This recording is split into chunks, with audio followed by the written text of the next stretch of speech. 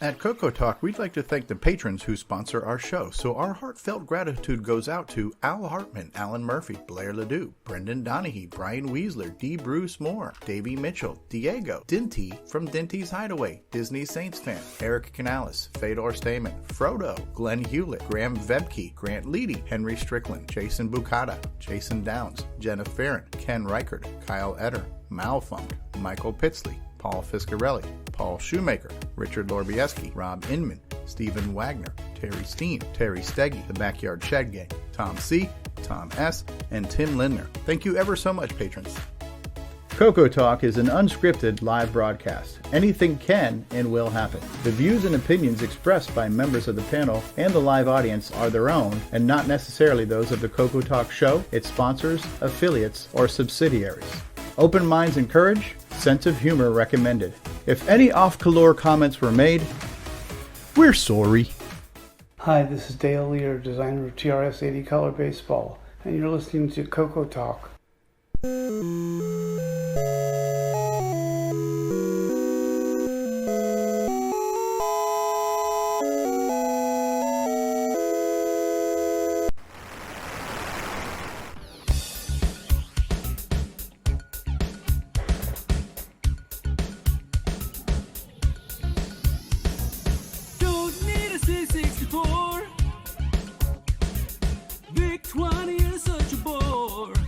Thank you. Yes, you're too kind. Thank you. Price so high. Tandy, I'm gonna buy. I want Tandy. I want Tandy. I want Tandy. I want Tandy. Gonna play till the sun goes down. Ain't no final games around. Model 100 in my car. Just like Fletcher, I'll go far. I love that line. I want Tandy. I want Tandy. I want Tandy. I want Tandy. I need it tonight. But JT, I need it tonight. I knew you would. 40 years have come and gone. Tandy, I'm still counting on. Software, hardware, something new. Can't do without my switcheroo. I want Tandy. I want Tandy. I want Tandy. I want Tandy. Tandy sitting on my desk. Tandy for my BBS. Tandy word processing. Tandy for everything. Tandy when I'm alone. Tandy on my telephone. Tandy will never die. Tandy, don't ask me why. I want Tandy. I want Tandy.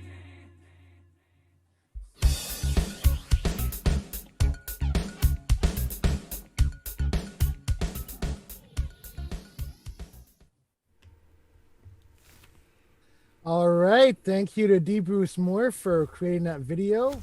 We really loved it and had to show it again. Good job. Welcome to CoCoTALK, the world's leading video show where we talk about all things Coco, Dragon, MC10, and occasionally some other Tandy stuff as well. We have a fantastic panel of people. I'm your host, Nick Marotta, and let's go through the panel, introduce who we have here. So our backup streamer, Mark Bosley. Hello. How you doing, Mark? Doing fine. Good to see you. And our primary streamer and the guy who runs the circus, Stevie Strobridge. Hey, I'm excited to be here. I think we're going to have a great show today. I think so, too. It's great to have you. Next up, we have our Alan Murphy. How you doing, Alan? Howdy, everybody. Nice. I'm doing all right. Hope y'all are. All right, nice to see you. We're going to skip over our guest of honor, and we're going to move. Oh, wait a sec. Yeah, I'm losing track here. I'm going to go off my other list because it's more. It doesn't move around. We have fellow Canadian L. Curtis Boyle. Hello, everyone. I was just going to mention Stevie's the prime streamer of horse beep. Sorry. That's right. I believe the term is equestrian manure. Welcome, Curtis. Fertilizer for the mind. Go ahead. Patrick Euland, how you doing? Oh, pretty good, but I have to object. Runs is kind of a strong word. Glad to have you here. We have Brian, the Music Man Schubring. Hello. Hello, everybody, and glad to be here. Glad to have you here. Next up, we have the Thunder from Down Under, the busiest man in Coco software development, Nick Marentes.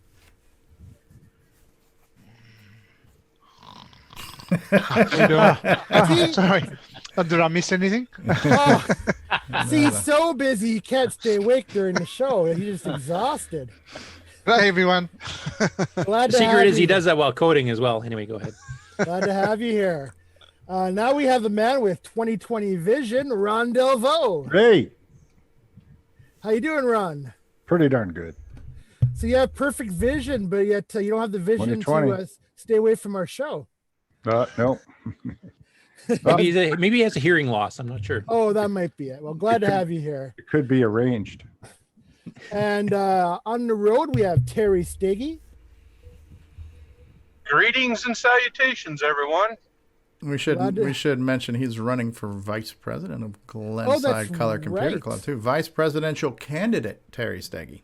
That's right. He's on the election campaign right now. He's off to a small town to. How did the debates go this week, Terry? For the Well, good. I was kissing some babies and got puked on, but other than that, we're doing good. So out there shaking hands and kissing babies, pressing the flesh. Yeah, huh? exactly. All right. Yes, you don't shake the babies and kiss hands. Make sure you get Well, they ran me out on a rail when I said, "Hello, everyone." Hello. Are you excited to vote for me for Glenside? Yeah, I don't think my chances are too good anymore. And now we have a man who keeps his eyes forever on eBay looking for the latest acquisition, Brian Weisler. Hello, welcome all. I'm going to be Ron's twin today. Hey. Yep. All right, welcome to the show. And finally, we have our guest of honor. His name is Pat Randolph. He also goes by the name Dinty. And he has a YouTube channel, Dinty's Hideaway. And welcome to the show. Hi, How everybody. are you doing? Good. Glad to be here. So we like to do a little something with the new people, a little hazing ritual, if you will, called "This Is Your Life." So if you would like to go ahead and tell us what you think we should know about you. Well, I run a channel called Dinty's Hideaway. It's a new channel replacing my old channel, and there's literally tens of people who have watched it. So, and I am I used to work for Gateway Computers for about 10 years. I worked for Radio Shack and worked kind of all around the computer industry for about 30 years. And the primary purpose of what I'm doing is I'm trying to document history that was not recorded on paper. And so I'm afraid it will be kind of lost forever if we don't document it. So that's what I'm trying to do in kind of a entertaining news magazine type format. So it's kind of the goal. That's a very noble goal because this stuff is really important and it's important to keep track of it and have it available for future generations. That's really great. So what's your history with the Coco or Tandy or what have you?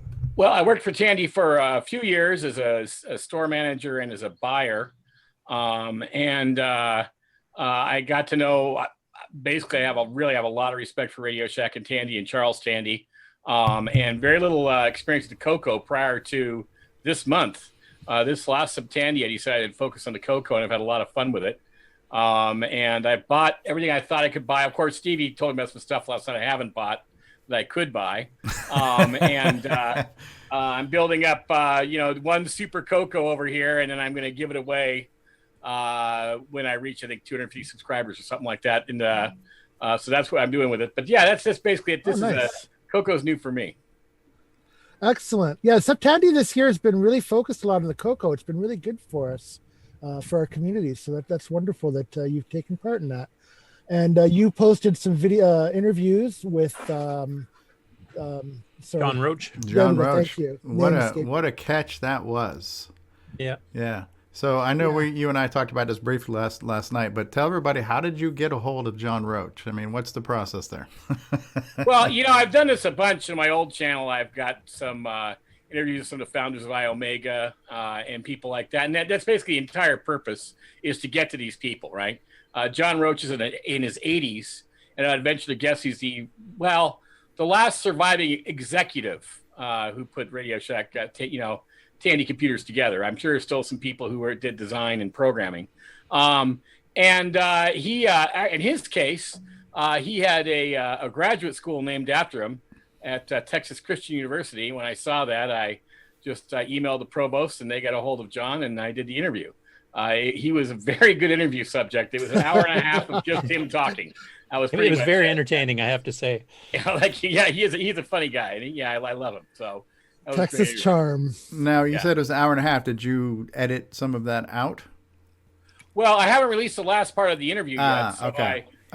I've only gone so far up through the Coco 1, and the next part of the interview will go all the way from the Tandy 2000 to the end of the line. And that part I just couldn't get mixed in time for the end of the month, but I'll put that out here in the next few days. Yeah, I like the format. I like how you have kind of the visual overlay. So as the people are talking, we're seeing kind of a picture of what's going on there too. I think that's very helpful rather than just seeing the guy's face the whole time. So the kind of video montage element you bring to it, I thought was a very nice touch. Yeah, I appreciate that. And one of the things that I kind of have to do, because a lot of my subjects are pretty old, so a lot of times I'll have to break in the middle of the interview and explain what it is they're talking about. In the Charles Tandy discussion, which is really my favorite video I put out so far, and it's also the fewest views, which isn't at all unusual, I don't think. But we did an interview discussing just Charles Tandy, and in the middle of that break in, he kept talking about how Tandy's made a bunch of millionaires. I had to actually break in and talk about the formula by which Charles Tandy tried to make people millionaires. Wow! And so stuff like that. That's stuff like that's cool to me. I know it's kind of nerdy, but there you go. I love doing stuff like that. No, absolutely. Yeah. I was going to ask you too. Are you familiar with the history of the Coco book that Boise Pete and Bill Guidis did? No, I'm not.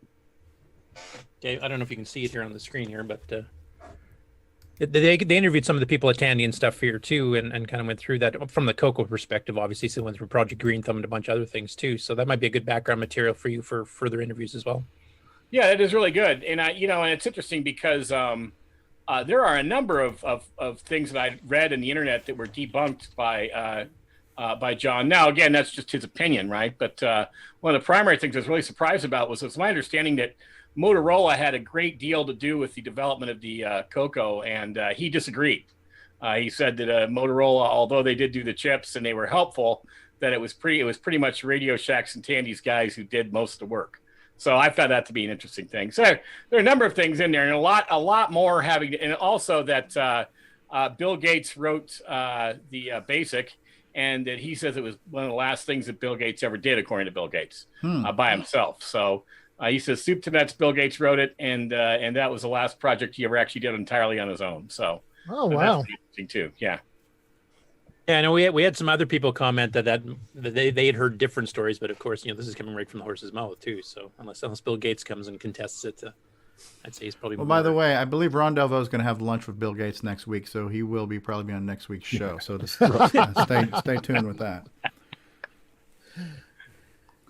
And I asked you on your chat too, is like when you first posted one of the videos there, I happened to catch it just as you posted it. You weren't even planning on premiering it at that time, so I posted a response. All of a sudden, it went back down again, and then you put it back up.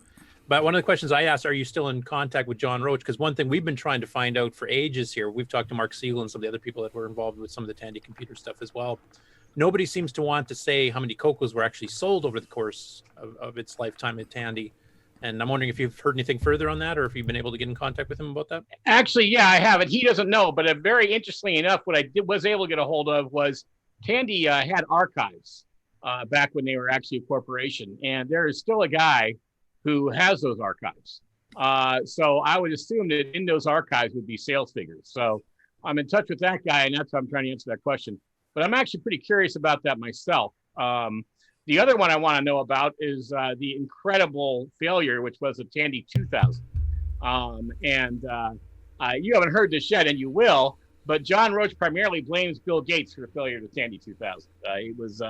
He pushed Windows 1.0 heavily on John, and John agreed to launch it with the Tandy 2000. He says the result of that, the hardware changes they had to make that software run made the system impossibly slow and required that they use a 256 kernel to 256-day kernel to make it run. So it's oh wow. Yeah, so it's interesting, and he blames. So I thought that's interesting. I want to know more about how few they actually sold, because within Tandy circles, the joke was, of course, that we had 7,000 Radio Shack stores, and they sold 7,001 Tandy 2000s because John bought the other one. It didn't sell well at all. I'd like to know exactly how badly it sold. Yeah, I mean, I remember it had very advanced graphics for the time, but yeah, it didn't have anything really to show it off. And even Steve Bjork's mentioned that he wrote 1 or 2 games for it, but it wasn't really meant as a game machine, so they never went anywhere either. No. I have one. 2000? Mm-hmm. Oh, wow. Well, what ultimately happened to all of them is that Radio Shack still did handwritten tickets up until the middle of 1988. So between the time that was released, I believe it was in 84, maybe 80, yeah, it was 84, I think, and the middle of 1988, all those machines operated as the in-store Radio Shack store management systems. Mm-hmm. Store operating system. Yeah, and that worked out pretty well. And that was originally what the original TRS-80 Model 1. That was what they said. That was their backup plan for that computer if it failed. Yeah, but didn't and then end up selling 50,000 units by Christmas the very first year. Exactly. So. Yeah, exactly. And then 100,000, I think, by 6 months later or something like that. That was about one of the last times they actually released sales figures for any of the TRS-80s that I know of.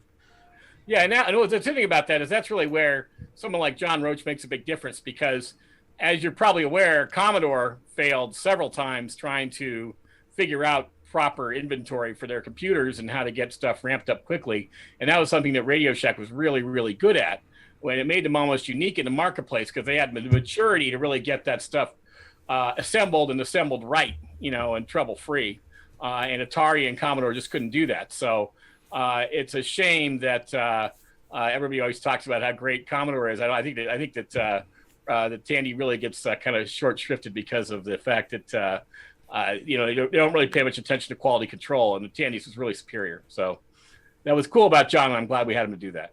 I believe the phrase was Tandy clearly superior. Yes, that was one of them. That was what Bill Bixby used to say. They also had superior again. My favorite was even more superior. Yeah.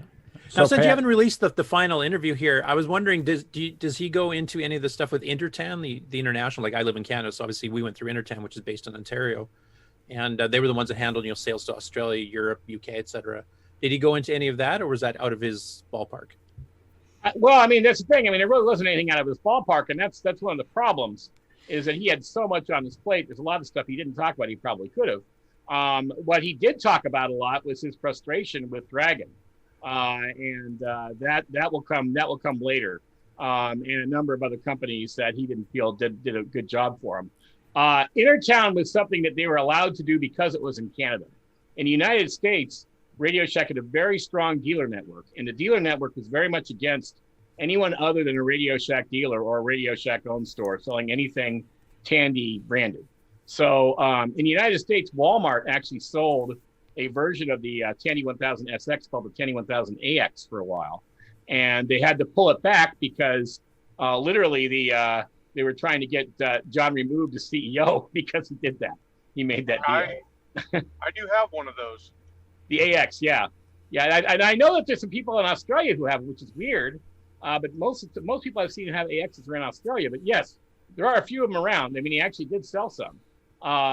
Those deals, and I think there was a store in Great Britain that sold some Tandy stuff too, only existed outside the U.S. And so the only real discussion we had about that was how they were unable to get any foothold in Europe because of the Dragon computers, which he thought were inferior to the Tandys, but of course he would think that.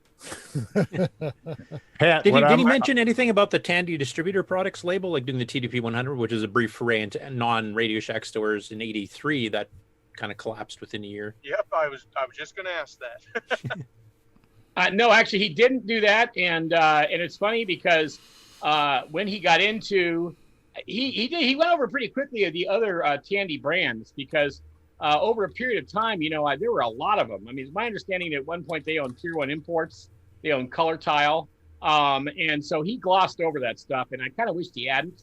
But like I said, the guys in his 80s, he didn't hear all that well, and he was talking the entire interview. So, I didn't get it. He didn't get into that as much as I would have liked. But in terms of getting you guys the sales figures on CoCo's, I'm pretty sure they've got to exist somewhere. And since we do have an archivist with the archives, hopefully we can get a hold of that information and I can bring it on maybe next time I come on. I'll send it to you as soon as I get it. But that was a question I also had.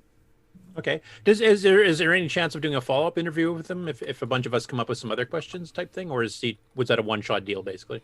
No, it's absolutely possible to do a follow-up interview. I may not be doing I'm not doing it on video, but I can certainly do it over the phone. So yeah, absolutely. If you guys want to come up with a list of questions, that's great.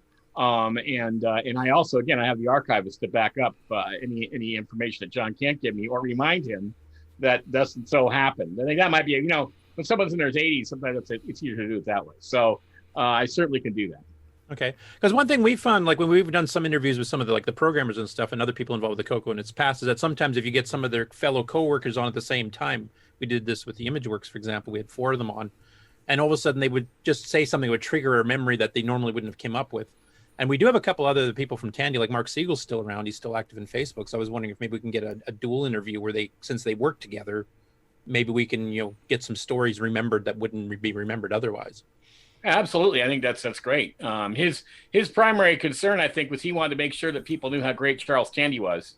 And I think since we got that out, he seemed pretty happy with that video. So yeah, absolutely. I think we can. I think as long as he's physically able to do it, he'll be happy to talk to us. Yeah, I really like the story about the fire at the Radio Shack franchise there that they talked about during his interview. So yeah, that'll be definitely lost to history. No question. I don't think. Yeah, he's probably the only person who still remembers that fire, I would guess. Yeah, that was good. Oh, I have to ask. Just my curiosity's burning here, but how did you come up with the nickname Dinty? Okay, so I worked for Gateway Computers for a long, long time. In fact, that was my primary job in a whole variety of capacities. I loved Gateway. I started there. I was employee number 764. So I got there pretty early. And at Gateway, everyone has to have a unique name. And the reason is because when you call Gateway to ask for someone, you generally would ask for someone by their first name. So that means at one point we had like 10,000 phone employees and all of them had to have a unique name. And Dinty was actually a pretty new one. There people had to, make up name. Dario was one of them, and they had to completely make up names because they ran out of regular names. But that's where Dinty came from, and I've just kind of stuck with me. People called in and said, "Hey, I'd like to talk to Ted." Well, there was only one Ted. It was Ted Waite. So that was the reason they did that, and that's where Dinty comes from. Okay, so did it have any meaning? Was it an anagram or something, or a short? No, Dinty is actually Irish, and it's short for Dennis. I have an uncle. Okay. Dinty. Yeah. If I could ask a question, you said you worked for Gateway. Were you in the North Sioux City offices? I don't know if you're aware of this. Gateway started a Kansas City office, and they began preparing to do that in '94, which is what I was hired to do. So I spent a lot of time up there, but I did not. I didn't work there primarily. Okay. Well, the reason I ask is that I worked at Gateway in '94, so I worked in North Sioux. So we were probably at the company at the same time. So. But you probably knew Todd Coyle. Todd Coyle was my manager when I first. Okay, started. the name sounds familiar. Yes. Yeah. Yep. Everybody knew Todd Coyle. Yeah, but yeah, no, they were. Yeah, no, that's right. I probably wouldn't have met you because even in '94, Gateway was getting pretty big. By the end of '95, it was gigantic. So. Yes. But yeah, I was with that Kansas City contingent that came in around that time. Oh, just a curiosity question. Thanks. Yeah. So, Pat, I'm going to call you Dinty there for a second. What was your first computer that you got into? Like if an 8-bit machine was your first love, what was yours? Well, yeah, I was really lucky because my father was a law professor, and he they have the publisher perish saying for them, and he was trying to get tenure. So he had to buy a computer. So he bought a 1979 or 78. It may have been Christmas 70. He bought the original Apple II and brought it home. And we were 4 people in our family, and we used it so much that we actually had a time sharing system. And I would get it between like midnight and 4 a.m. It was incredible. It was unbelievable. I had used a PET in school prior to that briefly. I'd written a couple software packages for it because there's nothing for the PET. If you want to do anything fun on it, you had to write it, right? And it was amazing. The first time I played Brick Out on the Apple II, I was just like, wow, you mean they actually make these? You can run it, somebody makes it for you? So I was hooked. And I used an Apple II for a long time. And then when that finally got taken away to my dad's office, I bought a TI 994A. So that was my 8-bit computing history. Neat. Pretty similar to mine. I started on the PET in school as well. Then the Apple II Plus in school. Same thing. What color?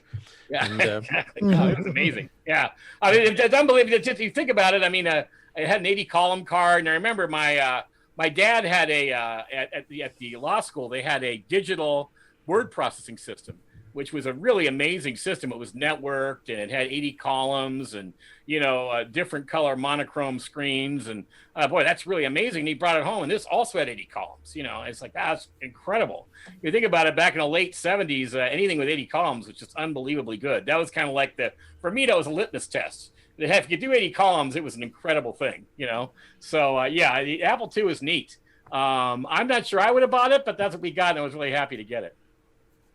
Yeah, they were a bit expensive at the time. Yeah, exactly. I probably would have gotten Commodore 64. And it's funny that all my friends ended up getting Commodore 64s or Atari 800s. And, we could never buy any of that stuff. I never had a video game system because, I remember one summer we decided if we were going to go on a family vacation or buy a second disk drive for the Apple. And it was a second disk drive for the Apple. There was no extra money. So that was just the Apple II. That's incredible. That would have been pretty similar to me.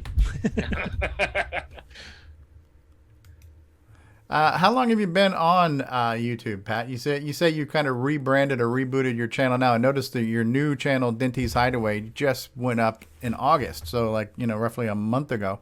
But how long were you on before that? For a couple of years, I did a channel called Dinty's, GW2K Forever, and it was originally designed to focus on gateway computers, but there's so much else out there and so much more interesting than Gateway. Gateway's got some great history and some very interesting stories, but you get past the destination and the handbook, and there's not really a whole lot else to talk about that's great, interesting. So I immediately kind of expanded, and I interviewed a bunch of people. Rubenstein, the guy who made WordStar, one of the original guys at WordStar, is where I started. And I scheduled an interview with him, and I was waiting to have an interview with him. He had a stroke, and then I think he might be dead now, but he couldn't do the interview. And that really reminded me of just how important it was we get these guys interviewed. So that's when I really started on that quest. So unfortunately, when you go down that road, stuff happens very, very slowly. So I got caught up on doing I was trying to do a history of computing in Utah around 1980, with Novell, WordPerfect, and iOmega all propped up within a few miles of each other, all in the same year. And I got into doing that. It took me so long. It became my History of the World Part 1. I just couldn't go beyond that, and it wore me. So for about almost 2 years, I stopped doing that, and I took a job working for another guy. Who I won't mention because I'm under a non-disclosure, but another really important guy in the computer industry, working for him doing research. And now that relationship's over, I can come back and start doing my own stuff. So that's why I'm doing it. Cool. Are you keeping your old channel around, or are you going to import those videos into this new generalized channel that's all computer history? I have it in the folder that's got the videos categorized as my old channel videos. So yeah, they're there. And again, the production value isn't great. I've gotten a lot better at that stuff over time. But yeah, it's really hard to balance because, I don't want to just go out there with 3-hour computer history videos because even though it's interesting to me, it's not interesting to everybody. So I'm trying to balance it now in a computer magazine format. If you go to the channel, you'll see that. I've got my dog does consumer advice segments and stuff like that, just stuff to keep it interesting. So that's what I'm trying to do. I'm trying to make it a appealing to a mainstream because, if a tree falls in a forest, nobody hears it, or nobody sees it, right? So that's the thing. So I really want to make sure that people actually can benefit from all this research and interviews I'm doing. So. And have you found the Tandy thing has really helped your channel as well, since you started it just before Tandy started? To be honest with you, I don't know. It's what inspired me. There's a guy named Mr. Lurch. I don't know if any of you guys know him. Yeah, we've presented some of his videos on the show too as part of the Tandy thing. So okay, great. Yeah, he's a really great guy, and he is the kind of guy who puts everything he's got is out there on the screen when he does his videos, and that's real inspiring to me. And I think to myself, well, geez, I could probably contribute a lot and not have to really kill myself to do it. And there's a bunch of people do that. The 8-bit guy, David Murray, does that, so those guys kind of inspired me to kind of come back and get going again. I think it was just coincidental it happened to be around Tandy. But, there's just so many people I like who are doing stuff. There's another group called Newsmakers Tech. I don't know if you've ever talked to any of those guys. And they're great guys. And so all these guys I liked were doing Tandy videos. So I thought it was a good time to kind of jump back in. Yeah, they've got another Coco video lined up to come out here after Tandy ended in October too, just like your third part of the interview with John Roach. So yeah, no, they're great guys. Now, Pat, since you've watched all 178 of our shows, I was wondering what you thought of us or how you found us. Well, okay, so I found you, and not surprisingly, because I was trying to figure out how to do some stuff on my Coco, and this show just kept popping up, and it's where I found out about the Coco VGA. It's where I found out about the Coco SDC. It's where I found out I get the 3 megahertz Hitachi chip, which Stevie told me last night basically is like turning my computer up to 11. It doesn't really do anything. You don't change the crystal, but my computer still goes to 11. So that's how I found out about the channel, and it's a lot of fun. I've actually been watching for the last month at least. All the episodes have come out. It's interesting. So I'm glad to be here. Cool. Well, if you've got too much money sitting in your pockets, you need ways to spend it on Coco. This group is really excellent in advice for you. Yeah. Also, since you're into the whole interview scene here with interviewing some of the people that created the industry too, we've done a series of interviews in the past as well. Like the image producers I mentioned earlier, like they were one of the people that were on the ground floor when Tandy was designing the Coco. They actually got one of in a wooden box, breadboarded in a locked room that you had to have special access to get to, and they were programming it with a raw breadboard sitting on this wood box in like February of 1980, like months before the Coco actually got released. So we have an interview with them and how that whole system was set up. They had a timeshare, like you were mentioning. They had to take turns, getting access to the Coco, etc. So there's a lot of good interviews we've done too, that if you want to, maybe, we can get you in contact with some of those people if they're of interest to you to do a further interview with. Well, what's historically interesting and I think valuable about the Coco is the fact that unlike other 8-bit computers, Coco's had such legs. People still talk. Obviously, this show still happens, but there's no show like this for TI-994A. And if you lay out the Coco and the TI-994A in terms of corporate support, the TI had a lot more. They spent a lot more money on it. They had the peripheral expansion bay. They had all this stuff, and they sold a lot of those. People always talk about it. No, they sold 2.5 million TI-994As and 250,000 peripheral expansion boxes. And they're still out there, and you can still buy them for nothing. But nobody's making stuff for the TI-994A, and there's still a bunch of people making stuff for the Coco. What is it about the Coco? What makes it unique? And the Commodore 64, just in terms of mass numbers, was going to have a following. We know that. But the Atari 8-bit machines and the Texas Instruments 8-bit machines have nothing compared to the following of the Coco. So at some point, I want to do a video just focused on that. Cool. And I have to agree. We're a very loyal bunch. I think we always were this kind of the underdog, I think, back in the day. And we're kind of, have that, loyal kind of attitude. Yeah, John Rhodes. Oh, go ahead. But I was just going to say it was kind of us against a lot of the other 8-bits, but it was also us against some of Tandy in the later years as well. When the Tandy 1000 became really successful, a lot of the attention to the Coco was kind of dropped off, even though they did keep producing it right through till 91. But actually, it's interesting you mentioned that. In my next video with John Roach, you'll see what happened there financially. But there's an explanation for that I had not actually heard up until recently, and it surprised me. But apparently the issue was money strictly. It had nothing to do with John Roach. Actually, and he mentioned that in the first video. He talked about the fact that he did understand that there was a lot of support for the Coco, although he didn't understand why. He never really got it, but he understood that there was, and he was not. I mean, he was an engineer by education, but he had an MBA. He was a suit.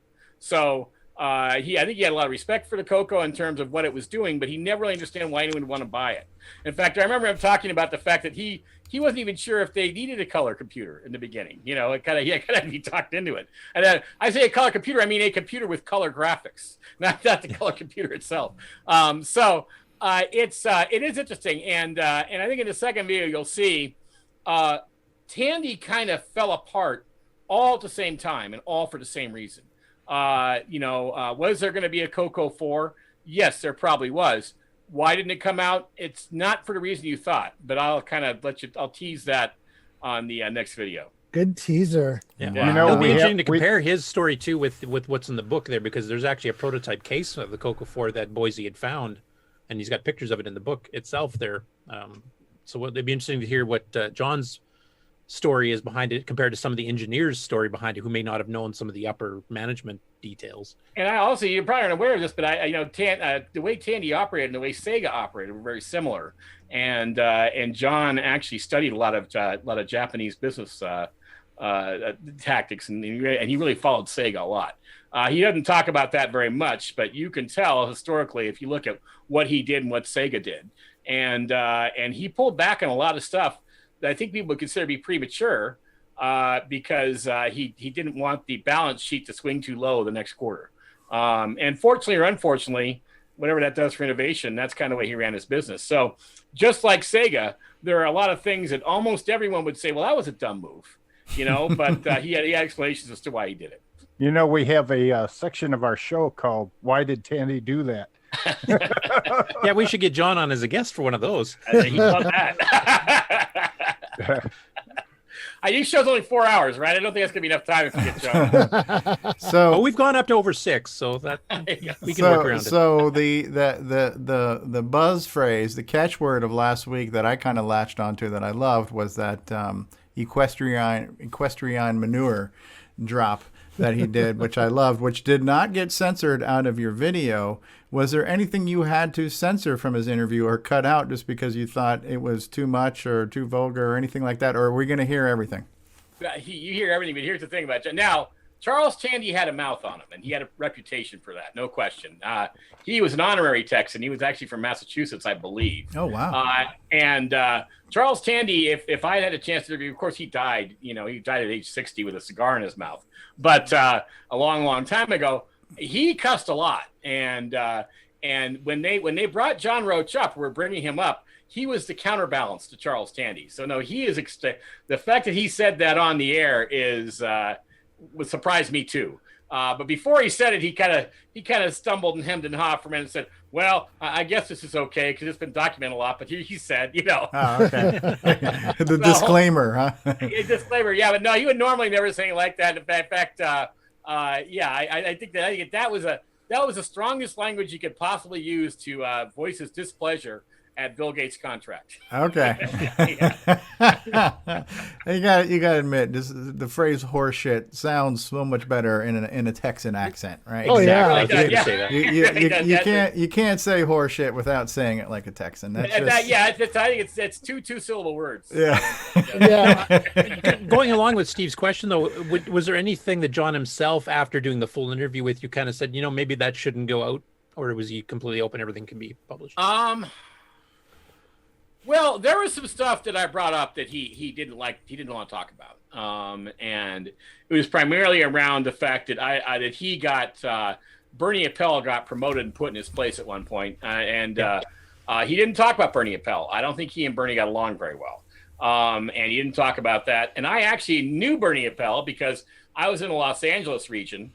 And Bernie Appel liked to come out to Los Angeles a lot, and I don't think he liked to go to Fort Worth as little as he possibly could. But yeah, and he didn't talk about him. And and there were several attempts for them to remove John from the board over the 20 years that he was there.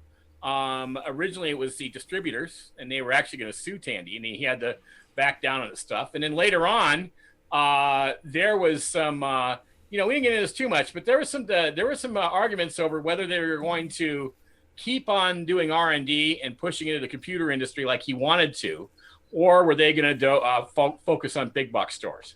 And I think that, and even though he takes full responsibility for the failure of Incredible Universe and Computer City, I think that he was pushed that way. He didn't talk much about that because that's just not his style.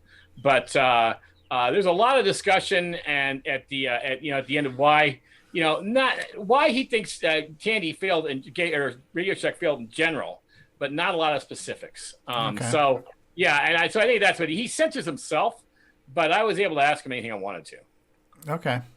It's interesting you mentioned some parallels to Tandy and Sega that I did not previously catch up on, but Sega is also like one of my favorite things. Like when it comes to video, like Coco is my first love for computers, but the Sega Genesis was like my first love and still a long passion I have for the Sega console line.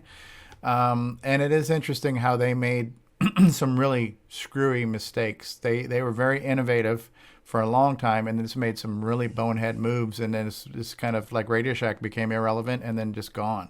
So the fact that he mirrored them and they ended up with kind of the same destiny, is interesting. Those parallels, literal parallels, Yeah, there's no question that the Tandy 2000, which I was talking about earlier, and his decision to get rid of that spending, I bet I would. He said he spent $150,000 on R&D for the Coco One, and if I'm not going to say John's cheap, but he certainly is thrifty, we'll say. And I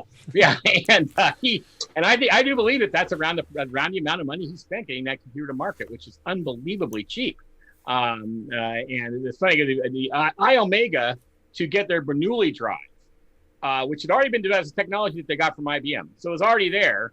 IBM just gave it to them because they weren't going to use it. To get that from concept to production cost $5 million.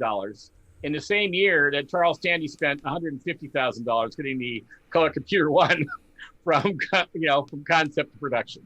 I'm sorry, not the TRS-80 Model 1, excuse me. So that was really a remarkable thing. And I understand that he lost almost $1 billion on the Tandy 2000. And it just eventually just stopped chasing it and just cut it off like that. And I know he got that idea from the way that Sega had done that so many times, where the Dreamcast is of course a real famous one, but there are many ones on the way to the Dreamcast where they really put a lot of money out there, a lot of infrastructure, and then they just all of a sudden one day just shut it down. And Charles did that a few times, but the most famous one was the Tandy 2000. Stevie, did you see the notes? I do see that some people are saying that the YouTube feed has died. I don't know. I'm trying to check it on my phone. It did for me too. Okay. I have no idea what to say or do about that, but okay. Just want to make sure you're aware. Yep. Okay, so Frodo just said YouTube is dead as well. All right. Well, so Twitch is still working. Dave Phillipson says mine is replaying a segment over and over again. Okay. All right. Okay. I don't know what to say. The show has to keep going. So maybe YouTube will fix itself. Maybe it won't. I'll be able to extract this file from Twitch if I can't get it from YouTube later on. Well, we could talk about this all day, and maybe we will. But we are definitely glad. Yeah, the viewership just went way down. Right. So let's just do that. Let's just put out some. Yeah, maybe post some of the links to the alternate. The Twitch, and then the joys of doing a show live. Yeah, even a refresh isn't fixing it. Okay, so I don't know if this is a restream issue or if this is a Facebook is working. Confirmation. Yeah, so I'm being told that Facebook is still streaming and that Twitch is still streaming. But yeah, 99% of our viewers are coming from YouTube, and we've just lost them. Thanks YouTube or Restream. I'm not sure what happened, but anyways, show must go on. So that is a great interview, Pat. We're delighted that we came across it. Curtis came across it, and And we'd love to hear more from you and about your channel and everything you're doing. And, feel free to chime in throughout the show. Feel free to come on anytime you want. All that good stuff. How about we take a commercial break, and then we're going to come back with one of Nick Marota's favorite segment. Nick, what's one of your favorite segments of the show? It's really the only segment I watch. It's the Game On Challenge results. So, very popular segment with all the kids. We've run the numbers and with the millennials and the tweens and all those. All the kids these days are talking about the Game On Challenge. So we're trending and good there. news, everyone. A certain someone is back from hiatus. A certain someone is back from hiatus. Okay, we'll just have to Nick wait and Marenti's see woke on up? that. All right. Well, Sorry, what did I miss? we'll be back after these words, everybody. It's time for everyone's favorite segment, Who's New to Discord This Week? It's been more than a week, so we got a lot to catch up on. Please welcome Mind Flare Retro, Mark. He's a YouTuber and Tandy contributor. He joined to learn more about the Coco 2. The only CJD, Chris, is back into the Coco after 20 years. Westy, Peter, found us through Facebook. He's setting up a Coco 3 and enjoys MMO gaming. Mike Miller is a UK Dragon enthusiast. He owns a Coco 3 and FM7, and God forbid, enjoys OS 9.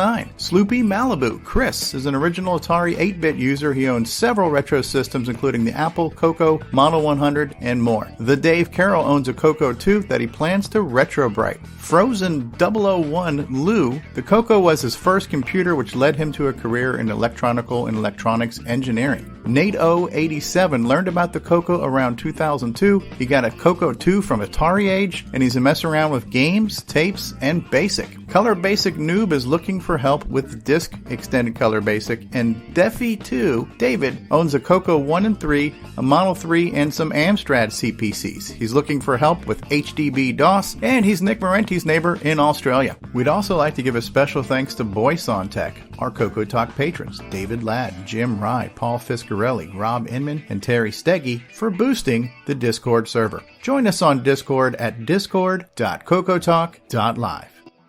See y'all on Discord. We will return after these messages. CoCoTALK is brought to you in part by Placeblex Dietary Supplement. Placeblex. We think it works, so will you.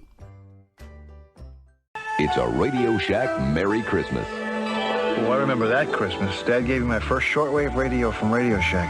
What memories. This Christmas, we got our son's Color Computer 3 from Radio Shack. It hooks right up to our TV and was on sale for less than $130. The Color Computer 3 makes learning fun. Jimmy even lets me use it for word process when he isn't playing computer games. Lucky I still got my shortwave. Save $70 on the sale-priced Color Computer 3, only at Radio Shack. Hey, this is Bruce Moore, author of Force of Doom, and you're watching the Original Gamer's Stevie's Trophy. Only the bravest souls enter. Only the most cunning return. Defeat innumerable monsters to ransom the king's scepter, stolen by the evil wizard. Your sword, shield, and wits are your only allies. Pray you find a magical inn as your only respite in the forest of doom. For the Tandy Color Computer 1, 2, and 3. November 2017, if you dare.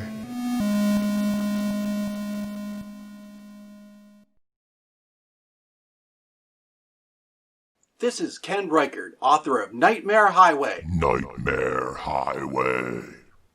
And you're experiencing CoCoTALK? Just when you thought it was safe to go back to Coco Fest. Nightmare Highway. Nightmare Highway. Coco Fest Edition? Still low resolution, still digital to analog converted sound. More machine language. And basic. Nightmare Highway. Nightmare Highway. Now includes the power of Terry to clear the road ahead. Nightmare Highway. Nightmare Highway. Available as a DVD-ROM with all my past games as an alleged bonus, including my unreleased 4th Rainbow Adventure Contest entry. Unreleased for a reason. Nightmare Highway. Nightmare Highway. Get your physical or digital copy at cancanmakeit.com. Now you've really paid too much. Nick Marionettes on electricity. Crikey! Electricity's a fad. The biggest market is with open flame. Brought to you by Nitrous 9, Ease of Use Edition. Hashtag OS9 Forever. And now, Coco Thoughts by Samuel Gimes. Breaker 19, this here's the Tandy Mouse. You got a copy on me, Light Pen? Come on. Yeah, 10-4 Light Pen, for sure, for sure. By golly, it's a big mess, cleared a database. Come on. Yeah, it's a big 10-4 there, Light Pen. Yeah, we definitely got asteroids ahead, good buddy. Mercy sakes alive, looks like we gotta save this convoy.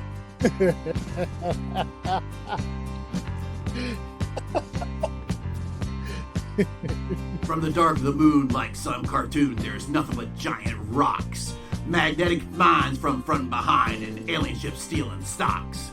We is heading for Bear, where there's no air, about a parsec out of Alpha Base. I said, Light Pen, here's the Tandy Mouse, and I'm gonna have to put them in their place. Cause we got a stellar lifeline bubbling through the stars.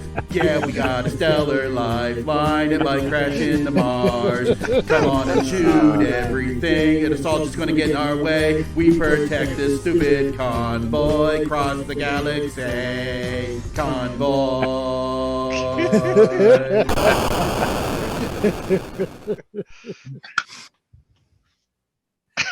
That's great. God. Oh. There should be an apologies to CW in there somewhere. I don't know how he got my gameplay footage, but that's pretty much the way I played the game. So Galaxy. That's the Texas way right there. Where the hell in the galaxy you all from there? Don't bring none of that alien horse shit down here now. All I was right. going to say we should have brought John on to do the voiceover for that one. It would have been awesome. All right, it is time for Nick Marenti's favorite part, because his name is mentioned multiple times here. Here we go.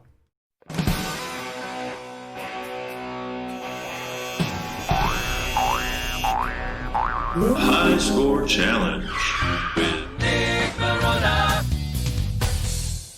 All right, and welcome to another week of results. This week we played Stellar Lifeline with 20 people. Coco Man, 20. David Ladd, 280. Mark B, 2010. Mr. Dave 6309, 2020. Calvin, 2190. Adam Tandy Dragon Guy, 3000. Rogelio Perea, 3420. Catlord, 3950. Manny, 4000. David O'Connor, 5,950. Me, 6,720. 8 Bits in the Basement, 7,230. Canadian Retro Things, 12,220. Jim Rye, 14,960. Frodo NL, 16,710. Tom C, 18,150. Sloopy Malibu, 18,400. David Craker, 20,720. Buck Owens, 28,580.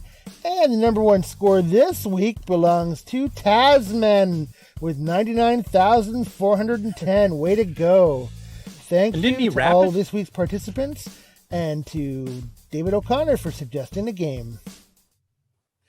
Wow. Yeah, a little bit of a gap between the Taz and the rest of us, but yes, and yes, he did wrap the score. He wrapped it at 99,000. Wow, good job, Tasman. And settled for the low score that he submitted. Thank you. Yes, you're too kind. And I do apologize for saying this was Nick Marenti's favorite part of this show. It was Nick Marota's favorite part. Sorry, Nick Marentes. Did not mean to insult you that way. So. Yeah, you don't want to associate him with this piece. Yeah, and we know Nick Morendes hates the whole show. There's not one part of it he likes. So. Well, still, it might be his favorite part of. It's keeping me awake. So it sounds like we had some of the best turnout in the galaxy this week on the game, huh? Yes. Can you see the proper screen? We certainly can. Thank you. Yes. All right. Yeah, we had a great turnout this week with 20 people. I was very happy about that.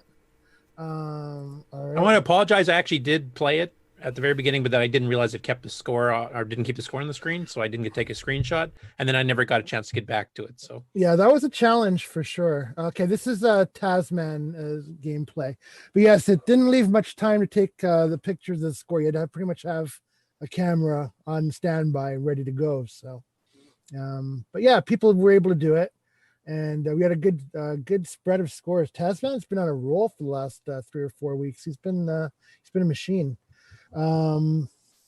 So I looked for some high scores in rainbows, and there were none, and I'm wondering if it's because it was hard to get a picture or hard to write it down or whatever. But anyway, I did ask Tasman for since he clearly dominated this game, I asked him if he had any tips, and he basically played by staying close to the convoy and spreading shots to the right and repeating.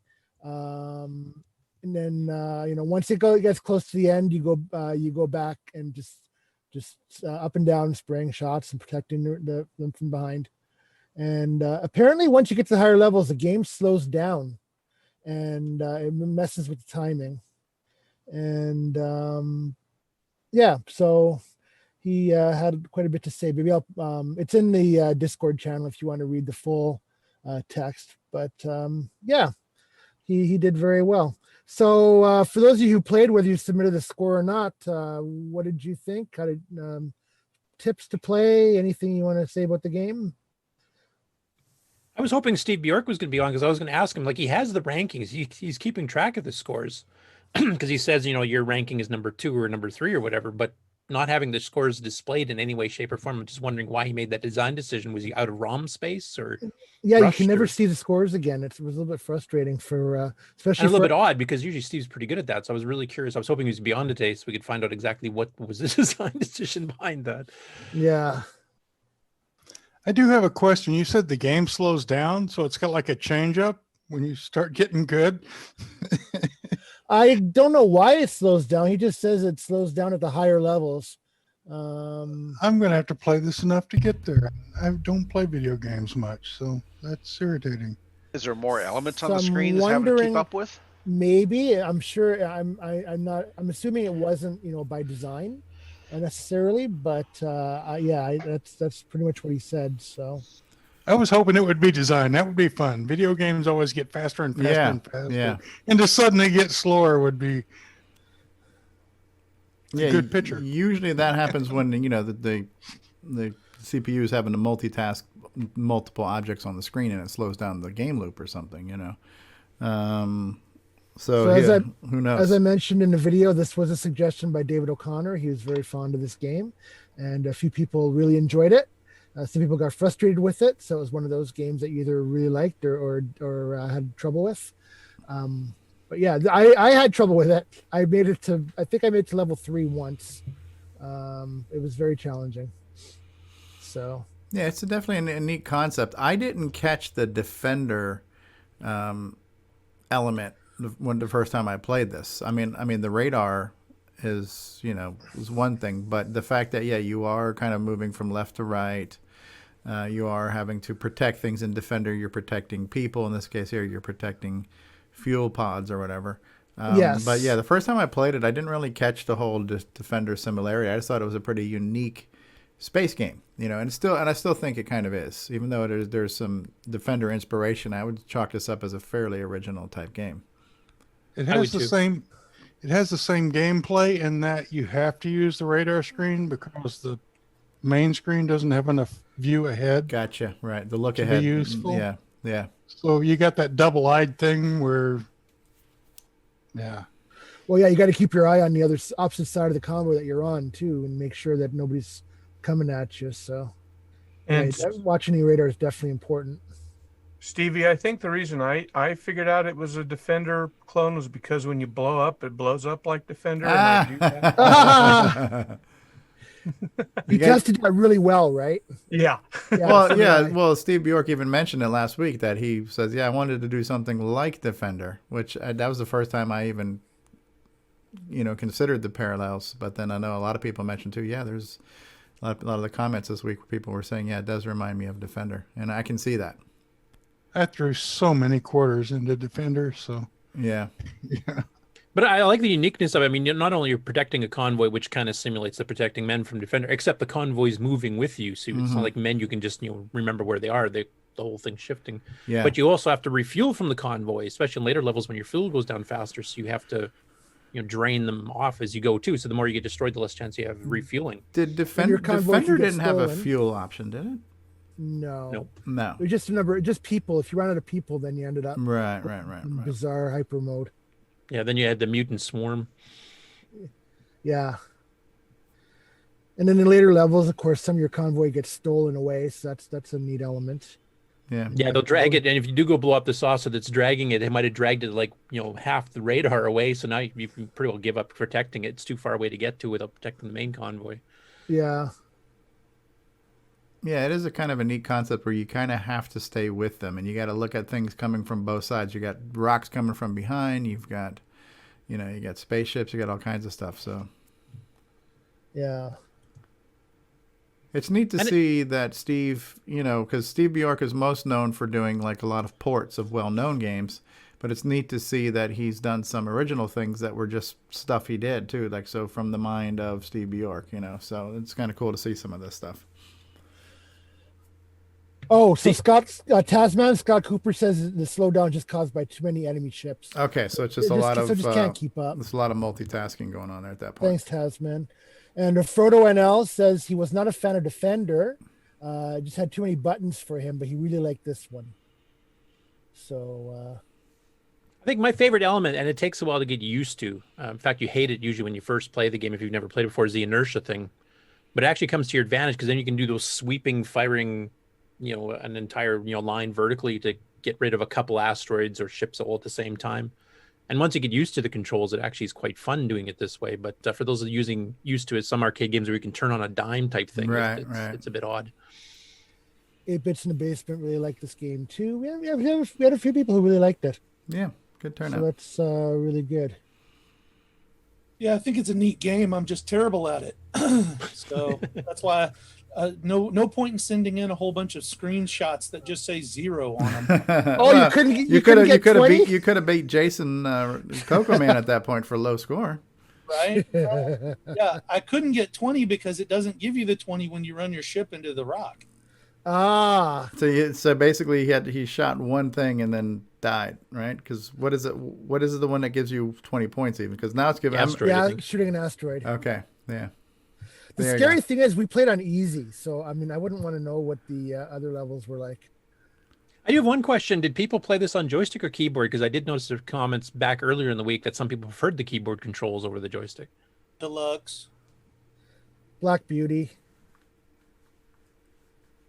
Yeah, I did deluxe in mine. I liked rolling the joystick around the perimeter to do my ups and downs and spinning around, and I found that was a little bit easier for me. I see what he's doing here too, because you can see at this point now everything's on the left, right? So all those blue dots are on the left, all his red dots to the right are just making their way across. So that's where the radar does come in handy a lot, huh? When the ships are on the left side, nothing comes up from behind you, and the same, and when they're on the right, nothing comes up from ahead of you. So Steve does give you a bit of a buffer on each side to work with, which is nice. So yeah, this is one I didn't play back in the day. So really thank you, David O'Connor, for mentioning this one. Yeah. This is one that escaped my radar, if you will. Frodo says he prefers the keyboard. Canadian Retro Thing says I liked using the Black Beauty. This one I played the heck out of when it first came out. I actually bought the cartridge for this one because I tried it out in the store and it was quite a lot of fun. Scott Cooper said I played on the keyboard on my PC using X-Roar. I wouldn't listen to Taz. He's not really a good expert on this game. But thanks anyway, Taz, for your feedback. We appreciate it. Yeah. No, Taz is awesome. Obviously, neat game. He's been on a roll. I'm very grateful. Yeah, it's not too often we get the high score that much further ahead of everybody else. Yeah, you did play the same game we did, right? Like, I want to make sure. No, he was playing color. He was playing color scripts it and just typed in his high score. So yeah. There you go. No, he did submit video proof, so I believe him. There you go. Great score. I don't know. It could be a Billy Mitchell thing. He could have just doctored the whole thing up. I don't know. Just kidding. And yeah, exactly. So cool. Another great. It's been great about this segment and Sep Tandy and things like that. It's just what I really enjoy is the fact that we're getting people involved. That's becoming the kind of communal thing, which is fun, right? Because especially with retro games, unless you've got somebody in the same room with you, you can't play with another person. So the fact that we're kind of playing together virtually, but kind of, collaboratively, and that whole spirit of connection and camaraderie is very cool. And that's some of the things that I think I'm very proud of that have come out of this show, is this whole connectivity that we've managed to have with, kind of fostering community and this involvement and things like that. And Sep Tandy has been great. Really exceeded my expectations because I didn't really have any. I just thought, it's a hashtag. It's just a thing, whatever. We're Tandy all the time, so who cares, right? Let them guys do their amateur hour for the month, right? We're here all year round, right? But there's been a lot of great content, a lot of great people. We've met people. We've made some friends. We've created some synergies. So the more you can connect people and do stuff, it's great, and it's best. It's good for the community, right? The more people that get interested in the CoCo, well, the community benefits, right? That means there's more people are going to be buying CoCos, more people are going to be buying CoCo hardware and software. Hopefully more people watching this crap show. So, it's really cool. So a lot of good things have evolved in the time that we've been doing this show that I'm just really pleased to see, and especially now. I think the only downside to that is, in the particular case of the CoCo 3, it's actually driven the prices far up. Supply and demand, hard right? to get them. Yeah.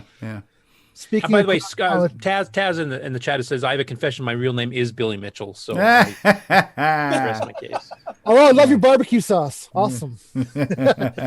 Speaking of cross-pollination, this video is from Canadian Retro Things, who has, for the last couple of weeks, has been playing the game of the week on his channel. Ah, neat. So if you want to tune over to his channel and see the games featured as well, I appreciate the shout out from him. I have a question. I never figured out at the bottom. Okay, S equals 1, obviously it's your ships, and C is the convoy. What is R? Anybody figure that out? R equals 6. Let me see. I've got the manual kicking around. Let me check if it tells you. Oh, the manual. So C is convoy. That's like what screen you're on? No, the number of convoy ships left in your convoy. So round, like what round you're on, like how many screens? Yeah, I think that is what it is. But it always says 6, doesn't it? Or remaining. I don't know. How many bad guys I have no idea. I don't know. Anyway. Isn't that the number of lives you got left? No, that would be S for 0. S is R 0. is the reserve count. That's what it says in the manual. Reserve what? Fuel? Second player, status. S represents the number of ships remaining. C is the number of spaceships, and R is the reserve count. Huh. Does that mean if you gain extra convoy pieces and you haven't blown them up, that they're in reserve? I don't know. It's Frodo saying it's the number of ships you have in reserve to replace in the convoy in later levels. Okay, so if you get some free convoy, like you get the score for free convoy stuff, but you still have your entire convoy, they get held in reserve and you can get them back. Okay. Kind of like that defense game we did last week. Canadian Retro Things apologize for background noise, and some of it came from his cats. That's where that statement came from. The cats have nothing to do with this game. So, yeah. Cool. Good times. So thank you to Tasman and Canadian Retro Things for your gameplay videos. Appreciated. Two just blew up there in a row. Yeah. To have something to show during the discussion. All right. So is that good? Are we ready to move on to the next game? I am excited to know what next week's game of the week is. What will all the kids be playing? So next week I went back to doing another port of a popular game from back in the day, and we haven't done many puzzle games. This is a puzzle game, if you will, and it is Marble Maze. Marble Maze. Icon Products. Which I forgot to ask if you knew what the game was. Curtis, do you know what this game is? Yeah, it's those darn marbles, isn't it? No, that's right. Those crazy marbles. Yes, Marble Maze, which is a clone of Marble Madness, of course. And yes, from Dicoms as very faithfully done. Curtis. Yes, it's a very good game. It's a very good reproduction for sure. Yeah. So that is our game of the week. And look forward to you can double speed poke this on a Coco 3 to make the steering a little bit more fluid, but because the timer counter is based on CPU speed and not real time, the levels will go twice as fast, but you're moving twice as fast. So it's kind of like a few times we did things with Draconian, a few things like that. There are some benefits to the double speed, but in this case here, you have half the time to do it. I will also mention that if you go in the Color Computer Archive, and this game is legally free to download it from Dave Dies himself. I did optimize this one for the 609. So if you have the 609 in your Coco 3 or your Coco 1 or 2 or Dragon, it will speed it up a fair bit there as well. And if you run double speed and 609 at the same time, it really goes fast. Neat. So is this what's really speeding, like the vertical scrolling and stuff? Is that where you notice it? Yeah. Probably generating the next level too. That's a little bit. That takes. I didn't speed that routine up because that's just a pause between levels. I wanted to get the gameplay because some people complain it's a little slow. So the 609 version, even if you have a Coco 1 and 2, it's noticeably faster. Cool. This is a fun game. It plays well with only the 4 colors. You don't need a lot of colors for Marble Madness, but obviously the arcade, there was a good 16 colors. There was nice shades of gray and stuff like that. There's typical Atari palette hacks that they did on all their games. So this game was very visually stunning, audibly stunning, great musical soundtrack in the arcade. Really cool concept too. The arcade version used a trackball, right? And you have to do the rollerball on that. Yeah. So it's such a cool concept, really cool music. The kind of pseudo 3D isometric thing going on here. Just lots of cool original things. Where in a time where a lot of games were recycled versions of other popular games, this one really stood out as fairly unique. And another one like this was Crystal Castles too. Another kind of working on the 3D platform, running around doing stuff that you just didn't see a lot of games doing. So there were some really cool, innovative titles that Atari gave us, and this is definitely one of them, I'd have to say. So I have not tried this one with a digital control pad. I only tried it with the analog sticks, so I don't know how well it works. I think it works pretty well because I think if I remember correctly, he just basically reads left, right, up, down type thing. He doesn't do anything fancy. That's kind of what I thought. Speed control. I will also mention the system requirements. You need a Coco 1, 2, or 3. Obviously, 64K of RAM required. Won't work in 32K or less, and a joystick. Oh, this should be fun. I am predicting, if we do any live streams, some frustrative expletives might be vocalized. That's no different than any other game week. Horse manure. Horse manure. All right. So thank you guys for another great week. And I look forward to seeing what you do with this one. And thank you, Stevie. All right. Well, thank you. You're doing a great job hosting so far, Nick. You're no David Ladd, so let's not let's keep things real. But thank you. It's a good compliment. Do we want to go ahead and just roll right into Game On News? We'll just keep this fun train on the track. Yeah, let's go ahead, Curtis. Bring on the news, man. Okay. Let's see if I can share you on old screen. And everybody that's seeing that? Oui. Now we have the author of this particular first one here right on, so I won't actually say much. I'll just ask Mr. Robert Allen Murphy if you want to explain what your current blog post covers. Okay. The project to port an old NEC PC 6000 game called AX2 Uchu Yususen Nostromo, which means Space Transport Nostromo. It's a survival horror game written in 1981 for Japanese computers. Jim Gary ported it to the MC10 a long time ago, and I took an interest in it because it was an alien-related game.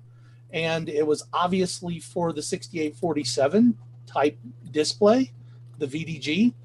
And so, yeah, I just finally got around to getting into programming it, and this became my excuse to learn a lot more about CoCo's that I didn't know and the 6809 assembly.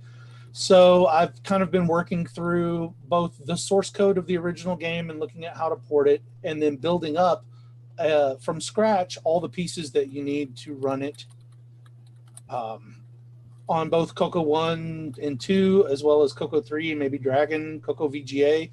And so the past 2 months have been finishing out, getting some of the video to work. The piece that's up right now is the Semi-Graphics 4 screen, and you can see it's erasing chunks of the maze as I'm actually moving the little guys around. And I've started working now that I've got the video basically working in all the different modes I want except CoCo VGA. I'm starting to work on that as an add-on, and I'm starting to work on the audio.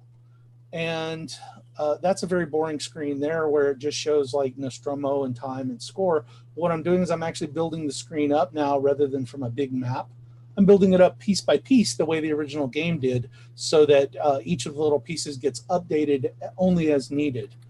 So this is the actual start of the grind where I'm going line by line through the original source and building replacement pieces for that on the CoCo.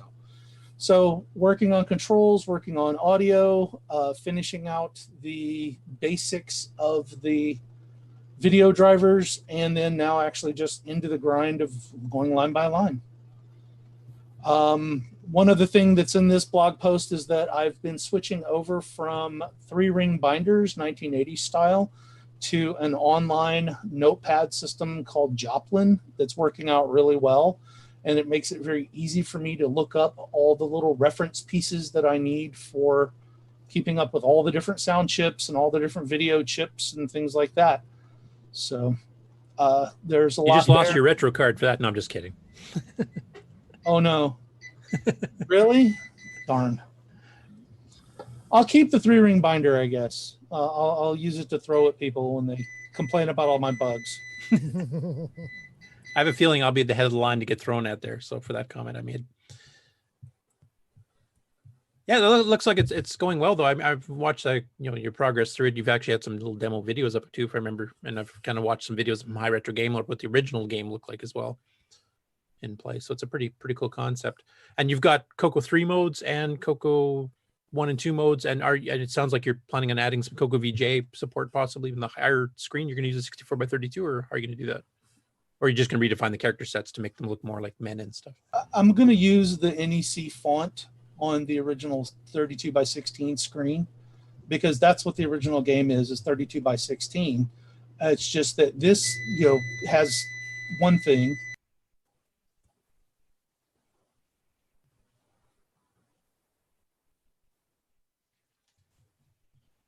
Okay.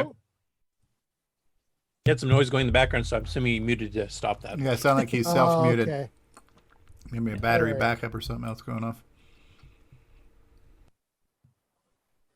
Anyway, it looks really good. So we'll keep people posted here. You can go read his full blog over on his site. And we got, Brian's already posting it. Looks like, I'm assuming that's what that post is in the chat is for. He'll be doing the links. Yeah. So we'll keep an eye on that. But yeah, it's moving forward slowly. Yeah, cool. And you're doing it completely assembly, or are you doing assembly routines with BASIC? I can't remember. Pure assembly. Pure assembler. Speaking of pure assembly, the next story here, Simon Jonason's got a couple of updates here. So the first one is the sprite engine that he's working on, including a snippet of source code.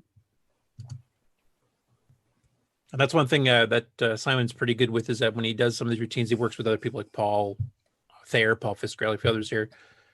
They'll eventually release a source code for all the projects. So anybody wants to learn how some of the techniques are done, he'll give you all that at the end of it, so you can incorporate them in your own programs too. So that's a bit on his sprite detection stuff. And then he did another post after that showing a sound engine, and he uses the Mario tune, which I hopefully won't get a copyright ding. I'll just play it for a few seconds anyway. So this is playing at 7.8 kilohertz and taking about 1/3 of the CPU time on a Coco 3, running at double speed. So I'll just play a little snippet. I don't know how loud this is going to be through Facebook, so let me know if you can hear it okay.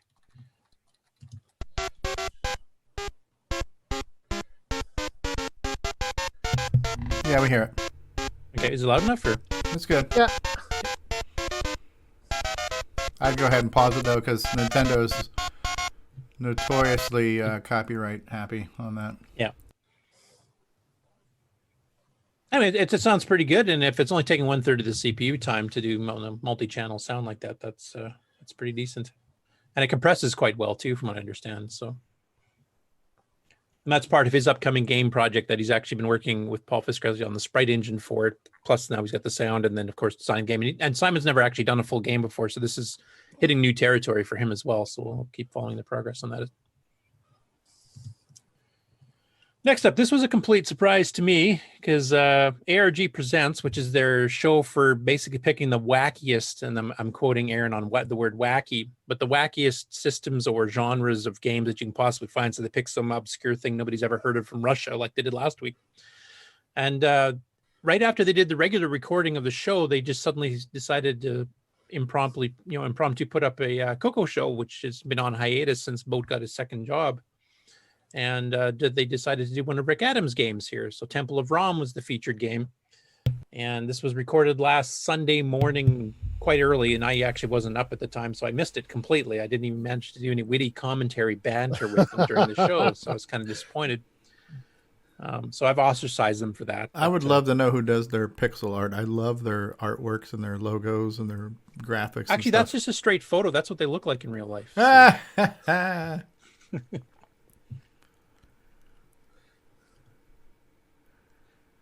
And there you can see what Temple Rom looks like. It's a bit of a that is really yeah. cool. That's very cool.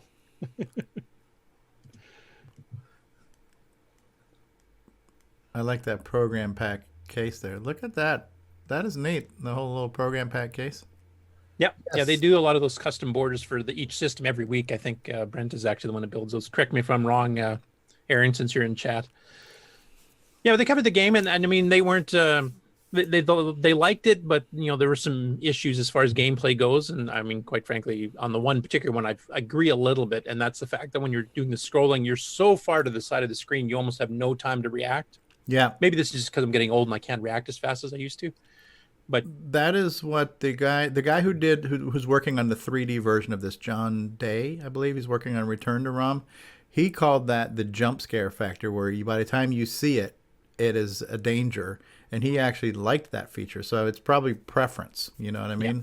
I don't know if it was intentional on Rick's part, but how it ended up being was. I think it was intentional on Rick's part too. Yeah. Now, and to be honest, when I was younger, that was fine. I find my reaction times a little slower as I've gotten older. So it's no longer a jump scare; it's a jump death. So it's a little bit different gameplay now. Yeah. Now, what I Aaron noticed said here, he's very low res. What I noticed here too, this is the stock ROM version because it's got that 1 pixel missing on the bottom that Rick fixed. If you recall, Rick Adams worked on that and got that fixed where that last pixel is there too. Yeah, and they did find the link to Rick's GitHub of Temple of Rom 2, though, at the time they didn't know that Rick was actually the guy that did it, so they weren't sure if it was an unofficial port or not. And I did mention the Return of Rom in the comments. Now, have you heard anything? Like, has he done anything further? I haven't heard anything probably since last year. It's like he's had some quiet time, and he's had some time where he would, pop up and then disappear again. I think like a lot of people, just when he's other life happens. But definitely looking forward to seeing that one whenever it comes out. Yeah. And Aaron, since you're in chat here, do you guys have any plans of throwing together the Coco show maybe on a slightly extended basis?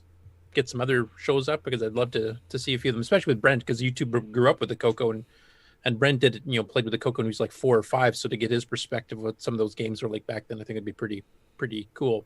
Obviously, you can't do it in the ARG because the wheel decides what system you pick or what genre. But love to see a few more of these shows. Hint, hint.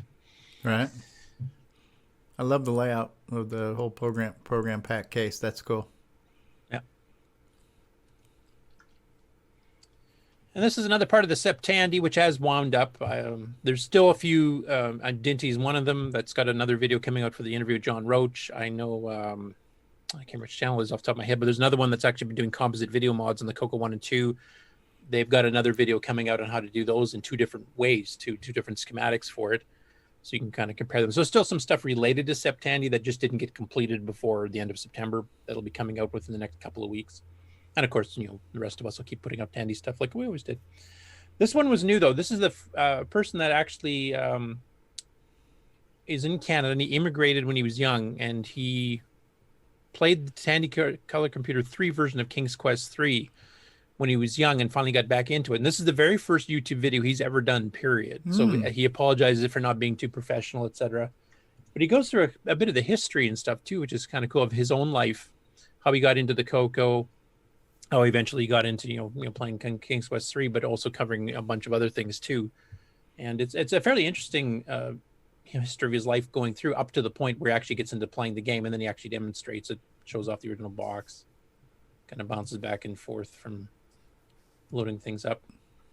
I like how he uses his 1000 TL as a monitor stand for the Coco. That's awesome. That looks like that is happening on the... Okay, this is the Coco 3 version? Yeah, this is the Coco 3 version. Okay. Yeah, so he apologizes, first time ever doing videos, so he probably needs a better mic. I mean, I had the same problem when I started too, and some people... I believe the term was it was a little... I believe the term was you're a little bassy, Curtis, back in the day, so yeah. Not much has changed. I'm just slightly more sober. That's all. Anyway, go support his page. Like I said, it's his very first one. He's only got 6 subscribers right now. He's planning on doing some further videos here, but you got to boost those numbers. Boost those numbers. Yes. I mean, hopefully they work for Dinty. So yeah. Cool. Next up, and this is another video game blog for a video game currently in development from Paul Thayer. So this is his upcoming CoCoBon game. We covered it, I think, last week or 2 weeks ago. And he's been modifying the AI algorithm because the original one was just too strict. It would find you way too easily. Basically, you would just trap yourself and you couldn't do anything. So this one, he goes into an explanation and actually goes through the assembly code of how he changed it. So he actually gets to see him discussing and showing you the actual code he's using in assembly. So the budding assembly programmers out there, because Paul's a bit of a beginner in that field himself, it's something I think you beginner assembly language types might actually learn from each other, corresponding with Paul in this video. And he kind of goes through a bit of the design of the game and stuff too, but it's pretty cool. And he's planning on keeping doing these. This was the second one related to the CoCoBon game itself. And going through AI changes, like you can make an AI so smart it wipes the player out all the time, or you can make it too stupid and then it's not a challenge for the player. So how do you balance that out? Right. That's the tough thing. I know Nick and I have had discussions about that too, and that's one of the reasons I don't design games these days, because I don't have the right mindset to do that properly, or for anything else really, for that matter. And then the other part of the Amigos there decided to do a Coco video this last week too, as part of Tandy. So Boat, who just received a switcheroo thanks to Rob Inman, and a big hearty thanks to him for sending it to him. And there are all the peripherals and cables that he needed. Now Boat has finally got to see what a Coco 3 looks like in RGB. And as we all know, if you go from composite playing Digger 3 to Digger 3 on real RGB, it's a huge world of difference. Huge difference. Yeah. So you got to see Donkey Kong Remix in all of its RGB glory. Oh yeah, look at that! Look at that. Now, how did he say this one compared to the Atari 8-bit? Did he say this one was? See, John has a mental flaw where he thinks that transcode isn't really the game. He thinks that's cheating. Whereas actually trying to translate from a CPU with hardware that you don't have and trying to match it cycle for cycle is actually more of a challenge than I think of just trying to do a Joe Blow clean room implementation where you can just kind of make it up as you go along. So, until he breaks out of this mental abyss he's in, he's try that on the Atari 8-bit. Constantly be wrong on that case. Right. The one area where John is right, though, is he thought I was too young to be using a Coco back in the day. He thought I was like 30 or 20 or something. Oh yeah, and well, that's because he saw your magazine title cover. So he's got there, good judgment. Your Teen Beat cover, I think. Yes. You look like one of the Backstreet Boys or something. So yeah, we can switch over to that real quick. I did it that way. No, actually, I can't. It's not there. No, never I like it that way. However it goes. Okay. Anyway, unfortunately, he just downloaded the Coco SDC archive update from the beginning of August. but that was just before Chet released the final reversion of Digger 3. So unfortunately, he was playing the holiday preview from last year, which still shows you the basic gameplay, but he didn't get a chance to see all the new stuff Chet's added. But yeah, those colors look great. Yeah. And he did the Chet Pac-Man transcode. So he did a couple transcodes here, that cheap way of doing a really awesome port of the game. Well, I would show you that if YouTube I was going to wax poetic about the track screen for Pac-Man. Unfortunately, we don't see that here. Okay. Why don't we see? He didn't realize at the beginning this is just a settings screen. The track screen's afterwards. Okay. So. Yeah, I don't think he knew that this existed until you got to see Photon, which is a game he quite actually likes. He's into puzzle games, and to be honest, this is the best puzzle game in the CoCo 3 as far as I'm concerned, and one of the best games on the CoCo 3 period, and the best original game in my view. Wow, lots of opinions there, Curtis. Well, and they're all right. I mean, it's just like the Lancer does buzzard bait. So what? Sorry, I sense a request for Game On challenge. Yeah, well, actually, Boat put out here because he's one of these people that just plays games for quick snippets, and then he gets bored, or not bored, but just he wants to get on to the next one. It's like Stevie that way, short attention span. What were you saying? Yeah, exactly. And this is a game that you have to kind of get used to the controls, and then you have to kind of learn how to do it properly, like how to manipulate the maze pieces to get to the exit. And once you kind of get the hang of it, then you can start blistering through like the first dozen or 2 dozen levels, and then it starts getting really difficult. There's 63 levels in the game itself. So he's actually asked if anybody could do a long play video. No, I don't have the proper video set up here, except to try to play an emulation. I might try it now that I've got that CoCo joystick adapter, because trying to play it on the keyboard on a PC controller for me has always sucked. It's terrible. I can't do any good on it. And I'm not the greatest at this game either. I can only usually get to like level 20, 25. I don't even get barely a third through the game type thing. So I'm hoping one of you guys that is better at this kind of thing might be able to actually do a long play video, or if it becomes, the Game On thing, we can actually, because the mazes get really intricate and there's new pieces that you have to fight off and all kinds of things. So it's a pretty cool game, and I'll keep hyping it up because it is one of the best ones. It's incredible. It's fantastic. Anyway, he did multiple other CoCo 3 games. One he was pretty impressed with the graphics on was Gauntlet 2. Of course, the clone of Gauntlet 2 from the arcade. But I'll let you guys played this one, Stevie? What's that? Have you ever played this game? I think I did a video on it and not knowing very well what to do with it. So I think I did do a video, but I haven't really spent any quality time on it. Yeah, I'd like to pick this one for an upcoming. A lot of my early videos, a lot of the earlier videos I did, I literally sometimes was playing a game I had never seen before, and I didn't even know about necessarily Curtis's website in some of my videos or the archive. So a lot of times I would come across a game that I didn't know how to play or what to do with, and just kind of said, stupid things for 5 minutes, and then said, okay, well, there it is, and I don't know what I'm doing, but goodbye. I'm glad that's changed, because now you have half an hour to say stupid things. Yes, yeah, now I just stream stupidly for hours on end, so. Actually, you've gotten better at some of those games, too, though, so. Yeah. Okay, next up, Paul Fiscarelli, who's, of course, working with Simon on some stuff here, has been working on a sprite engine, and we kind of demonstrated it a little bit last time. So this is kind of, you can guess what game this is based on, the Nintendo one here, but just showing like using hardware scrolling with his new sprite engine. This looks like an inferior clone of Downland. Yes. Yeah, the jumping, very responsive, the way the gravity effects work and everything. Yep, that works pretty good. Now, this is a hardware scroll? Yeah. Yeah, I think somebody mentioned one of the comments that he noticed the tearing in the clouds as it was scrolling, and I'm not sure. We know that the CoCo can scroll smoothly. So I'm not sure if it's the way the video does or it's the way something Paul's mentioning, because bear in mind, this is all a work in progress. He's still working on it. He mentioned he's trying to sync the sprite engine with one of the H or V something or another's. So, but I think it's downright impressive. Yeah. I mean, we've seen one demo similar to this years ago when Remy did it, because he did one with the hardware scrolling, and he had all the sprites flying around in circles, and you could actually control with the joystick what direction you're scrolling and how many, click the button to add or subtract sprites.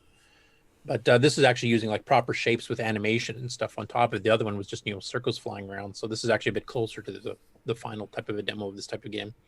And yeah, you're right on the tearing stuff. I don't know if that's just the video artifacting. I know Facebook compresses the crap out of videos too, which doesn't help. But we've seen like Digger 3 doesn't have any of that. Right. And that's scrolling all 4 directions. So right. Or Gunstar or numerous. Am I seeing He might not be double buffering. Yeah. Go ahead, Rick. I was just wondering, it looks like there's variable horizontal speeds going on here. Or am I just imagining that? It seems like you can run at different speeds and the scrolling changes speed. It looks like or here. Am I just want to see? It looks like here, at least from my end, because you guys might be getting a bit of stuttering from the upstream. It looks pretty consistent in speed here. Yeah, it does. Unless maybe you're picking up something or jumping or something, it might slow down. Actually, right now where it's paused, you can see the cloud is torn. You see that? There's yeah. So that is the tearing that he's talking about. Now that again, that could be the video, or that could just be the software, the way the software is working now. But this is all kind of prototyping, work in progress stuff too. So I'm sure it'll all be worked out. Because that's actually in the middle of the frame too. I'm guessing that's just tearing in the video type thing. Because go ahead, Rick. And look at his sprite sizes. That's a Mario sprite by 2. So maybe that's the issue. You know, I mean, it's a block size. Yeah, that could be. So the clouds are 2 Marios high, and therefore they might not be a unit. Yeah, just the way the horizontal scroll works is that basically you have the image pre-drawn on the screen, then you just have change a pointer, and the hardware shifts the view over. So if that's just being drawn once and then scrolled using the hardware scroll, it shouldn't tear. Right. Now, if he's redrawing it as he goes, that's a different story. Maybe the cloud is considered a sprite instead of a background. I'm not sure. Paul, if you're out there, let us know. But it looks great. I mean, this looks spot on like the Nintendo. Yeah, I agree. Yeah. Cool. Next up, we have an update from Jay Cyril and Brett Gordon. They've been working on the Alcaron networking Coco 3 game. So this is the second update video that just came out for Legends of Alcaron. So he goes in a bit of an explanation of what they're doing, etc. This was actually, they were starting to play around with the menuing system a bit more, fixing some things on that. They've got kind of the little, information windows and stuff now too. This is kind of playing into something I want to work on. I love this. This is cool.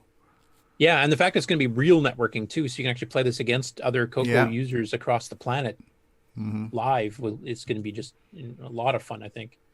So we actually had a bit of the battle sequence here where they're fighting a blob and you're watching the blob's hit points go down, etc. So they're doing that. There's that whole spot on the bottom here kind of giving you your updates.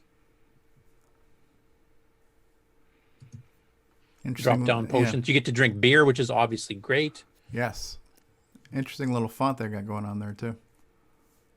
Yeah, it's kind of a shorter one, I think, so they can fit more text on the screen vertically. Yeah. I think it's like 7 pixels high or something. So, but yeah, we've been getting a lot of this actually lately, where a lot of the people in the Coco community that are developing new games, and I think Nick Marentes, you probably pioneered this, of doing video blog entries where you're showing a bit of the gameplay and maybe explaining, some of your thinking behind it. In some cases like this, or with Paul Thayer, you're actually explaining the code. But it's I think a much better than for trying to explain some of these things, to be able to show visually, not just still photos, but also the motion, and explaining like how I got horizontal scrolling to work, or how I got pop down menus to work, or the running in an isometric view like on the previous video for this one. So I think that really helps, and the people that are just getting into assembly language, or just getting into Coco 3 game design or Coco 1 and 2 game design, to visualize more easily what they're talking about. And now Robert Allen Murphy, I'm sure you'll probably get to that point too later, and I think you have done some video bits too that you've done on your game previously as well. So that is the same thing. I mean, sometimes a still photo, if you're just showing how the design of a level works, is fine, but the video I think really adds some extra oomph to the video, or to the explanation of how things are working. So I think that really helps on showing off some of these blogs. So I hope we see more of the vlogs and some of these things. I might even consider start doing some of these vlogs type things on maybe some of the Nitrous 9 development stuff, to explain, here's a speed up I did, or here's an optimization of a graphical thingy, or new menu system, or whatever I came up with.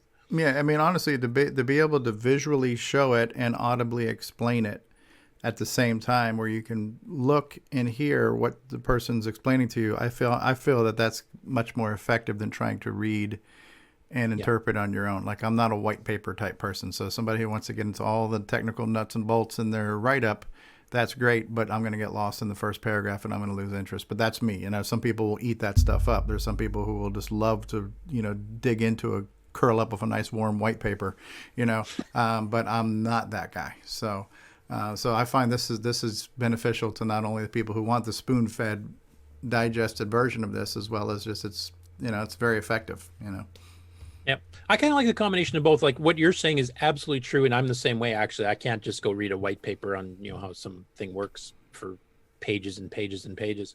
But on the other hand, if I need to reference it later, it's nice to have something I can just load up and then just do a search for, some keyword that will find me something. But explaining it so it sinks into my head, this works much better because I'm dumb. No argument with that, Curtis. So, I need it. That was part of the script you gave me, so I just read it out loud. And the final game on news, and this was kind of cool. I hope to see more of this happening. We've had little bursts of this in the past. Dave Shadoff, who wrote some games for the Coco back in the day, has released a source code for his Coco 1 and 2 game called Star Spores, which was sold through Spectral Associates, and he's released it here on GitHub. So the complete source. He's even got some of the old notes that he did, including some of the graphics and stuff here. Wow, he's designing his title screen from the original God. video display worksheet from Tandy. There's some of the graphics for the shapes. Wow, this is a treasure trove. Now, we've seen this a few times. We've got like Xenix and Crystal City. The source code by Jeremy Spiller has been released. I've got source code on my website for Pack Dude Monster Maze by Brian O'Neill. And I'm brain farting what the guy who did the sound is. Chris Spry. I've got Harvey Brofman's source code for Donkey Monkey up because he gave permission for that too. Some of this stuff is only on GitHub or on my site. I'm going to try to get most of this onto the Color Computer Archive because I think having the one nice central repository. And the one thing you have to worry about is some of these are done with different assemblers. Like, Harvey Brofman used the Microworks assembler, which isn't quite compatible with EdTasm. Now, Dave, in this case, I know he used Disk EdTasm because he mentions it when you go through the source code. So, is this a semi-graphics game? No, this is a higher res. It's a P mode 1 with artifacting, I think, or P mode 2 with artifacting, I think. Okay. So it's a little bit thicker blocks. It was meant to run in 16K with some of the animations and stuff here. So okay. And the title screen's just text mode.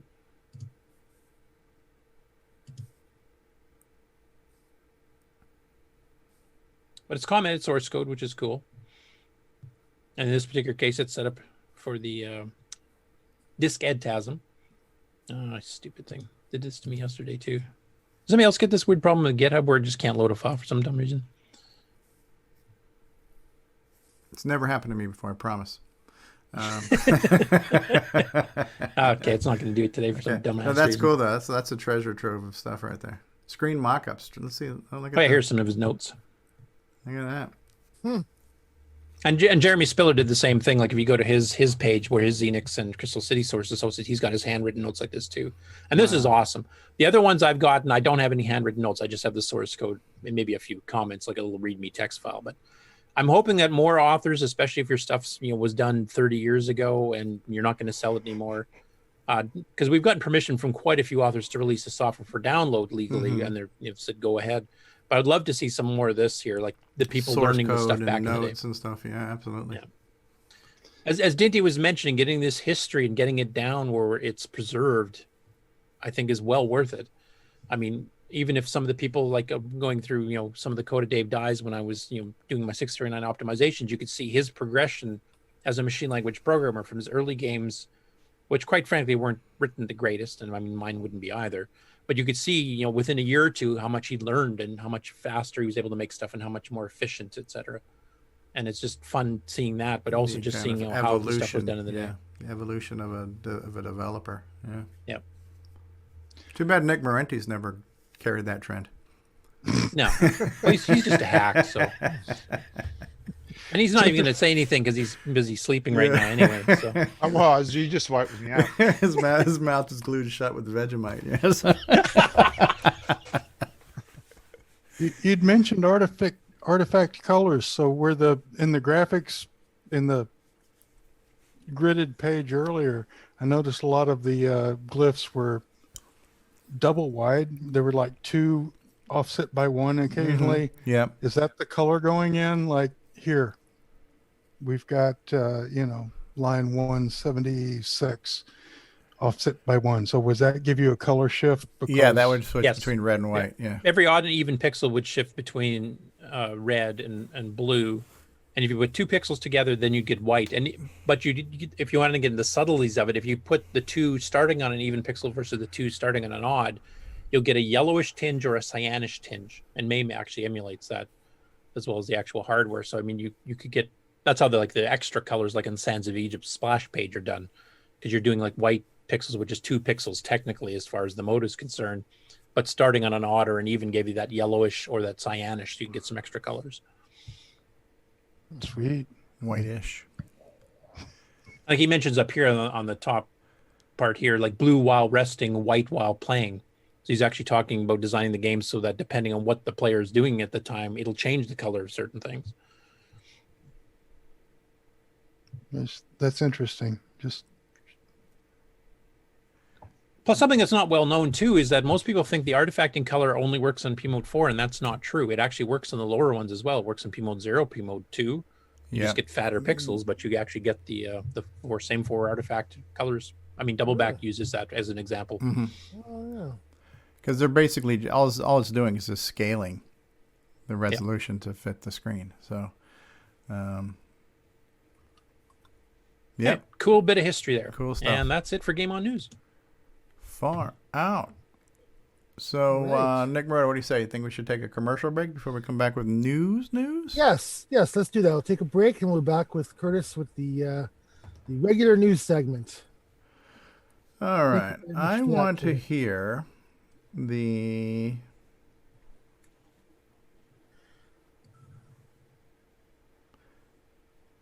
want to hear the Coco Do English one. I know we have it somewhere. I just can't find it. We'll see if this is the one here. We'll be back after these words. After these messages, we'll be right back. The Bakers. Now they like a family present. Let's see now. Tandy's color computer system with its own carry-home pack. That's a family affair. Wow, Dad, a color computer. A computer cassette recorder. And Aussie Accountant. That's for me. And OzQuiz for my school project. And 2 joysticks and a viewed game. Okay, who's the expert? Me, Dad. Thank you, Tandy. Sam. I'm too sexy for my love, too sexy for my love, love's going to leave me. Hi there, this is Mark Overholzer, and you're watching CoCoTALK, the world's leading weekly talk show where you can join in. Hey, come watch us and see what's happening in the world of Coco. All situations depicted in this trailer actually happened. This true story has been anonymized to protect the guilty.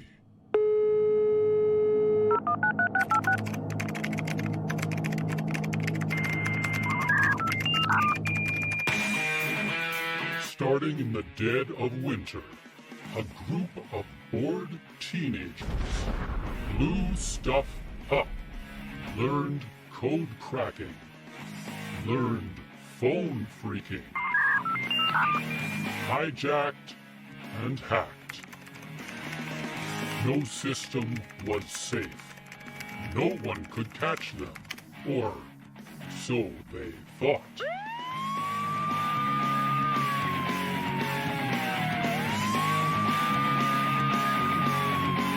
A true story at the dawn of the internet.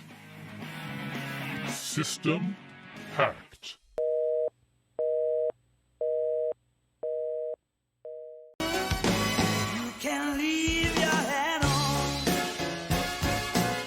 Every Christmas, Santa's little helpers go shopping at Radio Shack.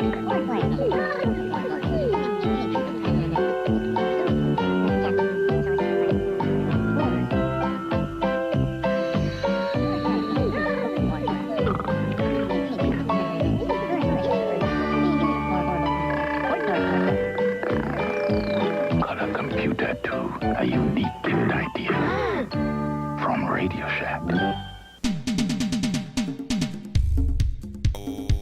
Hi,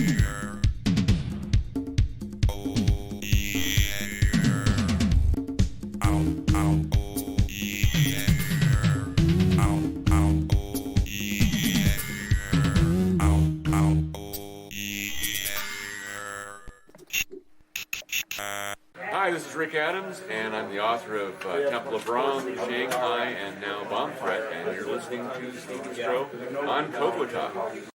And now, Coco Thoughts by Samuel Gimes. Breaker 19, this here's the Tandy Mouse. You got a copy on me, Light Pen? Come on. Yeah, 10-4 Light Pen, for sure, for sure. By golly, it's a big mess, cleared a database. Come on. Yeah, it's a big 10-4 there, Light Pen. Yeah, we definitely got asteroids ahead, good buddy. Mercy sakes alive, looks like we gotta save this convoy.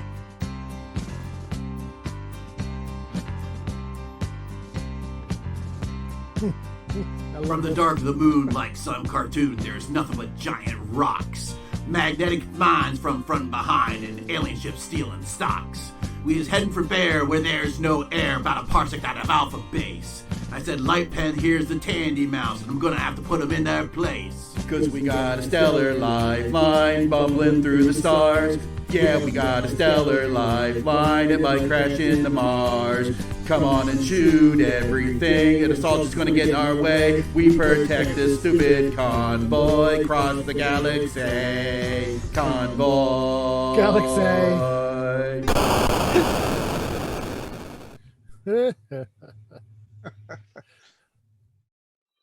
From around the world, what you need to know. Get caught up on News with L. Curtis Boyle. And now a Muppet News Flash. And we're back. Where did I put it there? That was an encore of Coco Thoughts as requested by Frodo, who missed it, and switching over from YouTube to Twitch and everything. Hey, you guys got the black screen there? Yes, Coco Duino Blink. Yes, so this is Tim Lindner. I put this up kind of part of the Septandy month as well. This actually came out in September. So it's a video on how to use a Coco to control a Teensy, which is an Arduino compatible. So it actually basically tells you how to hook it up, and then a little bit of program demos. You know what in this first thing episode, actually is. I create a Blink program running on the Teensy, controlled by the color computer. Is that loud enough? When the color computer writes to a special memory address, a LED will turn off, and when read, the LED will turn on. First, we make two connections between the color computer and the Teensy. We connect the I won't play the whole SCS thing line here, to but pin- Tim's really good at doing these videos. He's very good at presenting this type of stuff. Yeah. Can you fast forward to where we see the actual blinking? I knew you were going to say that. Oh, look, there's his locker tablet Line thingy. 40 go-tos line 20 to repeat everything. Go-tos, huh? When we run the program, the light doesn't seem to blink, but it does get dimmer. This is because we are turning it on and on too fast to see it blink. Let's add some delays between the reading and writing commands.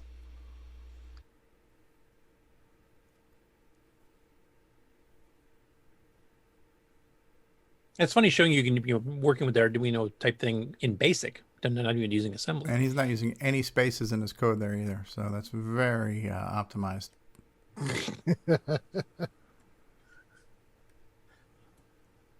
Also, bonus points for the screw hole in his FD501 case.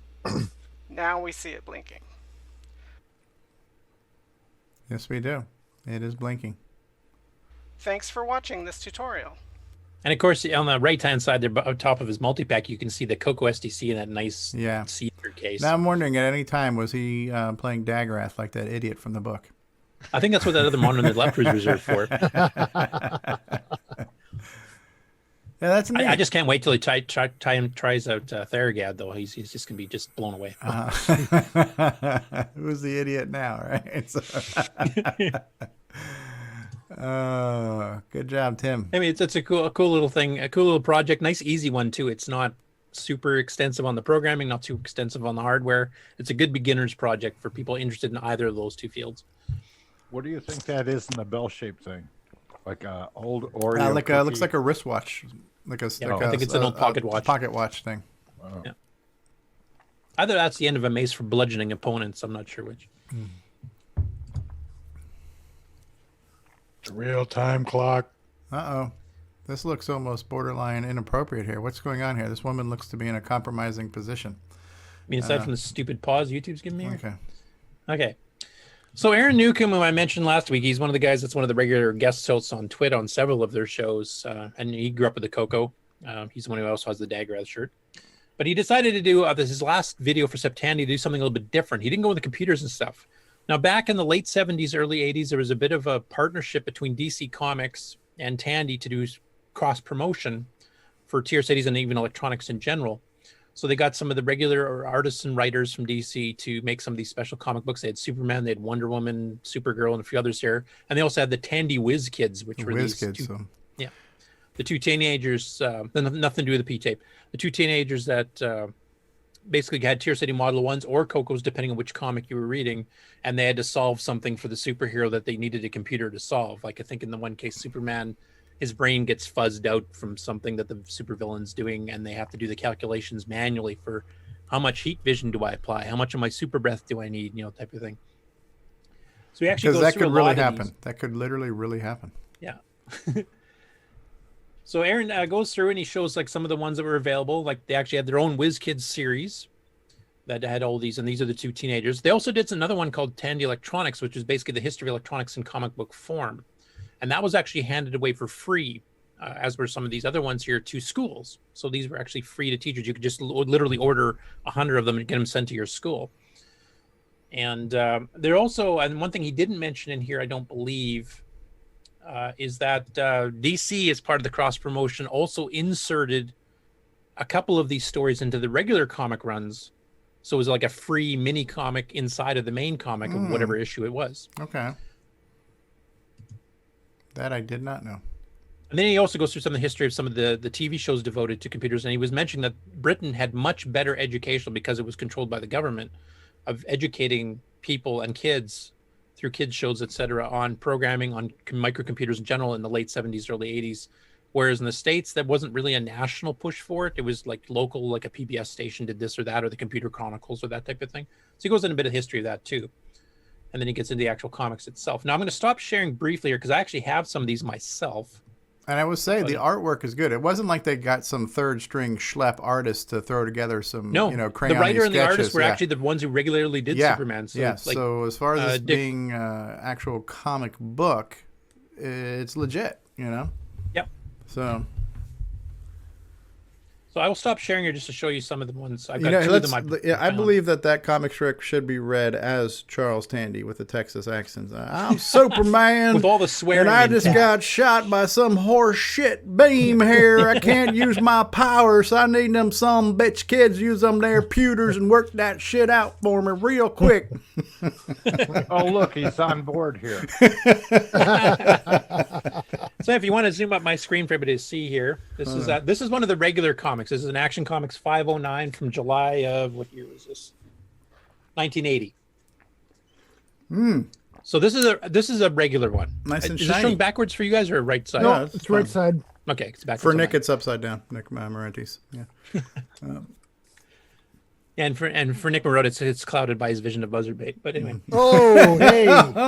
Your hump is on the wrong side.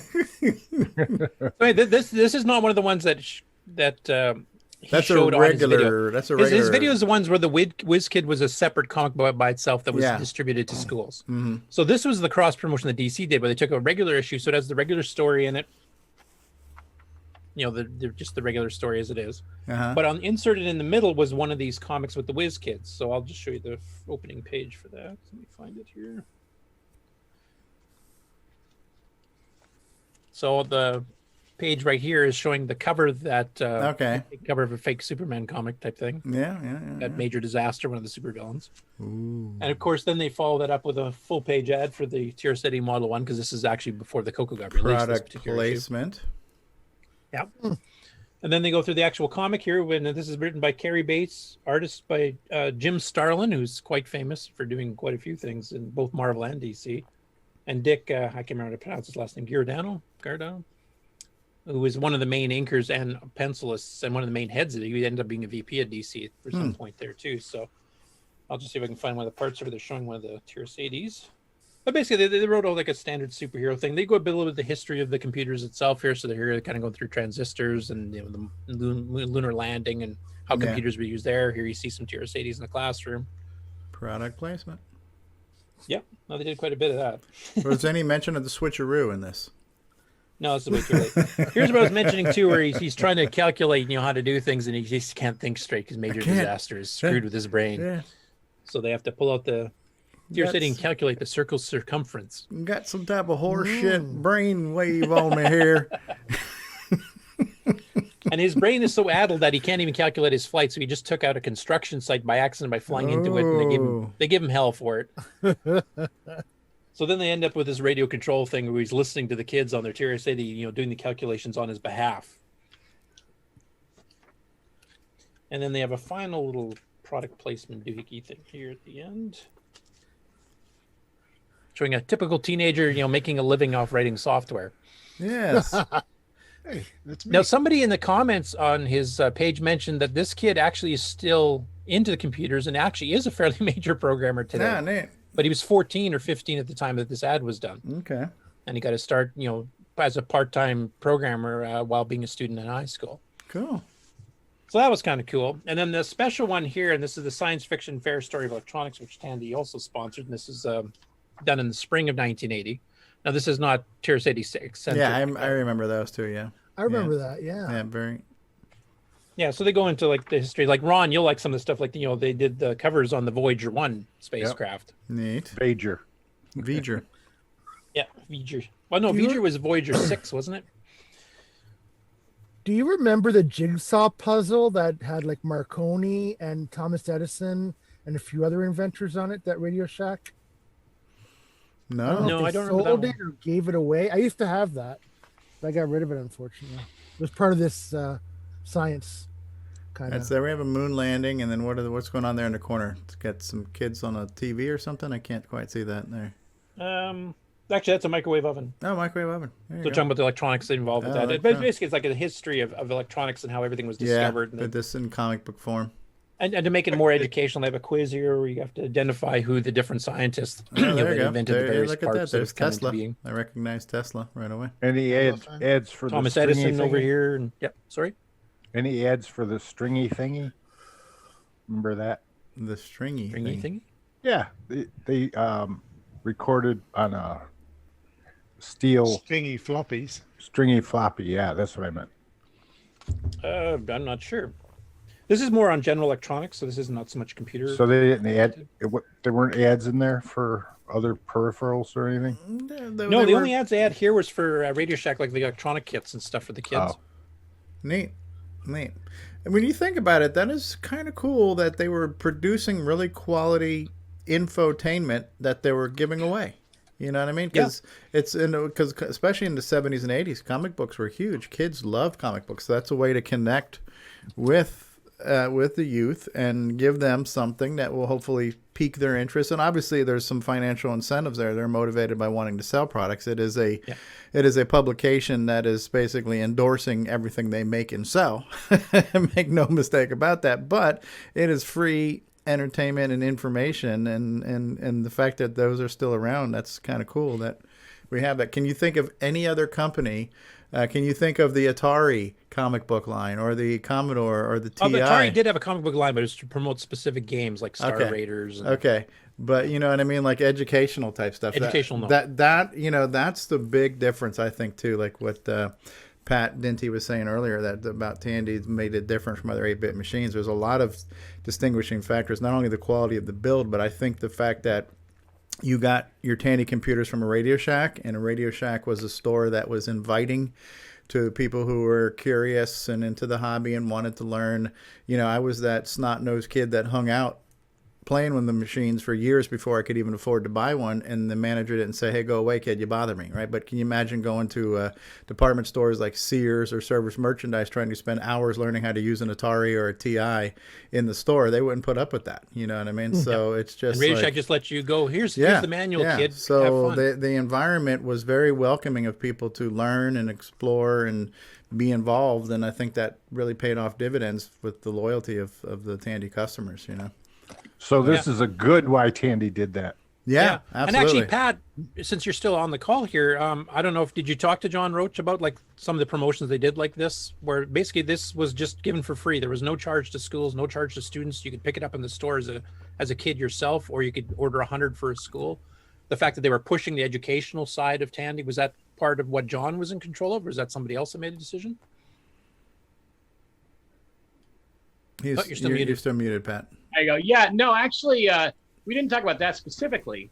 But what John was directly involved in, which I thought was interesting, was when the Model 1 first came out, he wanted to make sure that everybody knew what a computer was. So he actually went on tour with a Model 1, and he'd go from town to town and put ads in newspapers and just have a open hotel banquet room with 40 or 50 Model 1s and just invite people to come in and use them. And that's how he kind of started it out. So, no, in terms of that, and again, going back to the Coco project, I think that he was a little bit confused by the Coco project. I think he took more of a hands-off approach to that. He was really directly involved with Model 1, incredibly involved with Model 1, and he was very much involved with creating the Coco. But I think beyond that, he kind of just went on and just, I don't understand these people, just kind of went on to the next thing. But yeah.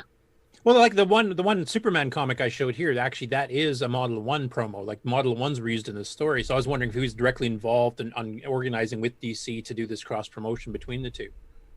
I would imagine so. We didn't talk about that, but what's interesting is everybody I've talked to had any involvement with John Roach or seen interviewed, like the head of Sierra, for example, who sold programs for Tandy 1000 inside Radio Shack stores, basically said that he negotiated directly with John Roach. John Roach was pretty hands-on with almost everything that went on.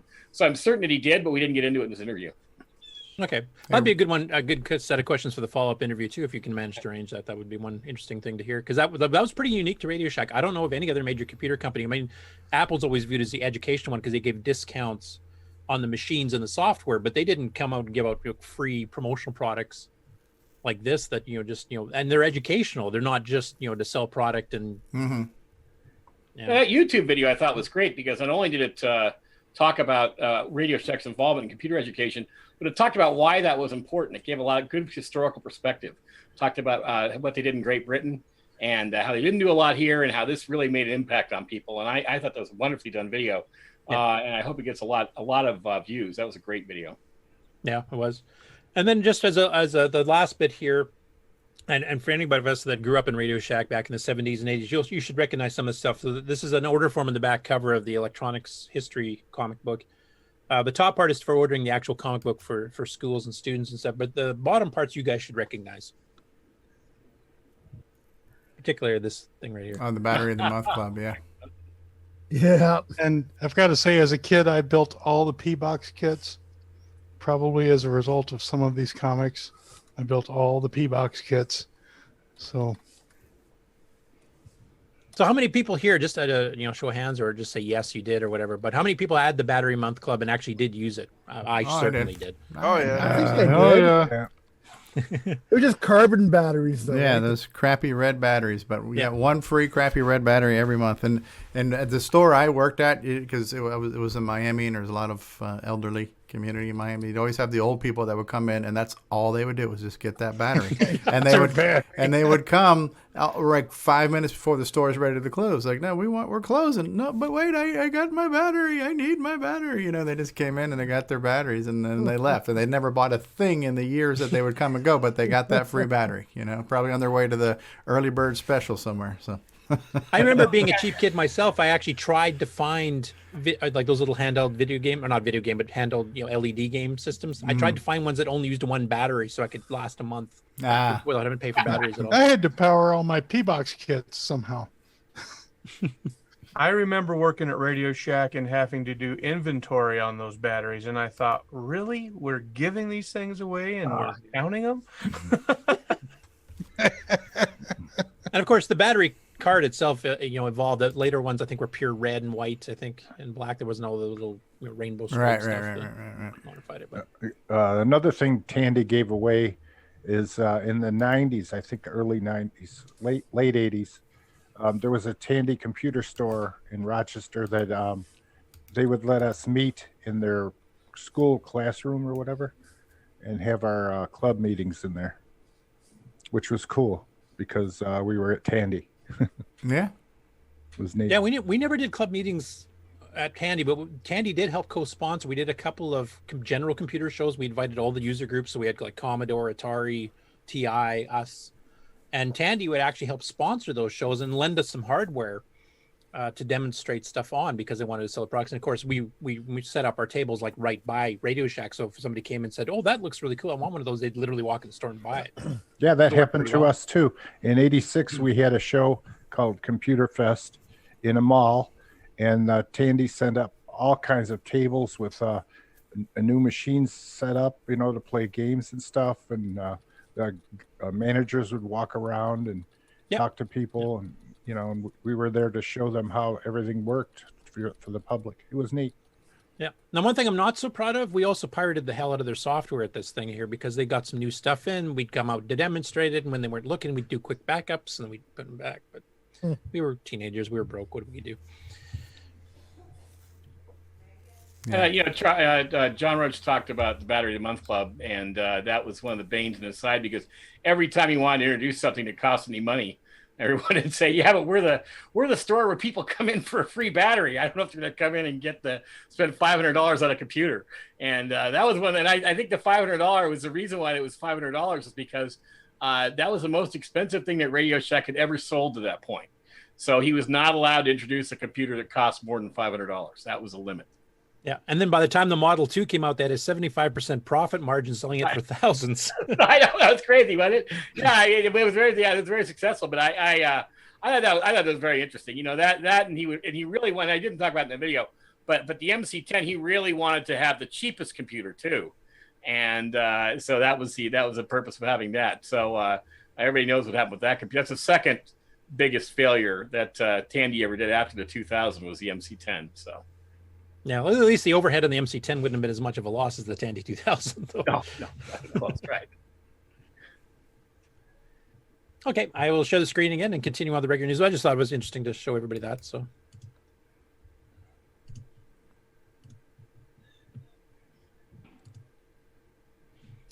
okay, the next one, also part of the Septandy. This is Noel's Retro Lab.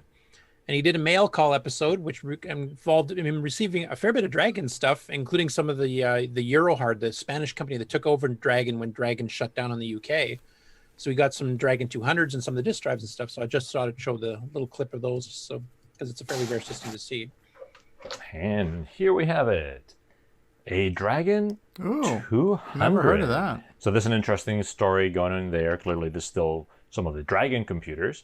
But I believe this is like a version of the Dragon 64 that they did once the company moved to Spain and started manufacturing computers there. So it's pretty beat up. I don't know if we'll be able to do something with that. And I believe it's not even working. So we have a lot of repairs ahead of us. And it's not just one, it's two of them. So this is actually helpful because maybe between the two of them, we'll be able to make one work and the other one we can use for spare parts. In addition to the two Dragons, we have a Dragon disc controller, which is really cool. I always like to get some accessories. Rare too, so let's see if this is working. As a cost. And along with the disc controller, we get a floppy disk drive. And oh my God, I had no idea this was so big and heavy. That's what she said. I saw the picture and I thought it was like half the size. So. It's a drag show into the mud, Steve. I don't know why it's so huge. I don't think it's like the Commodore 64 that it's a whole computer on its own. So, it must be a huge power supply, I imagine. It's stuffed with batteries. Yeah, it'd be really cool to get all of the batteries. And the last thing from this package, and then he gets his other crap we don't care about. So anyway. But yeah, he's done one or two other videos too that involve Coco or the Dragon stuff. So I'm going to keep monitoring his channel. So when he gets the Dragon flip and running, I want to see if there's any differences with the Dragon 200 versus the regular Dragons. Like, is the ROM any different or? Yeah. Take it off the screen. Oh, Ron's not happy with the VIC-20 being up there. So. The fact it's all yellowed like nobody ever relieved and just threw it on the sun or something. It's hurting his eyes, apparently. It's starting to twitch a little. Retro Innovation says, finally, a good machine in the news. Yeah, the Dragon 200 is pretty cool there, Jim. Hey, he promised he wasn't going to bug us today. Am I booging you? Now, is Brian Schubring still on the call? Sure am. Rather than me just read out what's on here, how about if you explain what this latest DriveWire 4 VCC Windows video is all about and what caused you to make it? Good question there. Well, basically what it was that Tony Pedraza was trying to get VCC running, and that's because I had made a copy of his old system hard drive, which was on a SCSI, and I got it off of his hard drive and onto a disk image, which had the Cup of Cocoa BBS and all his personal files and stuff on it in that. And so he wanted to read it. And I told him that best way to do it, use DriveWire. And that he and VCC, since he didn't have a physical Coco set up and all that. And he didn't want to yank it all out. So what I did is I just put out a kind of like a picture, a graphic of how VCC basically works, so that you can configure it so that you can switch between OS 9 and regular RS-DOS and such using VCC and DriveWire 4.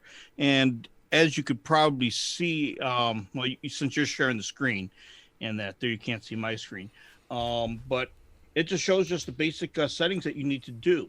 A lot of these files are coming from Bill Pierce from the Barn Studios, and that he had put together a starter kit that consisted of DriveWire 4, 4.3.30, which actually allows for multiple instances of DriveWire. So you can have, what was that? Oh, I didn't say anything. It sounded like somebody was getting ready to barge in with something, but maybe not. Yeah, it did. So it sounded like something just dropped out. Do you want to screen share your side, Brian? Or is Curtis able to just show it from the Facebook? What do you think's best? Yeah, I stopped it just in case you wanted to, but well, what you had up there was just the basic information and the video and stuff that I put together for that, just for setting it up. But getting back to what my dialogue was that Bill Pierce put this all together already. It was a starter kit, so you can run OS 9 using VCC and DriveWire 4.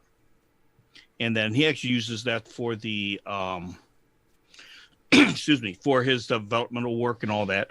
And so you can actually have a real Coco and VCC going at the same time, and using DriveWire 4 as the connector between VCC and real Coco, so you just move it over. Don't have to move things over using the card or a Wi-Fi card like you do, Steve. It just allows you to just use DriveWire as the vehicle to get the information from the emulator to the real thing, and that. So I have never tried to share the screen or take the screen. Well, don't hurt yourself. Oh, no. I'm not going to hurt myself. I don't know if I've got the... That's okay. Maybe Curtis can just go back to the Facebook picture if that schematic is good enough, and you can just explain it to us. Okay. Where's the control for me to get to... There should be a green thing that says share screen somewhere on Zoom, and you'd have to click on that and choose what screen you wanted to share. Yeah, that's... Like right now, we're seeing a screen of yours anyways with a maze. Yeah, that's my desktop where I've got VCC running. Yeah. OS 9. I got it overclocked like crazy. DriveWire. Here. Well, drive wire. I can just focus on your screen right now that we're looking at because it looks like it already has. Yeah, it has everything that you need. Okay. Yeah. So we're looking at. So this is everything here. Once everything is installed, drive wire installed onto your machine, and you get it set up. You go through the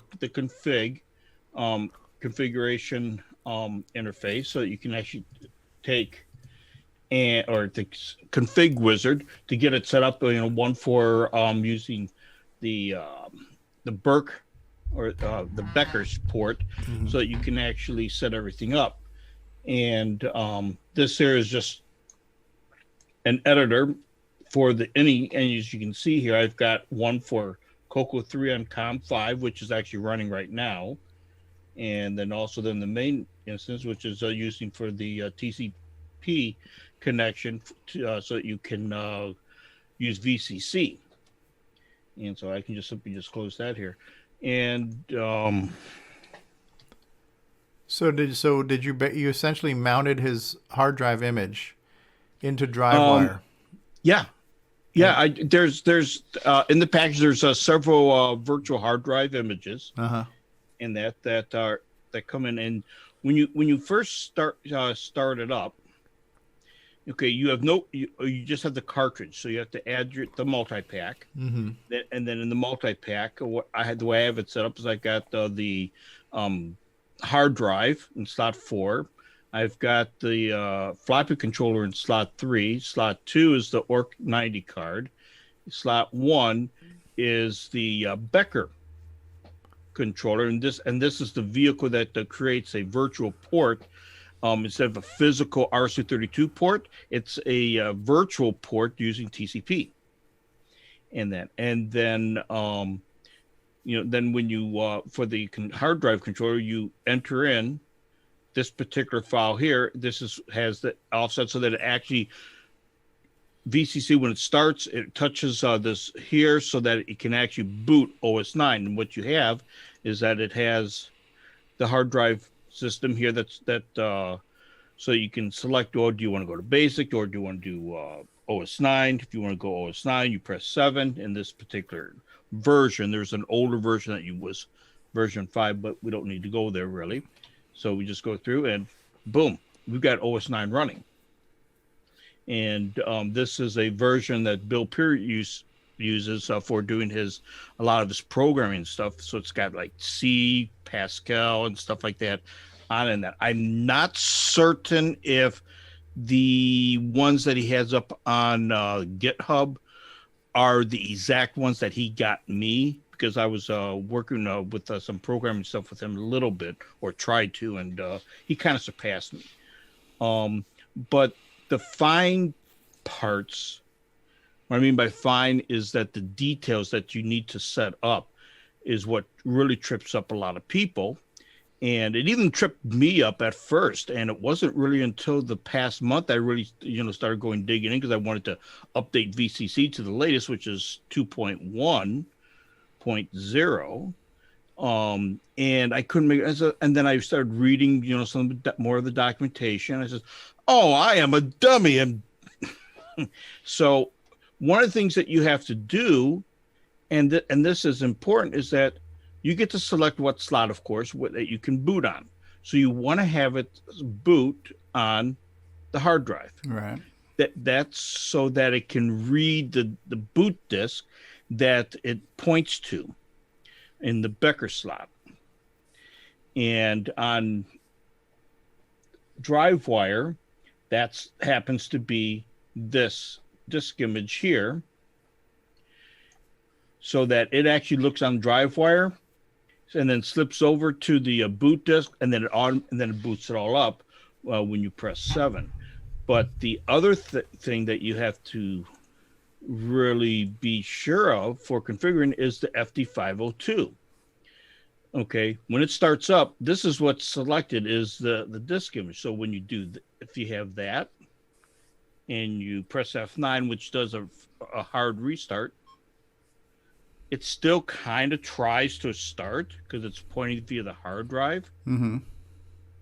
Oh, it actually worked. Oh, it's because it's in memory. Okay, but for it to start, you need to be sure that you select external ROM image, and then the ROM image is for the HDB DOS with the offset, so that it knows where to find the multiple boot disks on the HDB RS-DOS image.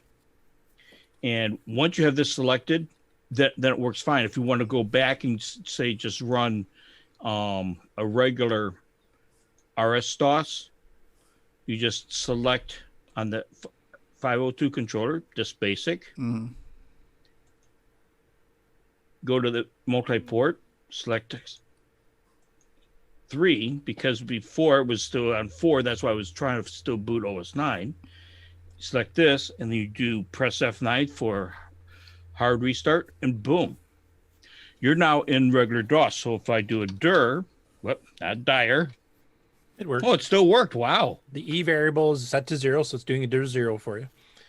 Okay. Well, then, so dir isn't so bad.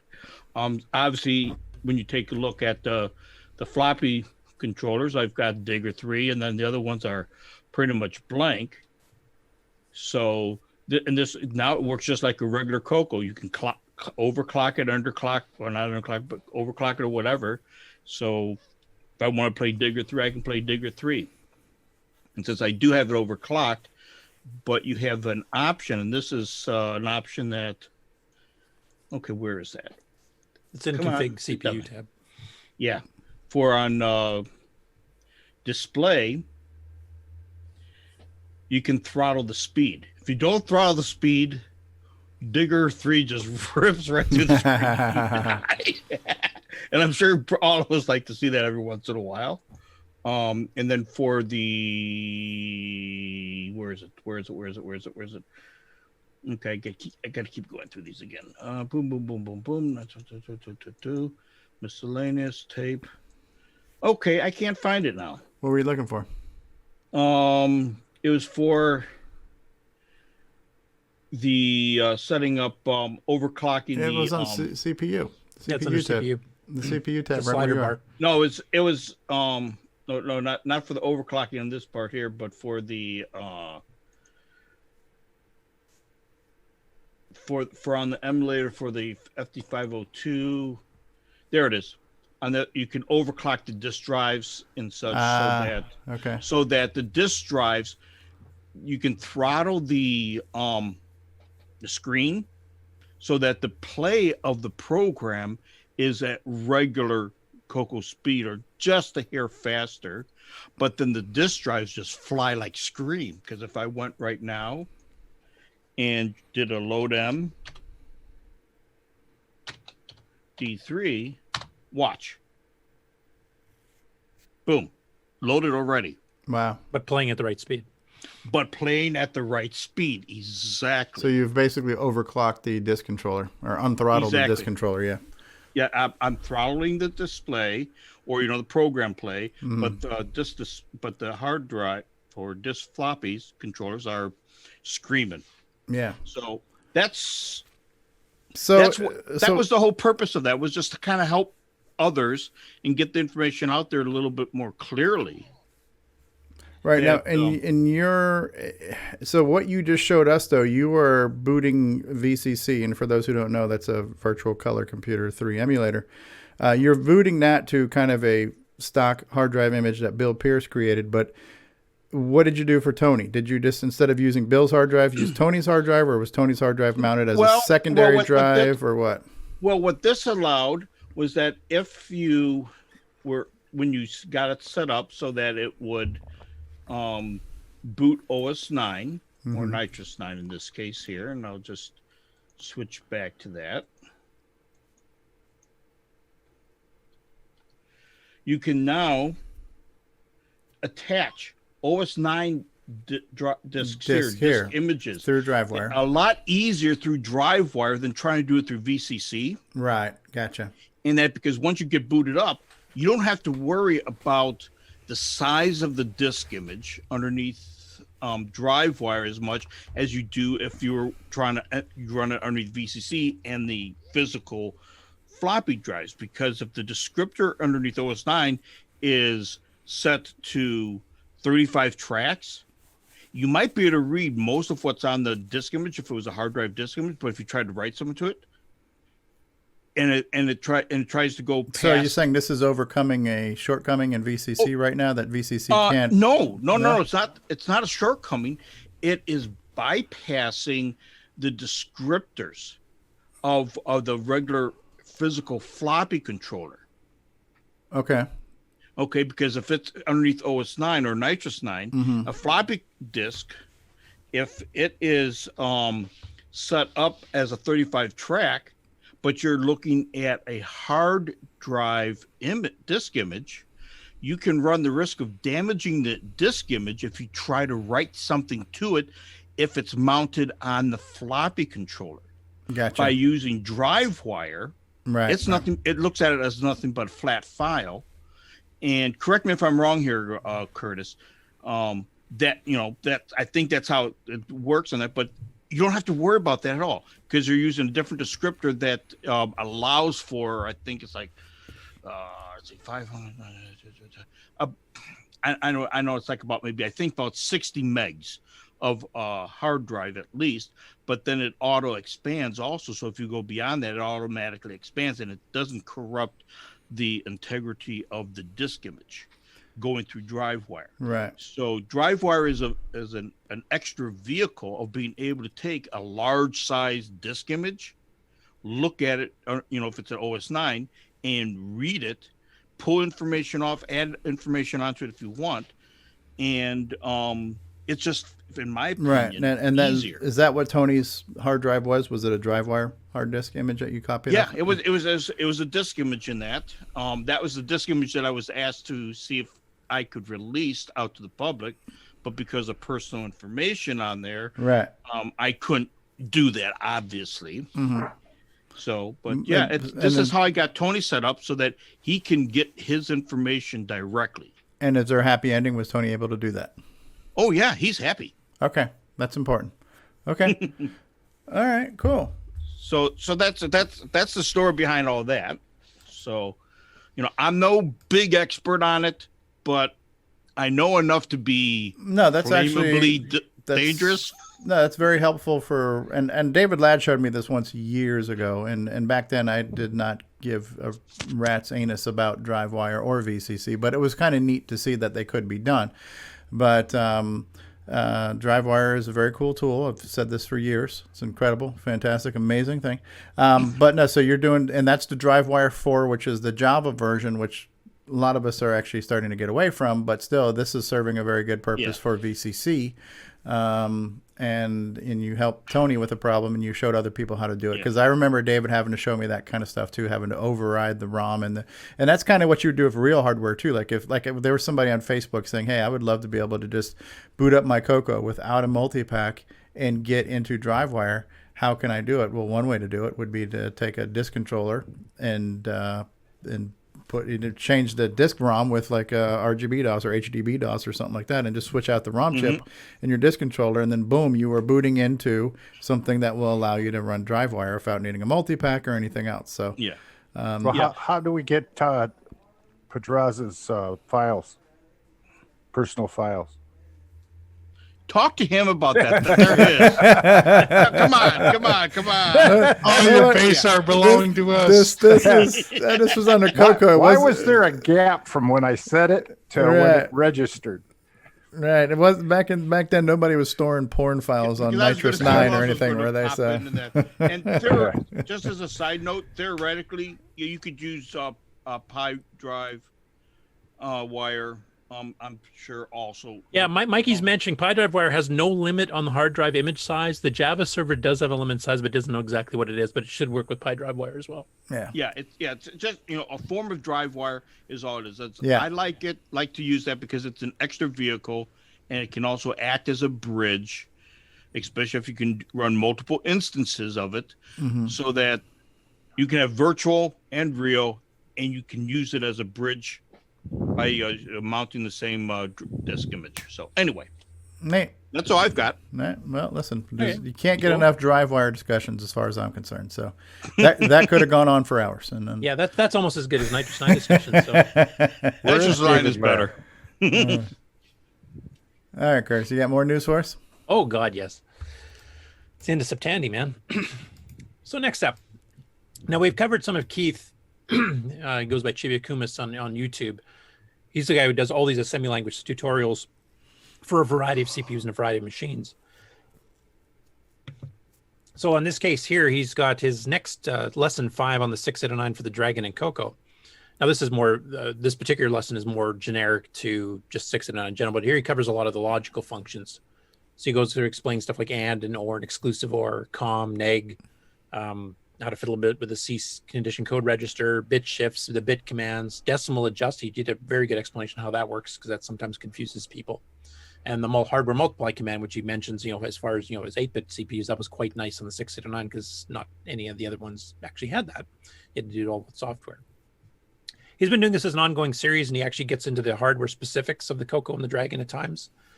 So he's done stuff on reading the keyboard, reading the joystick, doing graphics, etc. too. So if you want to learn in general 609 or Coco specific stuff, he's got a very excellent tutorial series that is a good match for Steve's. But he also covers, like, he does Z80s, he does 6502, he does 68000.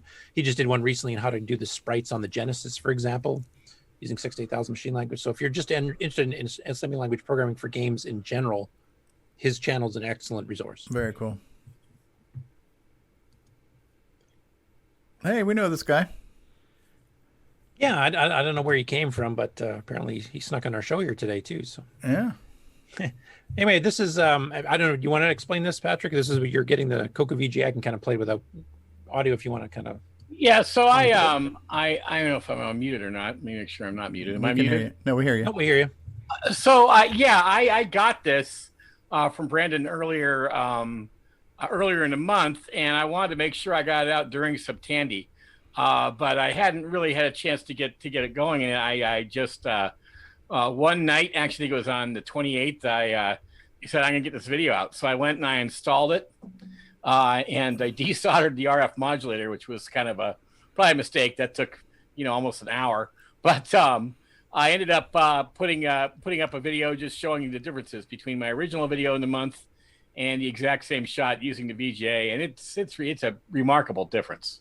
So I think we can vouch for that. Yeah, and well, I mean, and the other thing too is, I mean, in the retro community, there's stuff like this for every computer, but there's not anything I know that is so dramatic and so cheap as a Coco VGA. Coco SDC is another remarkably inexpensive device, but there's nothing else out there that makes this big a difference. I mean, this takes the Coco one from being almost unusable because the TVs that can use a standard RF output are going away to truly being a usable computer.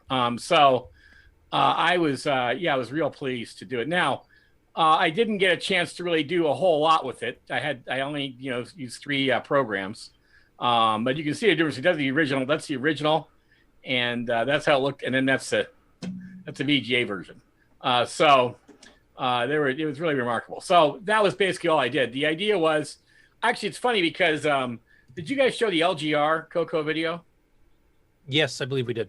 Okay, well, LGR is one of the most popular YouTubers. He has usually gets about 2 million views per video, and he did a great. But unfortunately, he had a Canadian Revision B Coco one, and so he didn't do a lot with it. And I emailed him after the came on Patreon, which is a couple days before it came out, and I asked if he wanted to get Coco VGA, and unfortunately he couldn't use one, or Brandon wasn't aware if it would work or not, so we were never able to get one out to him and have him edit his video before it went out live, or went on the air. But so I wanted to make sure that at least something got out for Septandy, and so this is kind of a quick and dirty 4-minute video I released, just showing some of the differences between my original video and this one. Yeah, the video quality increase is amazing on the Coco VGA. Now, have you had a chance to play with the extended stuff? Like, I know Brendan's got some demos for doing like 64 by 32 upper lowercase text, redefinable character sets, palettes. I haven't. No, I'm going to do a follow-up video, and actually, I'm giving away this Coco that I've spent all this money on and put all these upgrades into. And so on the video where I announced doing that, that's George the dog, by the way, where I announced doing that, I'm going to show them all the games and stuff that we can play on this and how good they look, and kind of show the computer off a little more and show some of those graphics modes. So that's the idea. So this Coco is going to be given away, and when the video I do where I announce that giving it away, I'm gonna demonstrate what it can do by showing some of the cool stuff in the Coco VGA. So are you going to keep a Coco for yourself? I have 3. Oh, okay, good. I just wanted to make sure. I have, it's funny because Cocos they aren't the cheapest today, and they certainly aren't after this Tandy. As you mentioned, Coco 3s are now ridiculous. In fact, I did a video about computers to collect and computers to avoid in the retro space, and I've done a couple of those before. The Coco 3 has now made the computers to avoid list because it's no longer a good deal. However, the Coco 1 ranked second next to the TI as the best value. So, but yeah, it's I have 3 Coco 1s Revision F motherboards. So I'm planning on keeping those and doing some more stuff with them. But this particular one I'm giving away, the one I featured in this video. Cool. I'm sure somebody will look forward to that, because I mean, for some people that aren't good at soldering, etc., putting the Coco VGA in isn't exactly the super simple thing for those type of people to desolder the VDG, for example, on later Cocos. So having it already pre-done and people know that it works, it'd be an awesome giveaway for those people. Yeah, and that's the other thing too. It's interesting if you look at things like the Coco VGA, right? And then you look at the retro collecting community. The fact that a Revision F motherboard, which is the most common motherboard, I believe, you would probably know better than me. It is. On a Coco 1. Now they know what to look for. Make sure that number ends in 285 on the board before you buy it. Because you'll go to a thrift store or you go to a swap meet or whatever, and they'll have Coco 1s strewn around all over the place. It's a very popular computer, but they don't know, is this the one I want or not? And then that answers that question. So it's a cool device, and it kind of redefines the retro collecting space. It's one of those few devices that does that for that particular item. There was recently a floppy drive emulator that came out for the Atari 8-bit line that uses an Arduino and a little touchscreen. And I can't remember the name of it right now. It's a pretty cool device, but that has now made people who would otherwise have not bought Atari 8-bits now buy them, because they now know they have a way of accessing all the software easily and reliably. So this is just a big an impact, I think, on the Coco line. Yeah, same along with the Coco STC, as you mentioned earlier. That's a shining endorsement for the Coco VGA right there.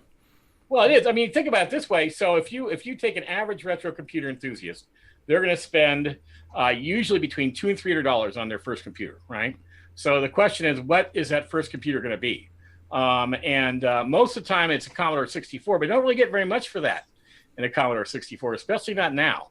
And the other problem buying a Commodore 64 is if you buy one for $200, it probably doesn't work, whereas if you buy a Coco, it's almost certainly going to work, and you can get the SDC and the Coco VGA, change the memory, upgrade the memory for $20, and you're still under $200 for a very capable, really fun little retro computer. So I think that's where the market's moving now, is not just what is cool or what you had when you were a kid, but what can I get everything on? What can I get that's going to allow me to do everything that device can do for a price I can afford? And that's where the Coco one really stands out. And without the Coco VGA, it wouldn't, quite frankly. It just, because the RF output is, as regular televisions get closer and closer to being gone, it would make it an unusable device for most people. Coco VGA changes that. So it really was a remarkable piece of equipment. Yeah, and I mean, I did see your video, doing your top 5 and of the best value and the top 5 of the worst value. And I when I first saw the Coco 3 was on the worst, I was going, what are you talking about? That's an awesome machine. But then you explained it's because of the price ratio of what you can actually get them. And they're going for $300-400 now. I mean, they're costing more than they did brand new back in the day.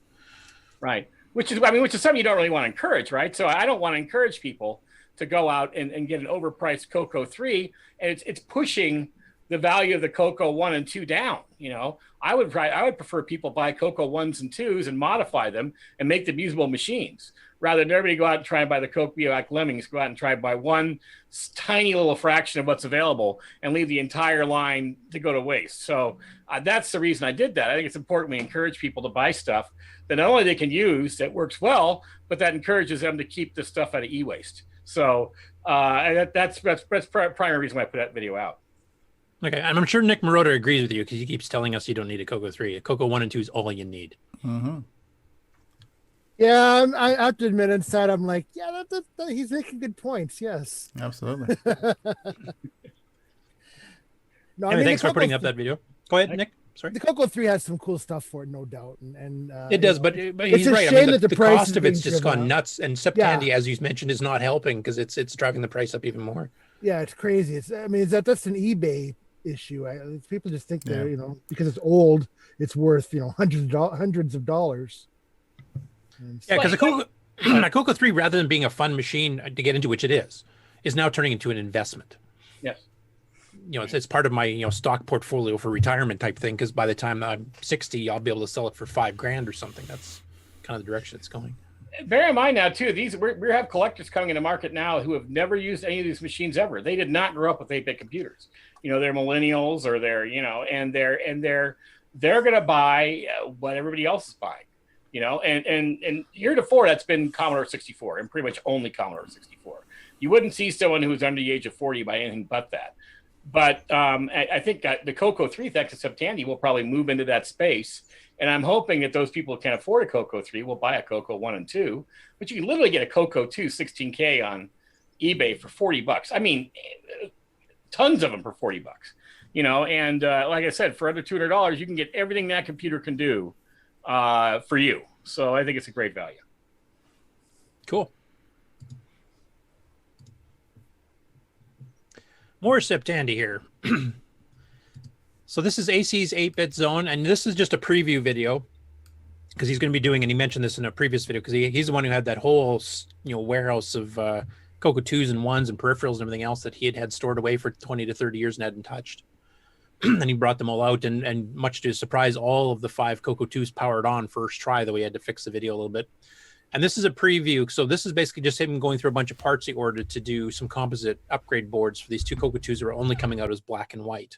So I won't play the video because it's just kind of the parts thing, and it's a preview of the video coming up. But he actually found 2 different circuits for doing composite upgrades. So he's actually going to do a video showing making both of them and then what the results are. So if any of you have seen the differing kinds of composite video, this might be, steer you to what might be the better one for you to pick to upgrade your own Coco 2. So go check that out. That was part of Septandy as well, of course. This one here is from TGB Chris, who's actually a member of our Discord and in the Coco Facebook group, and he's done some OS 9 and general Coco videos before, including that one where he hooked it up to the the control panel for a car, if you remember that one, where you could actually affect the speedometer and stuff. So here, I don't know if you guys have noticed this in his videos, and this covers his Model 4 videos and his Model 1 videos and his Coco videos, but he always has this little saying he keeps going, "Hello, you rummy buzzard." And in this video, he does a quick Septandy one where he explains where that came from. I had no idea about the history of this. I just thought it was something he made up. And I won't play the whole video here, so you guys go check it out. But basically, it's actually some hidden text that was on the original TRS-DOS discs for the Model 1 snuck in by one of the programmers, which actually some people at Tandy apparently got ticked off. That's another thing you can ask John about. But basically explains that this was something that was used as kind of a test pattern on disk formatting and stuff. And then it kind of got released to the public and wasn't supposed to be. And later on got replaced with some other sayings instead. But that's where the whole "Hello, you rummy buzzard" came from, was from the original TRS-DOS Model 1 discs. So it's a really interesting history on that weird phrase that he's been using this whole time. So definitely check that out. It's very interesting. And he's used it on the Coco and Model episodes too. So I thought for sure that was an Australian thing.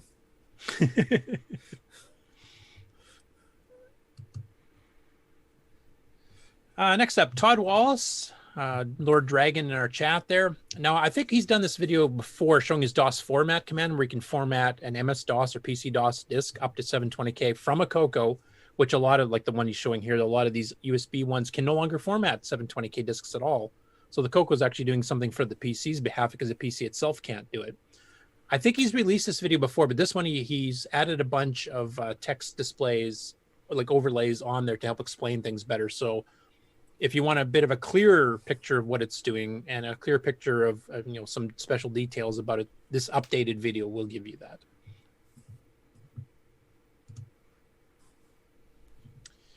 Okay, next up we have from Peter Westberg, and he's posted a screenshot of the first OS9 program that he has written in 36 years. And this is an expanded Dir command. Now, Todd Wallace, who we just discussed there, has done his own expanded Dir command. He took a bit of a different approach here. He's got it's Y2K compatible because some of the other older versions don't. But he actually put the modified and created on dates, which OS9 does keep track of. So you can tell when the file was initially created, and then every time you do an update or change to it, it'll actually update the modified date, but to leave the created date the same, like Unix and modern systems do too. So he actually has that integrated in here, and he has the size in both hexadecimal and decimal, which is a nice touch because some people prefer thinking in decimal and some people prefer thinking in hex. And that's pretty good for not touching it in 36 years that he came up with this literally in about a week. Yeah. It's a shame that was all wasted on OS9, but Bite your tongue, Stevie. Yeah. It's almost as bad as playing Buzzer Bait when Lancer's available. Okay. Thank you, Curtis, for the great segment. We're going to move on now. Yeah. I'm just preparing for Joust. What are we going to call it? Joust November? November Joust? I don't know. What I'm not sure. Joust-vember. Joust-vember. And of course, I got to throw in some more OS9 now too, of course. Fantastic operating system. It's incredible. I have no idea how to pronounce his name. Is it Soren Rouge? We'll go with Rouge. We'll go with Rouge. But anyway, there's some gimmicks emulation and real gimmicks machine he actually owns that he's been trying to get OS9 level 2, because OS9 level 2 for the gimmicks was a custom microware one that seems to have disappeared over the years.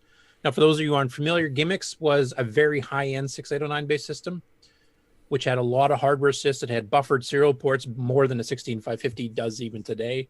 It had DMA controllers. It had the option for math coprocessors, memory protection, so you could actually prevent programs from overwriting themselves or trashing the operating system, so it was very stable. It was meant for very large terminal-based, businesses, etc. You could run 8 terminals off of it much faster than we did at work because you had all the hardware assist for it. But these were thousands of dollars. These were like $5 to 10 grand per machine back in the day. And you may remember they used to advertise in Rainbow and Color Computer News. They have a full page ad for the Gimmicks Ghost and the Gimmicks 3 and all this kind of stuff. So they've been trying to recreate a version of OS9 to boot using some of all this hardware. And for the first time, and this is based on Dragon 128, the unreleased Dragon 128 prototypes. They actually had found the source code for the Dragon's 128K support, which had NME support, etc. And he's ported it back to the Gimmicks based on the Dragon source and actually got it to boot now. Now, it's not complete. He's still got to fix the boot module. He's still got to fix the disk drivers. He's got to fix some of the memory stuff. But he actually got it to boot up for the first time in years. So he's continuing on his quest to get a fully working version of OS9 for the Gimmicks again.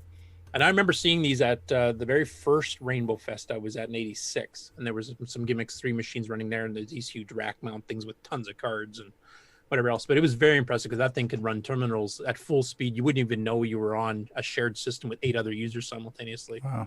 It was an excellent machine for multitasking, like the time sharing we were talking about earlier. That's exactly what this was for. You keep saying you're trying to get it to boot. What is this all to boot? Just trying to get it to boot.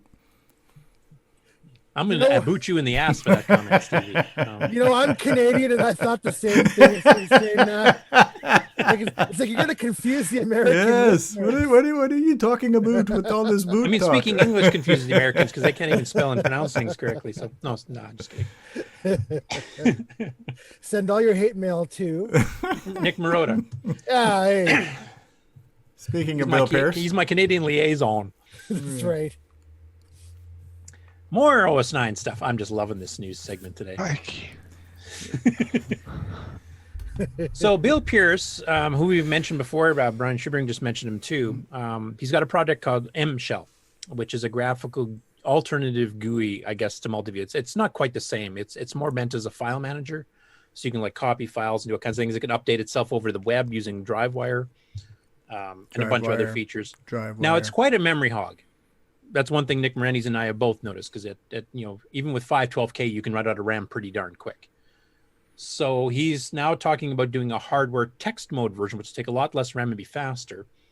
And he was, soliciting some feedback. And then he also did a bit of a mock-up here of showing what it might look like. So he's got, an overlay window here, and you can copy files between 2 different drives or 2 different directories from left to right to left type thing. So this is just a mock-up at this point, but he is actually going through with actually programming it, and it'll be a lot faster and still have all the features of, all the file manipulations and moving stuff between disks and copying stuff off the web. This is like Norton Commander for OS 9, really. Yeah, and with full network support too, because it actually will run through the DriveWire TCP/IP, so you can actually do stuff across DriveWire locally or over the web.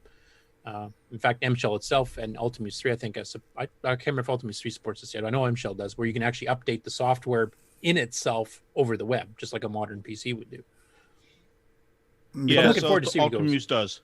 It does? Okay. And this is hardware text, so the hardware text did not have any of the box, like line and corner pieces natively then, right? No, unfortunately not. Maybe on the Gimme X, if they eventually do a reprogrammable character set, we might get that option, which would be really, really cool. Hint, hint, Ed. Cool. Next up, and this is kind of segueing back out of the Nitrous 9 stuff, Robert Galt, who's done a ton of software. He's done EdTasm, he's done EdTasm 609.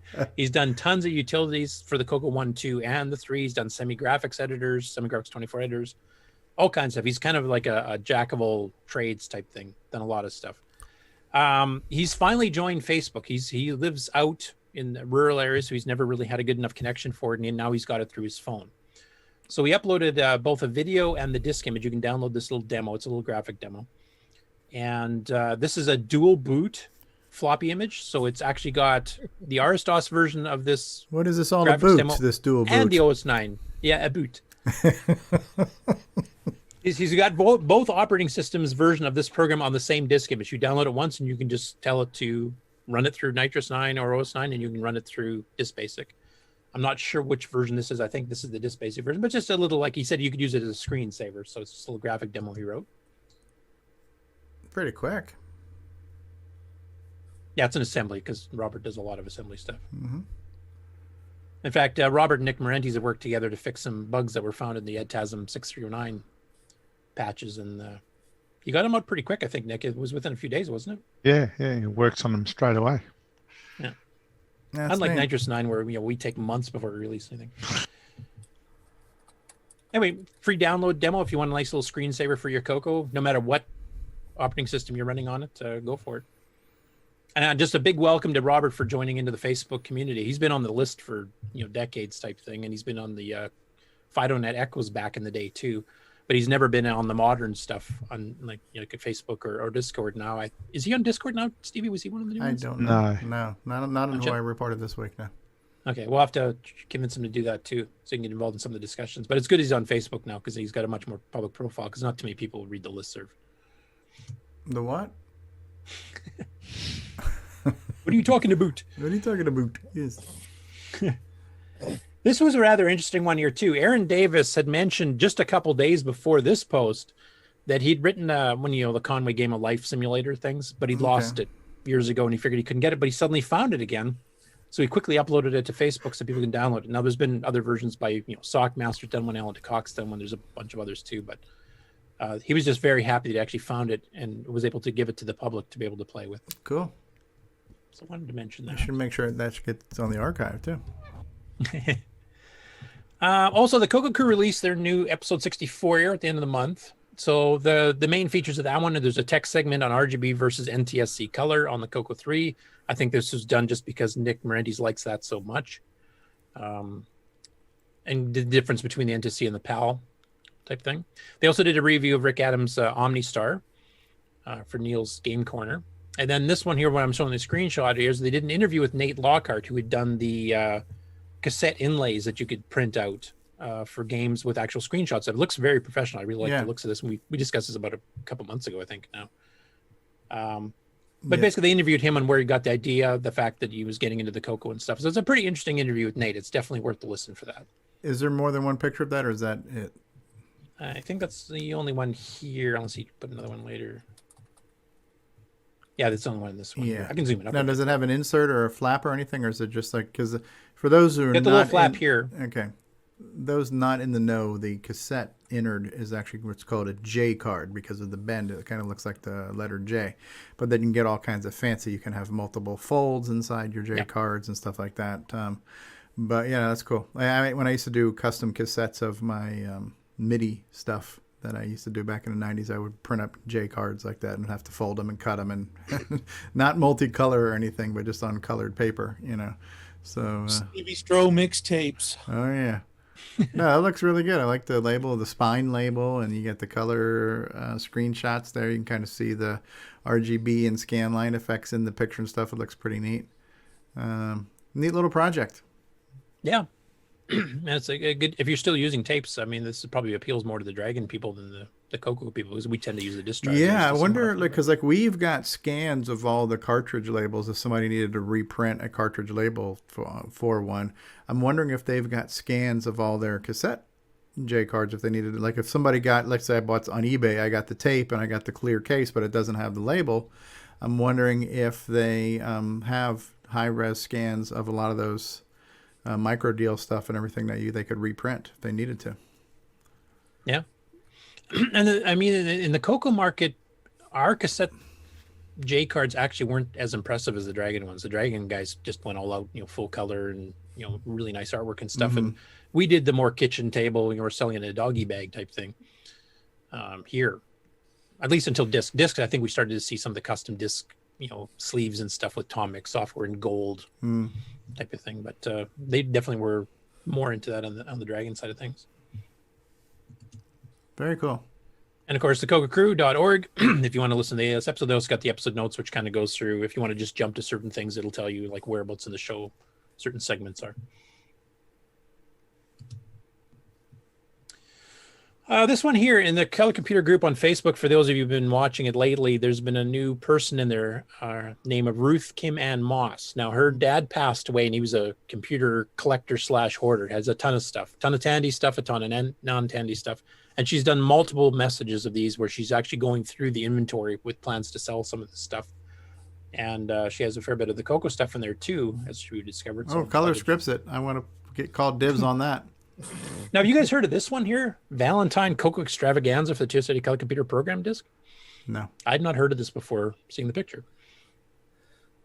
I'm hoping some of the stuff gets scanned and submitted to the archive if it's not already in there. Well, she's selling it, and she's not a computer user per se, especially not a retro one. So I'm hoping whoever does buy this stuff when she puts it for sale does, Yeah, that's what I meant. Yeah, and I know she won't. Cronus Rift. Yep, superscripts it, which is... See, that says Model 4 superscripts it. Okay, so that's not ours then. No. Damn it. Like I said, she's got a ton of stuff. There's some Commodore stuff in there. There's old Model 1, 3, 4 stuff in there. There's Coco stuff in there. This is just one of her posts. She's been gradually posting like maybe two pictures in this particular case, but she's posted like 18 at a shot. And her hardware, there's like color mice and computers themselves and stuff. And she's still going through it. So keep your eyes posted. I'm not sure when stuff's going on sale. I'm not sure how she's figuring out prices, etc. But anybody who wants some of this stuff, definitely keep an eye on Facebook literally daily, because I'm not sure when she's pulling the Seems trigger. like a road trip may be in order. Yeah. As someone who has a lot of old Coco stuff, the amount of modeling on the Cronus Rift says it might still load. As they overheat and get old, the label models more and more. So that Cronus Rift will probably load, which probably means the one just above it isn't as good a shape. The Model 4 thing looks great, but they always do. They have better labels. But yeah, this might be a good thing to look at. Yeah, and she's got some stuff in there that her dad had that are a bit more unique. I mean, Cronus Rift is fairly common because it was sold at Radio Shack. There's a ton of them, but she's got some third-party stuff in there and some of the rare hardware too that Tandy sold. So there's a lot of stuff. Like there's a ton of posts from her, right? I think there's at least 4 or 5. Some of them have 20 pictures each, so I didn't put them all in here, but definitely go check them out. And if any of us actually are the people that order some of this stuff, like Nick was saying, anything that's new that we don't have on the archive, please scan, make copies, etc., and put them in the archive so we don't lose it. I just think it's funny. The original Tandy labels are like G-Shock stickers.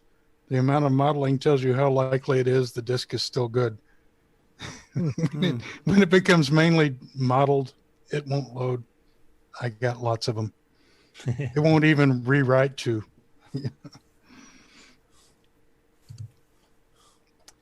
Next up in the MC10 group. One of my favorite groups, by the way. Facebook.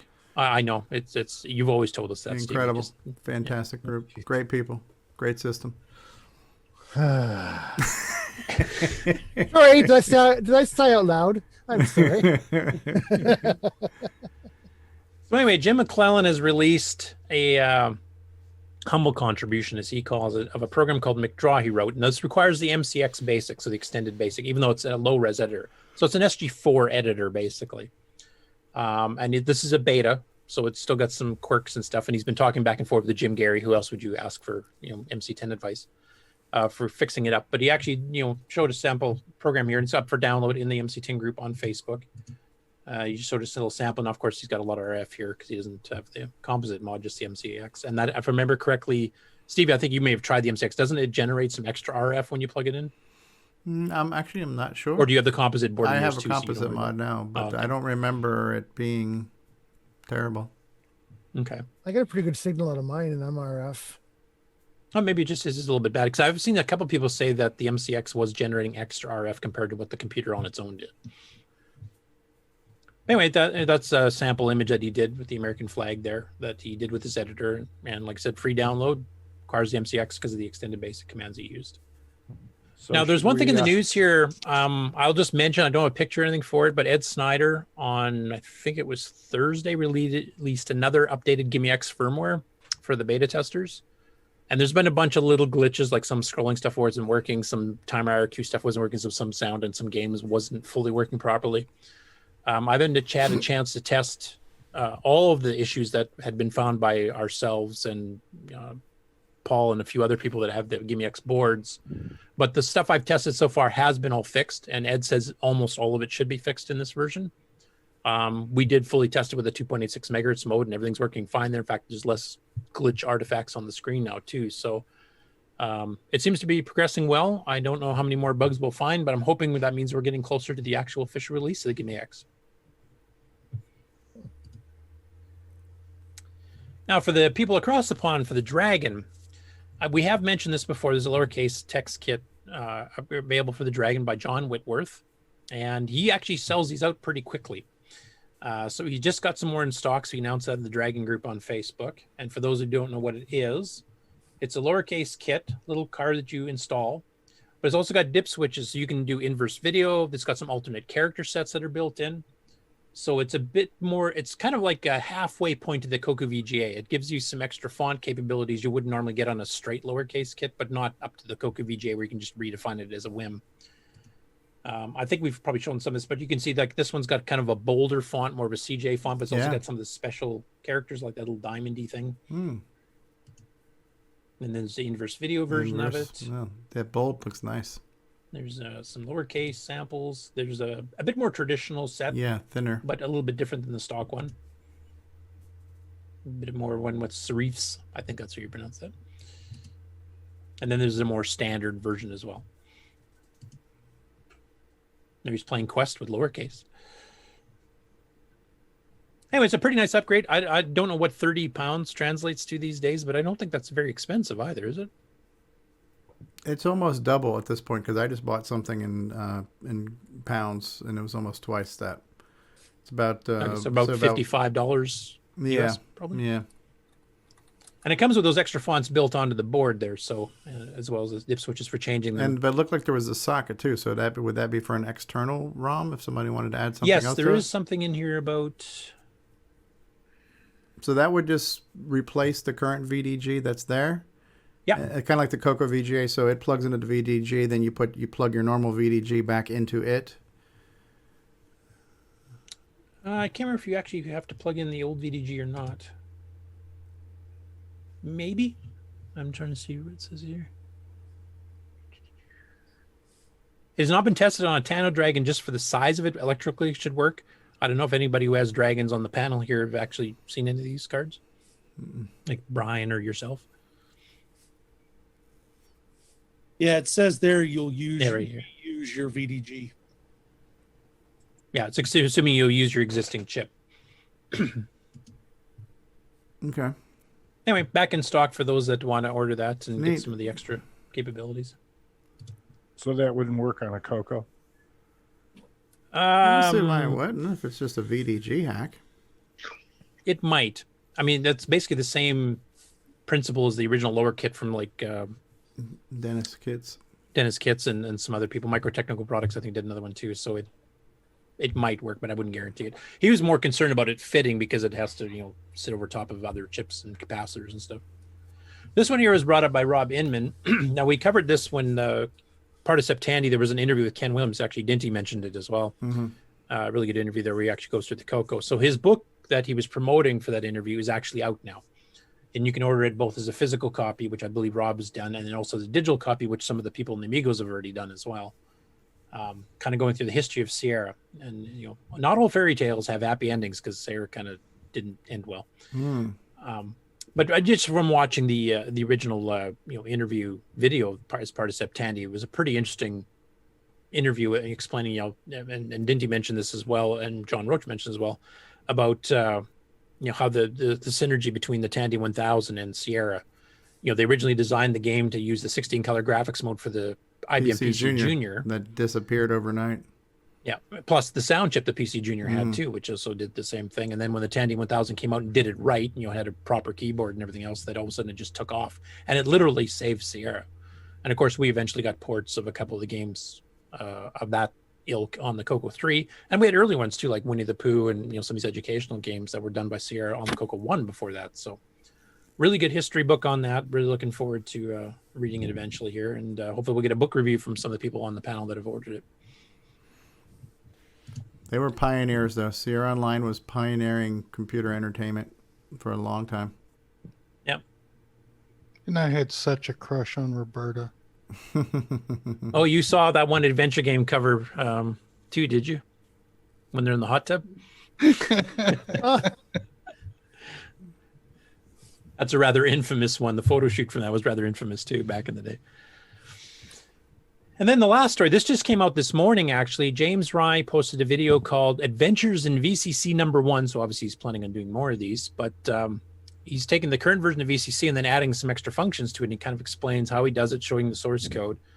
So now we've got this rival thing because we've got OVCC trying to add some features. We've got VCC trying to add some features, which is kind of getting confusing. So I hope the two teams can start talking to each other. But basically in here, he actually shows you how to program, how he programmed in and demonstrating the use of doing cut and paste functions in VCC, which would be nice and handy. And I haven't had a chance to fully watch the video. I just kind of read the description for that description of what it's happening. So I don't know the details. So check the video out. Yeah, I'm pretty sure Jim is the one who brought the composite artifact color fixes to it as well recently. Okay. Yeah, that made a huge difference. He's on Discord. He's actually one of the boosters of our server too. And yeah, cool stuff. Yeah, I just hope the person who's doing the OVCC and him kind of work together because I'd like to see the same feature sets. What's his face? Can't think of his name right now.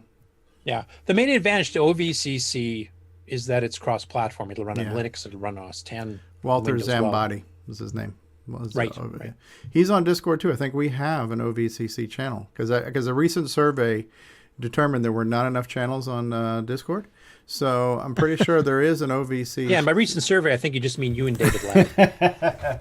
But yeah, Walter's on Discord, so he's reachable. But we should get the two to contact each other and kind of work together. What the synergies and harmonies are, that's difficult to say. Yeah, I'd like them to keep the base, especially because of the cross-platform thing. I'd like to see them at least keep common functions, especially useful ones like this. In absolutely. Synergy between the two, so we don't just have I got to pick this one because it has this feature I want, this one doesn't, and vice versa. All of a sudden, I've lost features because I had to switch to this one for the feature I did want to try. Yeah. And that's it for the news this week. And a wonderful Tandy was, I think, hugely successful. I knew that all along. It was just amazing. And I think it's helped cross-promote our show to other people. It's helped cross-promote other shows to us that we probably wouldn't have seen normally. Yeah, you've done a hell of a job this month, Curtis. I really want to commend you on that because good job. You have scoured the internet for all kinds of content and all kinds of people that we would not necessarily have known about. Including our guest on the show today. Yeah. Well, for us, it's Octandy. Octandy now, yes.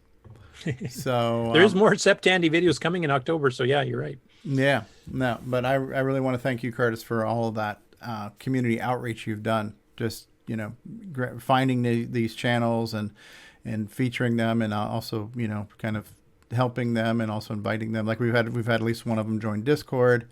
We've got we got one on the show today. You know, so that's cool. Anything we can do to kind of help those public relations going and help make the community, you know, more involved is awesome. So great job, man. And I'm only going to serve this temporarily until you get somebody that can pronounce a boot correctly. A boot, so. Yes.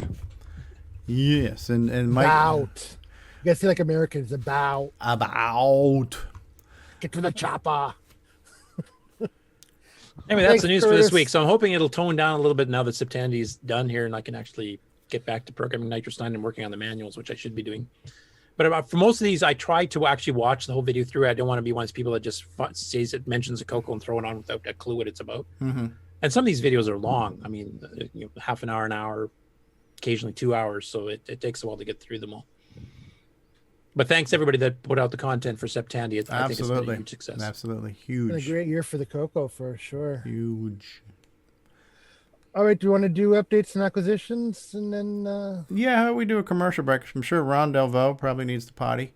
All right. So we'll do He's a commercial. smiling. I'm guessing that's we'll do a commercial break, and then we'll come back for the final segment of the show. Everyone's favorite segment, right? Project updates and acquisitions, show and tell. I thought we were gonna do Game On Challenge results again by your. I was gonna say, what again already? Really? Yeah, Jim Brain was rooting for the end of the show credits, but really. I'm kidding, guys. All right, so I wish I knew. I want to play the Coco 2 commercial. That is the Coco Do in English. I just don't remember which one that is. Fletcher. If only they were an English Do, term. EOU. Just click on the boot box about them. And I don't know which one it is. So I am going to just try this one here with I'm a Coconut and Coco 2 and Boomerang, and we'll see. I'm not sure if this is it or not, but we'll be back after these words. Just start clicking it. We'll return after these announcements. What's going on, everybody? The Original Gamer Stevie Stroh here, and I want to talk to you about I'mACoconut.com. If you love the color computer like I love the color computer, then you got to visit I'mACoconut.com, your one-stop shop for all of your Tandy color computer links needs. There you'll find links to blogs and podcasts and project sites and emulators and downloads and groups and communities. If you love the color computer, head on over to I'mACoconut.com. That's IMACoconut.com. Tell them the Original Gamer Stevie Stroh sent you. Coco forever, people.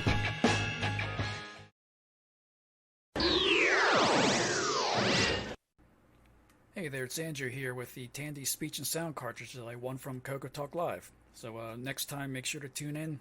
It may change your life. Coco 2's got personality, lots of practicality, fun, it's sensational, learn it's educational. Coco 2's expandable, so easily commandable. It's programmable, so term exam grammable. Just you and Coco 2 do what you want to do. Coco 2, the color computer with personality from Radio Shack. Sale price for Christmas giving from $149.95. Radio Shack's Coco 2, do what you want to do. Just you and Coco 2.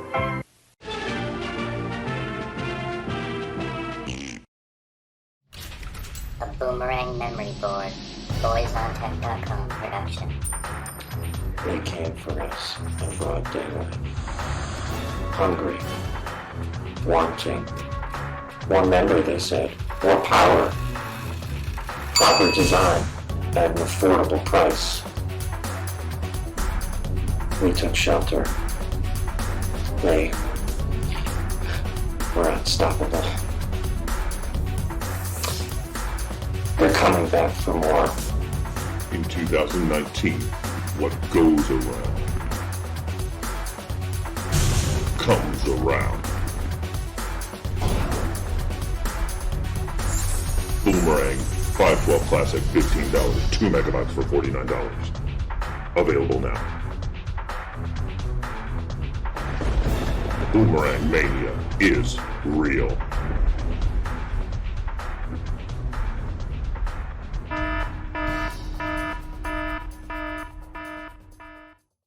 Hi, this is Antonio Jimenez. author of such projects such as the Stevie Throw Devil and the SD Pack, and you're watching CoCoTALK. 3, 2, go.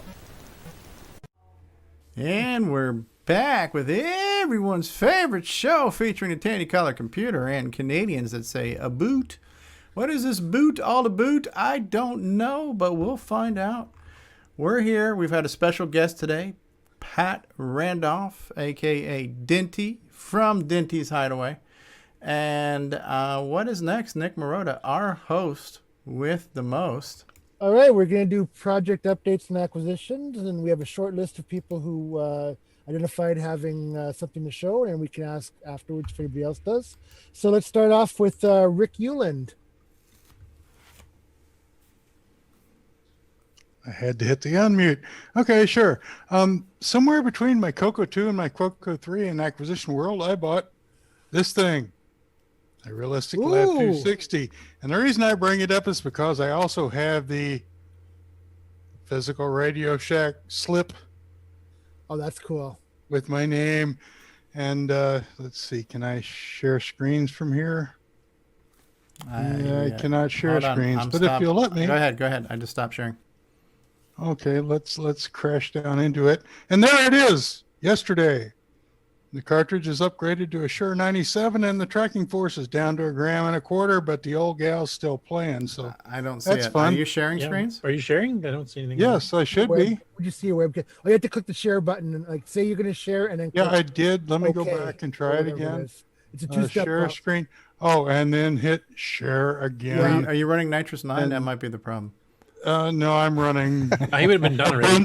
old Ubuntu. There we go. There we go. Okay, Sweet. so there's the old gal. She's still spinning around. Like I say, different cartridge, a lot less tracking force, but it's still going. So, hey, Tandy for the win.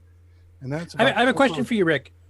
Do you still have the July '83 Rainbow that had that little flexi disc record that had the 3 programs on it you could try on? I do not. I never had it. It's the one thing that, and then all the other ones molded, so I don't have any rainbows anymore. I had a nice brick of rainbow-like substance, but there was no way to turn it into magazines again. In any case, let me turn off the Oh, that is so sweet. Okay, so then I was digging through my stuff, and I have a lot of twofers. So, hey, Steve, never gonna give you up. It's my favorite operating system. I've gotten so much done. My productivity. There's the 2 OS 9s. Yes. But along the theme, I found, okay, everyone remembers the commercial software in the Setting Sun binder. Oh, yeah. Here's Profile, sort of their standard copy page, right? But before that, there was Tandy Educational Systems. And they sold it with a 90-SKU number. Same program. There's a little spiral binder that fit more in a classroom setting and so forth. So I thought that was kind of weird, and there's one. Let's see, where am I? And then, so here's the 2 in size comparison, and then OS 9 had a profile. I have no idea if they're related in any way. But hey, it still says it's a profile for the color computer. So there's a 2.4 that is actually 3. Then going on in the database, we had sculptors. There was OS 9 had 2 6809 sculptors. There's one without sequel, and there's one with sequel, The Scourge of My Life. So, that guy taking a dump right there looked like he was constipated sitting on that S there. Could be. I spent too many years writing crap like this. So that's what my sculptor knowledge led me to for the last 20 years. Wow. But anyway, back in an earlier day, we only had to worry about the Frank Hogg Lab ads printing on the back of the binder. Remember that ad? Put it up to the mirror. I remember the sculptor ad too. Put it up to the mirror so we can read it. Exactly. Yeah. So then we all had Dynacalc, right? Oh, yeah. One of my favorites. How many people saw Dynacalc? Anybody who's got to use got it, whether they know it or not. Right. And then here's one I think is Deck B. The disk doesn't load anymore, but it's Dynacalc again. From nice. Scott Schaefer. Yeah, I think that's the right guy. But in any case, there's another double I came up with. And then, of course, the 2 flight simulators. Nice. We have Flight Simulator 1, where this is the entire world. Wow. And then Flight Simulator 2. My Flight Simulator 2 box looks just like yours. They all do, I think. They have a squished, remarkable rigidity. Exactly. Yeah. But, a lot of stuff inside. And I have the pack somewhere with all the extra maps, but all the maps are printed on large paper I can't deal with anymore. Let's see, what else have I got? The Tale of Two Labels. Connect. I used to make a mini 232 port. Dave Myers of Coco Pro asked me to send him a sample. I did. And his reply was, okay, your label could be improved. How about this one? Oh, so yours was the top label? Exactly. That's what I was using. And this is what he sent back in his reply email, which I, of course, slapped straight on the product and away it went. What's wrong with your label there, Rick? It's pretty. Yeah, it's really pretty. They were much prettier back in and incidentally, this is regular printer paper stuck on with spray adhesive contact cement. Okay. With a piece of boxing tape on top. The labels were sized so the boxing tape would ride over it. So it was a plastic coated label. And thanks to Dave's artwork, because all I had was a Coco. I couldn't do anything like that. Yeah, that looks good, man. So then moving from 2 labels to 2 serial ports, here is the Mini 232, which was made with drafting tape. And then the Fast 232, which was very much more advanced because I used a ruler and a drafting pen to draw the traces. And then I conned some board company here in Milwaukee to print it for me. Oh, that's good, man. And so anyway, I think that's all the twofers I've got for today. Man, what great photography skills and presentation skills there too, really sir. Nice. You are definitely you're too good for our show, man. So, not likely. Just give me a while. I'll climb my way to the bottom. Oh, by the way, you'll notice my home entertainment system is a turntable, an old Lafayette FM tuner, a PA amp, and this DVD player. Nice. So well, DVD is a little out of place technology-wise, but yeah. It looks like you have a guitar pick in the top, so I'm assuming you're still playing guitar then, too. Oh, yeah, I'm still doing some of that. And here's my little Zoom recorder here. So and what's with you have it lit up so you can see? Oh, yeah, you pull it out, a little light lights up. I did that years ago. I actually built this whole, you wouldn't believe it, I have a stereo stand and a TV stand with a little swivel top for TVs that don't exist anymore. Oh, and, you can like rotate the TV on like the little turntable that it was on to exactly change the angles and stuff. Yeah, that was high tech. Plastic wood grain or wood grain? On the, it's probably laminate, right? Probably particle board laminate, or is it real wood?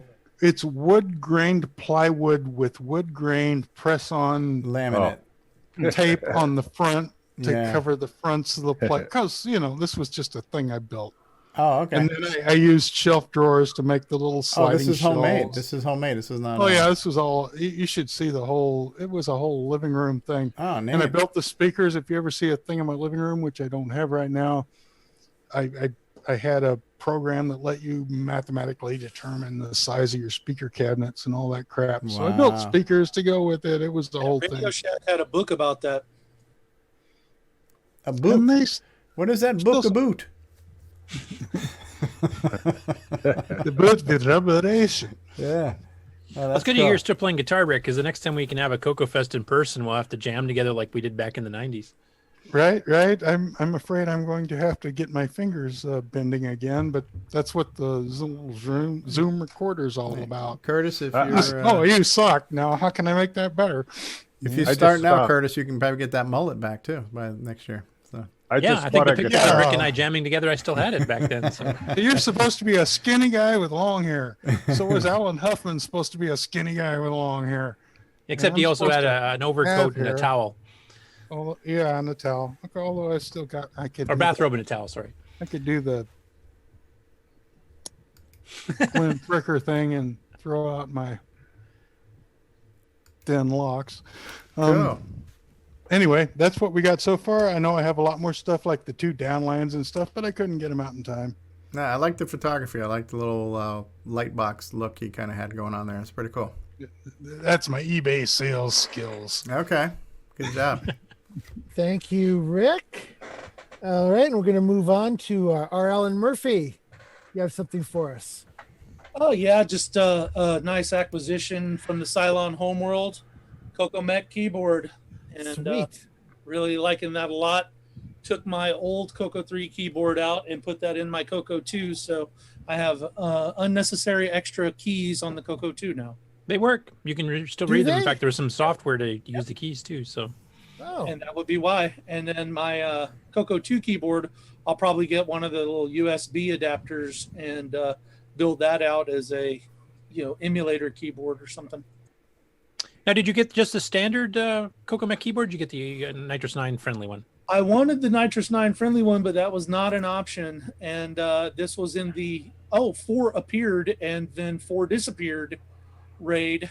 So I just went ahead and grabbed what was there. So, but yes, I do want one of the OS 9 ones if those do get printed up sometime soon.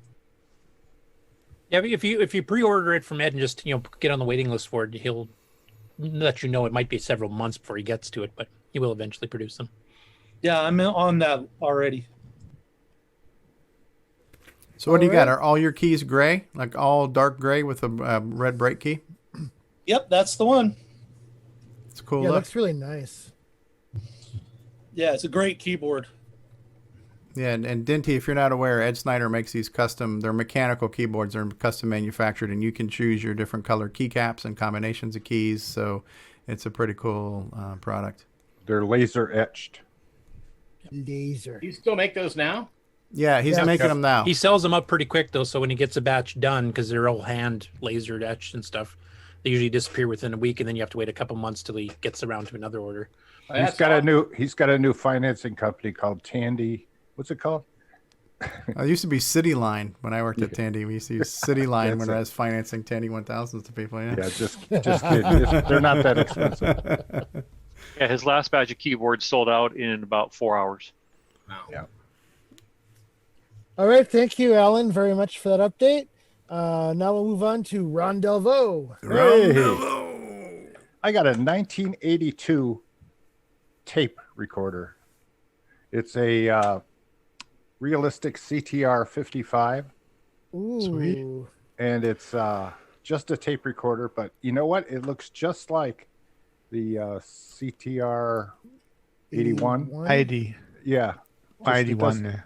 Yeah, but it still has the things on the sides. Oh, yeah, It's it's probably the same. It's all the same. There's some Probably just slightly red. different, like this uses a wall wart instead of an electric plug, but it still has the same width area there if they had put the electric cord on there, Oh, they probably just And relabeled it uses C battery still, same flap.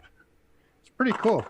Doesn't work, but after Well, all that. if you do get it working, make sure you use only realistic brand cassette tapes with it. Yeah, For superior used data. to be Yeah. used to be in 4 months you can get something like this working, right? Yeah. Size C battery once a month. Oh, yes. Right? And then you get about an hour of music play out of it. I can count. Well, that's Thank fantastic. you. Thank you very much. I don't get much very often, but today I did get a guitar for $4. Huh. It's a Westbrook, and they had this woman's name was printed on the outside of the case, and so I looked her up, and there was 3 women with that name, and I'm hoping one of them have something to say about where it came from when it looks like it's 1970s. It's called a Westbrook. Oh, Maybe it's junk. I don't know, but it's in good shape. that's $4. You can't go wrong. Yeah. Guitar and case. It has those plastic strings on the bottom and metal on the top. It's a folk guitar, I guess. Oh, you would okay. call it. Yeah. Oh, some nylon Our strings. then? ukulele Yeah. is undercut. It's Oh, on so- my profile. If you go look, I got 12 Oh, so- pictures of it. So they're probably wound Somebody nylon took, strings and wound nylon strings. on the case. It's all beat up pretty much, and somebody used like clothesline rope to make the handle again. That's even cool to look at. So take a look at it sometime. That's it. Thank you. That's a cool acquisition. Well, a lot of us like music too, so that's a cool acquisition. Thank you. All right, and last on my list, anyway, we have Nick Marentes. Oh, I've got no acquisitions. I mean, no updates. Well, the only update I've got is that my game Pipes is finished and now undergoing game testing and organising of the game packaging. So hopefully a November release. And that'll be the CD release as well? Yeah, I'll do a CD for those, but I'll also have a digital download, just a low-cost one. Yeah. Hey, if you want to test that digital download. That's big news. That's awesome. Yeah, I've seen the game. It looks fantastic. It's been a great year for Nick Marentes. You don't live there, but Sydney. Yeah, that's all I've got. Oh, that's a big update. Thank you. No, we do updates and acquisitions. That's definitely worthy updates. So, excellent. Thank you. Anybody else have anything they want to add to this segment?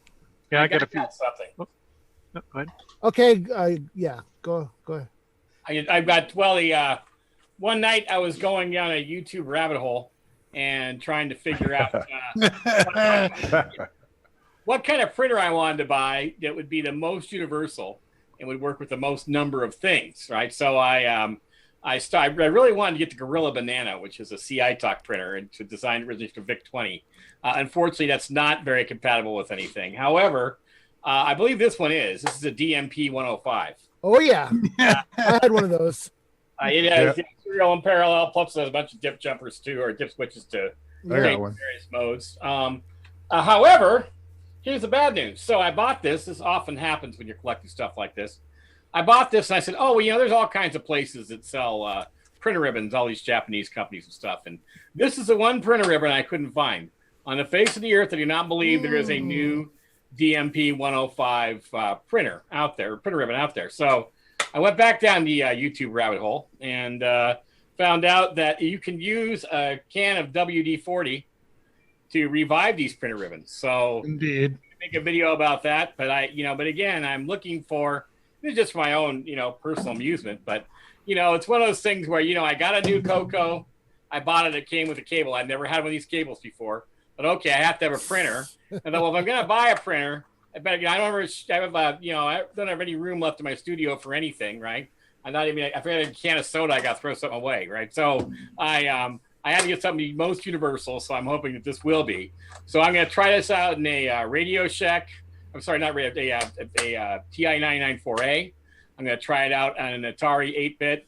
Everything is going to be printing on this printer, hopefully. So, we'll find out, but I'm not planning on buying another printer. It's either that or we're not going to have printing into video, one of those types of deals. But so I got high hopes for this little DMP 105 here. Was that the printer that was most associated with the Coco, or yes, yeah, it was. I think the 107 looks exactly like it, only I don't know what the difference is or why. The CGP 220 was a little bit too, because it was color, so it kind of matched the Coco, but it was pretty expensive and it was an inkjet at the time, so it was quite a bit slower. Oh my goodness. The 105 was cheap and it was pushed with the Coco. It was mine. I'll look and see if I have some old ribbons. Maybe you can WD-40 up again. Until they wear through, you can pick them back up and. I don't know about WD-40ing up, but I'd certainly look at the ribbons. But anyway, do you have the cover for it, or is it missing? It's missing. I paid. I think $35 for this with delivered. So I'm not complaining. Not bad. Well, it matches the CMA. Right. Yeah, it's missing the cover. Yeah, and also it needs retro brighting, which is not going to happen. So I'm not that it has. It better be something pretty special for me to go and try and retro bright it. And this is not, unfortunately, not that special, but it should be a nice working printer. You know what? Wouldn't it be cool if someone came up with a way to rub on and rub off retro brighting of some kind? Wouldn't that be cool? Wouldn't it make money? So like Armor All? Just you rub it on and retro bright? Yes.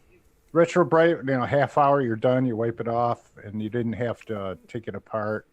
It looks I don't know, because the person I know who's most into retro writing is David Murray, the 8-bit guy, and he is probably the most I don't want to say anal, but he's very much a paint by numbers kind of guy, and so I think if there's a certain amount of I think people who are good at this are proud of the fact they're good at it. They'd also be very good at doing a number of other things that wouldn't be, like, for example, I would buy it, right? But I'm also not a retro bright kind of guy normally. So I kind of like this lovely patina, more patina. I think the retro brighting and the whole process of finding better ways to do it. That guy in Australia, Mr. Lurch, he's big into stuff like that, and Adrian of Adrian's Digital Basement did a video the other day where he was showing his stuff, and in the very corner of the basement, under some lights, he showed he's playing with new retro writing techniques, it's just for fun, but so no, I don't know. I don't know if retro writing in a can would work, just because of the kinds of people who would think about doing retro writing. I think most of us casual I do videos, but I'm still a casual collector. Don't mind looking at a yellowed case if it actually works, All right. Thank you, Pat. And was that Brian Weasler who said he had something to talk about as well? Yeah, I got a few things to share. Am I coming through okay? Yes. Mm-hmm. Okay. Yeah, I missed the coming back into the segment there. I had to disconnect and reconnect. My audio dropped off there, so sorry about that. Just before we left the news, I was trying to talk, and I don't know if my microphone was working, but Curtis was in his news segment was talking about a disc that said that Extravaganza was a disc that one lady had found. That is up on the archive. Oh, it is? Okay. Yep. And it looks like it's a group of like 20 or 25 little programs, little basic programs all grouped together, a little cluster of different games and utilities and such. Did it come with a book or anything? I didn't see a book out on the archive. No, just a zip file with the disc image. I wonder if it came with a piece of paper that explained them. It might, yeah. But it's in there. A couple of things I wanted to share real quick. One of the things on my list is the word pack. I was able to acquire one of these. That's the 80 column card that was available back in the time. So I was able to get one of those. So I was kind of excited about that. And that's the original PBJ one, or the? Yeah, this is the PBJ. Mm-hmm. Yeah, because they later resold those through Radio Shack, but. Okay, yeah. Well, this one does say RS after it. I don't know if that's maybe the Radio Shack one then, or did they totally relabel? I'm trying to remember if it actually changed the label to say Radio Shack or Tandy on it. I can't remember, honestly. Because I know they sold them independently at first, and then Radio Shack actually picked it up through express order. Okay. And then a book that I had shown out on Facebook there, somebody had talked about these, and I thought it was kind of cool. Was that there was this series of books here by K-Power, and this was one of them that I got here. It's this Computer Monsters, and it's a book series that has a bunch of little basic programs in it, and they're set up to work with either the color computer, the Apple, the Atari 400, the Commodore 64 VIC-20. But they're little programs, and what's kind of neat is it has the core program, and then it has the little pieces of of code that you have to change for to make it work with the color computer, to make it work with the Apple. So it's kind of a fun little book, and it has a little story that goes, a real small story, and then it tells what it does. But it's each one, and then like I said, it has the changes that you have to make for the different computers to the core program to make it work. But then I found out there's actually a series of these, and so I was able to acquire those. So this is Computer Monster. I do like the fact, I was just going to point out too, that it has a tribute to Nightmare Hideaway on the cover there too. Oh yes, it does kind of look like the bats there and I stuff can see like a couch in the distance. And there was another one here called Computer Space Adventures. It was part of the series. And Computer Olympics. And again, all of these are the same thing, where it has a kind of a core program, and then it shows you all the things you have to change to make it work with the various systems. And then the last one that was part of the group was called Computer Craziness. So it was kind of a fun little set of books there to get. Now, were those all Morantes. text-based programs, or were there graphic programs in there too? Or Yeah, these are all, from what I've seen so far, these were all just text-based. So as example, here's one. I just flipped the page open here. Looks like a wine bottle and a glass there, and you can see it just uses characters to create the image. So I'm not sure what that's about. I just flipped it open as all. So What's it all about? yeah, what's it all about? it's to encourage an underage drinking, I think. At this time, you should say crikey. Crikey.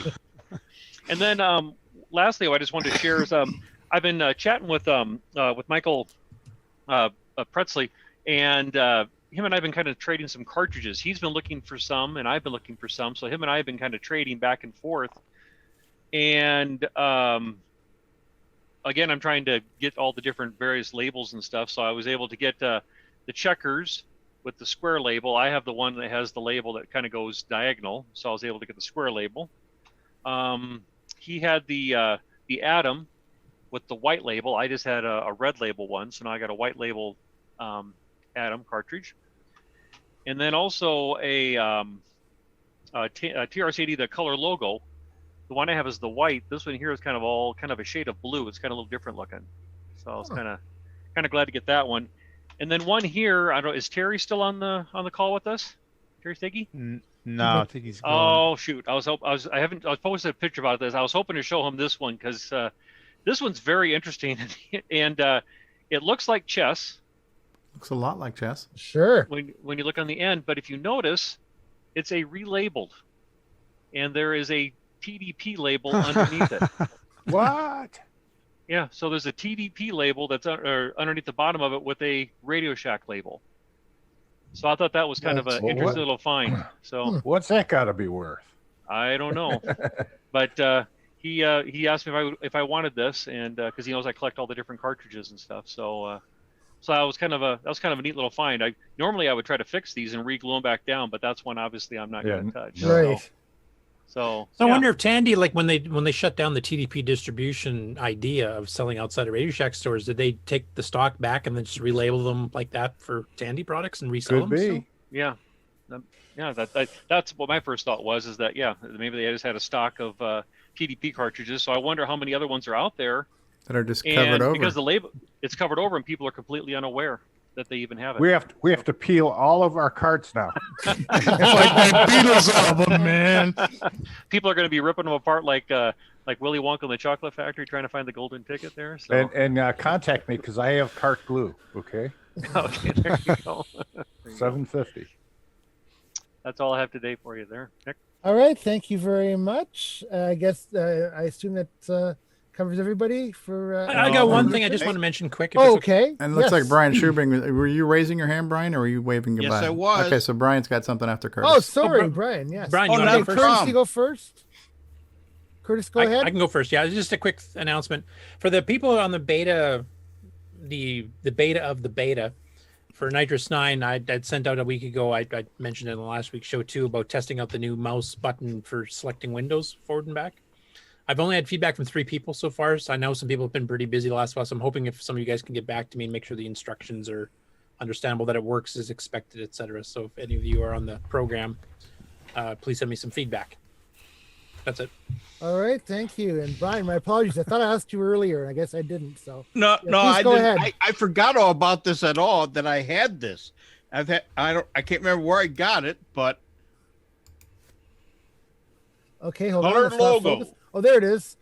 Oh, cool. this is the disc base. The disc. Woohoo! You guys could start a logo programming club. How many versions of logo did the Coco had? Because we had super logo, color logo, DL logo. We've had disc and cassette and cartridge. And this version. is the Tandy Education Systems 90- whatever SKU. So it's You got it. Yeah, this is weird. 910100. Cool. So I forgot that I had this, and I don't see it on the archive either. And I've got a fresh disc in there too. Do you know anybody who knows how to make disc images, Brian Schubing? I know how to do that. Come on. Talking here. Who you talking to, guy? I was being sarcastic. You just did a YouTube video on it. So That's yes. right. Here, hold my beer. Hold my beer. All right, thank you guys. That was a very interesting segment, and I don't know about interesting, but it was a segment. It was a segment. One last acquisition note. I've been looking for months. The most valuable thing in Curtis Boyle's backdrop is the white bookshelves that were formerly available at very many knockdown bookshelf sources, and you can't buy them anymore. Those white bookshelves aren't available. They haven't been available for months. They may not be available for months. I could find Trivia Fever cheaper than I could find those bookshelves. Anyway, interesting note. My search, I have 3 of them. I need 6 of them. Curtis, offer them, Curtis. Shipping. No way, they're holding up all my rainbows. Right? Shipping may be prohibitive. Retro Innovations questions whether there was something interesting in that segment. So I don't know. I guess. Well, it certainly wasn't his comments, that's for sure. I do have one quick comment. Go ahead, Brian.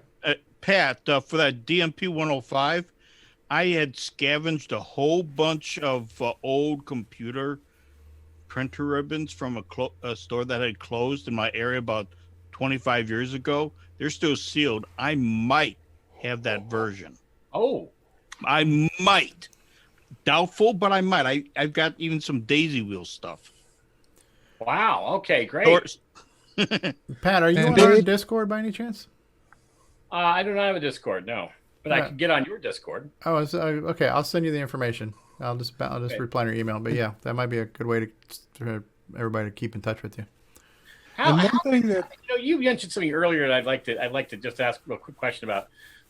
You mentioned that this one lady whose father was a hoarder is selling out his collection. He's got a bunch of stuff. I don't know if you know about the computer reset craze that happened this summer. Mm-hmm. Computer reset closed, and I don't know if you're aware of this. It's now remained open. It's being run by a bunch of volunteers, and there is a huge kind of crazy collector's boom now for anything that's found, like barn finds. And recently they found a bunch of Amigas and trailers out in the Arizona desert. I don't know if you guys knew about that. Was it right above the ET cartridges, or? Well, it's funny you mentioned that. I mean, there's a whole story behind it. And the guy from Kansas City gave me, and it's on the other side of the room, so you can't see it. I mean, as much as I could take Commodore software, he just had a lot of it was still sealed. And he said, this is the last that I have of this, but he said he got like 24 Amigas that were near new. Wow. Yeah. In any event, that was a huge deal. I'm wondering, I'll follow that Facebook face, but what a great thing. I'd love to get that out to the rest of the YouTube community, because that sort of thing just makes people go crazy, yeah, that was a very interesting. So thanks for that find. That's pretty cool. Well, things like that fuel the housing market, because people find that their house is just no longer big enough. I don't know what you're talking about. What are you talking about? What is this all about? It'd be like that huge hall of Tandy assembly when the guy brought that whole truck full of stuff. Yeah, that was neat. Yeah, Richard Lorbieski went to, one of the guys who's one of our semi-regulars. He went to the computer reset recently. He's in Texas, so. Yes, found some interesting stuff there. He's the guy who makes the boomerang memory boards, among other things, too. So, cool. There's excellent people skills, that guy. Oh yeah. There's nothing cooler than somebody calling you up, somebody that sort of know, and they go, "Hey, Ron, my mother passed away, and in her garage was a Model 3. Can I bring it over?" Gee, let me think a minute. Sorry about your loss, but yes. Yeah. Yes, please. What a neat thing, huh? Yeah. They're probably happy that it's going to go to somebody who's going to care for it, as opposed to ending up. Yeah, and when people know, that was like, for me, a buddy of mine knew I was into this stuff, and he's like, he got all those consoles I showed you guys all day, like Nintendo 64s and Nintendos and all the Segas and all that stuff. I got a whole lot of all of that, and I was able to pick it up on Father's Day. So it's kind of cool when people know you're into that and they come across those once-in-a-lifetime things, and you're able to like in like the Xer set that's above me here. That's kind of like a once in a lifetime that was thing. a find. So it is kind of neat. Like I said, somebody tagged me on Facebook saying, "Yeah, I know you're into the retro stuff, and this guy's in Port St. Lucie. I know you're in Florida. You ought to hit him up." So. Yeah, and that way their stuff lives on, right? Yeah. And your wife just loves you for it, I understand. So. Oh yeah. I think everyone that collects computers like this should probably have an SUV as opposed to a car with 4 doors. Well, another thing too, and I think Mark Overholzer mentioned this, that it was mentioned in one of those Apple Juiced newsletters at one point in time, is you almost need to have like a living will for your collection as far as like a next of kin on what to do with it. Because if not, like right now, God forbid I drop dead tomorrow, the first thing my wife's going to want to do is just to burn everything that's in this room. So it's just like, you kind of need to prearrange the afterlife for your collection after you're gone too. That's something that you actually have to think about. It's funny you mention that, Stevie, because this is part I didn't mention about it, but the Coco Crew episode, that was one of the discussions they had, was on how to will it to somebody else, or have it set out so that it goes to somebody a club that so it doesn't just get thrown in the trash. Yeah. Bury it with you. Yeah. Bury it with you. With a really long extension. Yeah, I need a whole like Egyptian tomb with all my retro stuff set around me, so in the afterlife I can still be working on my 8-bit machines, right? So I just want my Coco 2 with buzzard bait playing, and I'll be all fine. Oh my goodness. Yeah, that would kill me too. I understand. All right, so Stevie, I guess are we gonna roll the outro? Yeah, I guess we can do parting thoughts, and I definitely want to say a very special thanks, Pat, for joining us. It was great to have you on. Looking forward to watching your channel, and as you add more content, feel free to jump on anytime, and share your stuff with us, and also. And Pat, do you know when you're going to be releasing the third part of the John Roach interview? I'm hoping to do it Monday. Okay, because I definitely am looking forward to that too. So yeah, Monday. I really want to keep as close to Septandy as I can, and Monday is the next time I can release something. So it's gonna be Monday probably. Okay. Cool. Well, we had a kind of a small panel today, but we still had a good show. We made up for it in quality versus quantity this week. And again, Curtis, I want to thank you. This month, it's just the amount of Septandy content you've found for us, and the amount of community outreach you've done, and all the synergies and relationships you've fostered have been incredible for not only the show, but just in general for humanitarian purposes. There's actually a few videos I skipped too, because some of them were, they mentioned Coco and the Septandy, but they, showed it for like 2 seconds and didn't talk about it, so it didn't really worthwhile. But there was a few others too. So yeah, this is actually, this show is a first for me, because I didn't know Patrick Euland had long hair. It's thin, but it's hold on to it. A COVID cut. Good job. All right, so anybody have any parting thoughts, any final words you want to say before we roll the outros and everything else? Oh shit. Oh shit. Why don't you give us a stop right there too, Nick Morantes? I'm laughing. Okay, stop right there. Stop right there. Stop that horse shit right there. Where is our boy? Really should stop right there. He's usually in the car driving somewhere. Yeah, he was on earlier. They're at a roller coaster park with the fake Eiffel Tower. Oh, that's right. Yeah. My parting thought is, Nitrous 9 you beta testers, please give me some feedback. There we go. Sooner rather than later. Anyone else? No news is good news. Yeah. And Mark B, thanks for being here as the backup. I was warning Mark. I go, I'm not sure how much energy I'm going to have. I might fade before the show goes, and so he's ready to press the button and pick up if we had to. And luckily I made it. You guys kept me awake, which is great. And thank you all. And yeah, I mean, honestly, my heart has been tickled this month, specifically with all of the kind of goodwill that's happening, right now with COVID and politics and all kinds of stuff going on in the world. The real world is not the happiest and cheeriest of place, unfortunately. But to see that virtually we have this kind of global goodwill that is going on, it does my heart good to see that. And so I want to thank all of you guys for being phenomenal human beings and doing that and bringing some light into an otherwise dark and dreary world that we happen to be in right now. So thank you guys for doing that. I'm very proud to be part of this collective of just positive, amazing human beings. So thank you guys. Yeah, obviously I haven't been watching my secondary YouTube channel called I'm a Dick. Actually, this past week I was feeling kind of grateful for the regulars we have in the Game On Challenge. Just, Tasman and Frodo and just, people that came from different groups and people that contribute and take part every week. And I really appreciate that. So thank you guys for taking part every week or, whatever you can. But some of you are every week, and I really do appreciate that. Pat, you should come next week. Hang out. All right. Matt. Well, to play us out, we're going to get another encore, the second encore of Coco Thoughts. And then we'll even throw in a little bit I Want Tandy, because you just can't hear that song enough. And then we'll hear the final closing credits, and we'll press the button.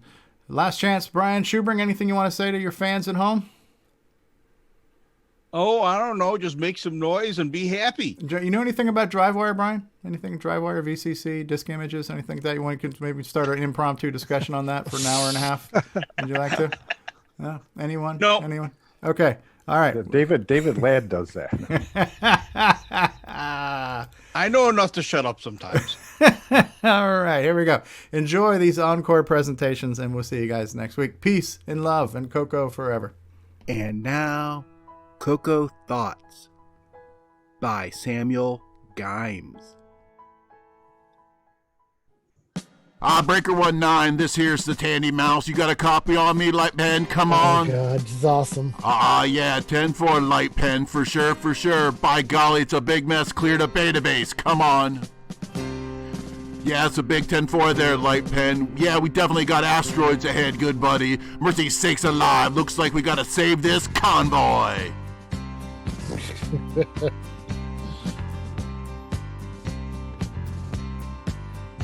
From the dark of the moon, like some cartoon, there's nothing but giant rocks. Magnetic mines from front and behind, and alien ships stealing stocks. We is heading for Bear, where there's no air, about a parsec out of Alpha Base. I said, Light Pen, here's the Tandy Mouse, and I'm gonna have to put them in their place. Cause we got a stellar lifeline bubbling through the stars. Yeah, we got a stellar lifeline, it might crash into Mars. Come on and shoot everything, it's all just gonna get in our way. We protect this stupid convoy, cross the galaxy. Convoy. I intend to take a little poetic license with the rhyme there, nothing wrong with that.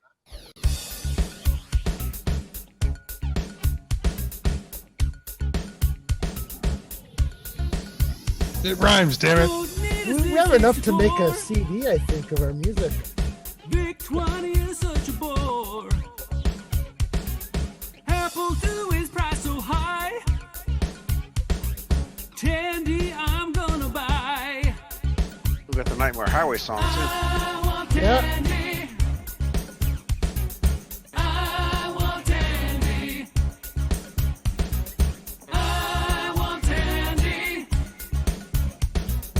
I want Tandy.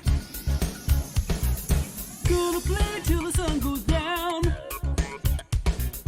Ain't no final games around. Model 100 in my car. Just like Fletcher, I'll go far. I want Tandy. I want Tandy. I want Tandy. I want Tandy. I need it tonight. But JT, I need it tonight. I knew you would. Creepy. 40 years have come and gone. Tandy, I'm still counting on. Software, hardware, something new. Can't do without my switcheroo. I want Tandy. I want Tandy.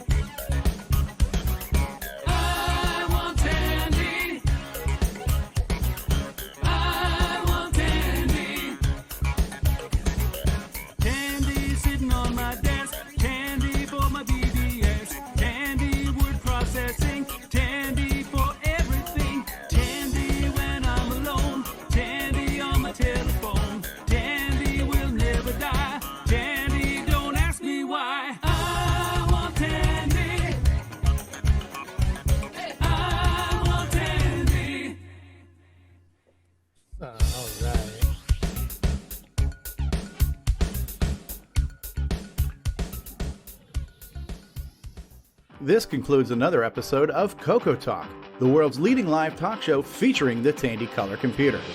For all things CoCoTALK, visit us on the web at CoCoTalk.live. We'd love to hear from you. Send feedback, suggestions, even segments via email to CoCoTalk at CoCoTalk.live. CoCoTALK is rocking the 8-bit world, keeping the Tandy flame alive. We may be mocked, but we'll never stop, 'cause CoCoTALK is rocking the 8-bit world.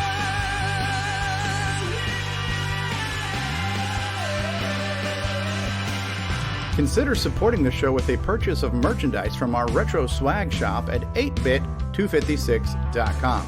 If you'd like to become a patron of the show, click the Patreon link at our website at CoCoTalk.live. CoCoTALK is rocking the 8-bit world, keeping the Tandy flame alive. We may be mocked, but we'll never stop, 'cause CoCoTALK is rocking the 8-bit world. CoCoTALK would not exist without the community, its cast, crew, and contributors. Thanks go to Curtis Boyle, David Ladd, Mark Overholzer, Grant Leedy, Bruce Moore, Nick Marentes, Ron Delvaux, Rick Adams, Jason Reichert, Richard Lorbieski, Jim Brain, Tom C., Rob Inman, Mark Bosley, Brian Joyce, Ken Reichert, David O'Connor, Brian Weasler, Terry Steggy, Nick Marotta, John Strong, and many more, especially to Steve Bjork for production suggestions and James Differendaffer for making my head explode.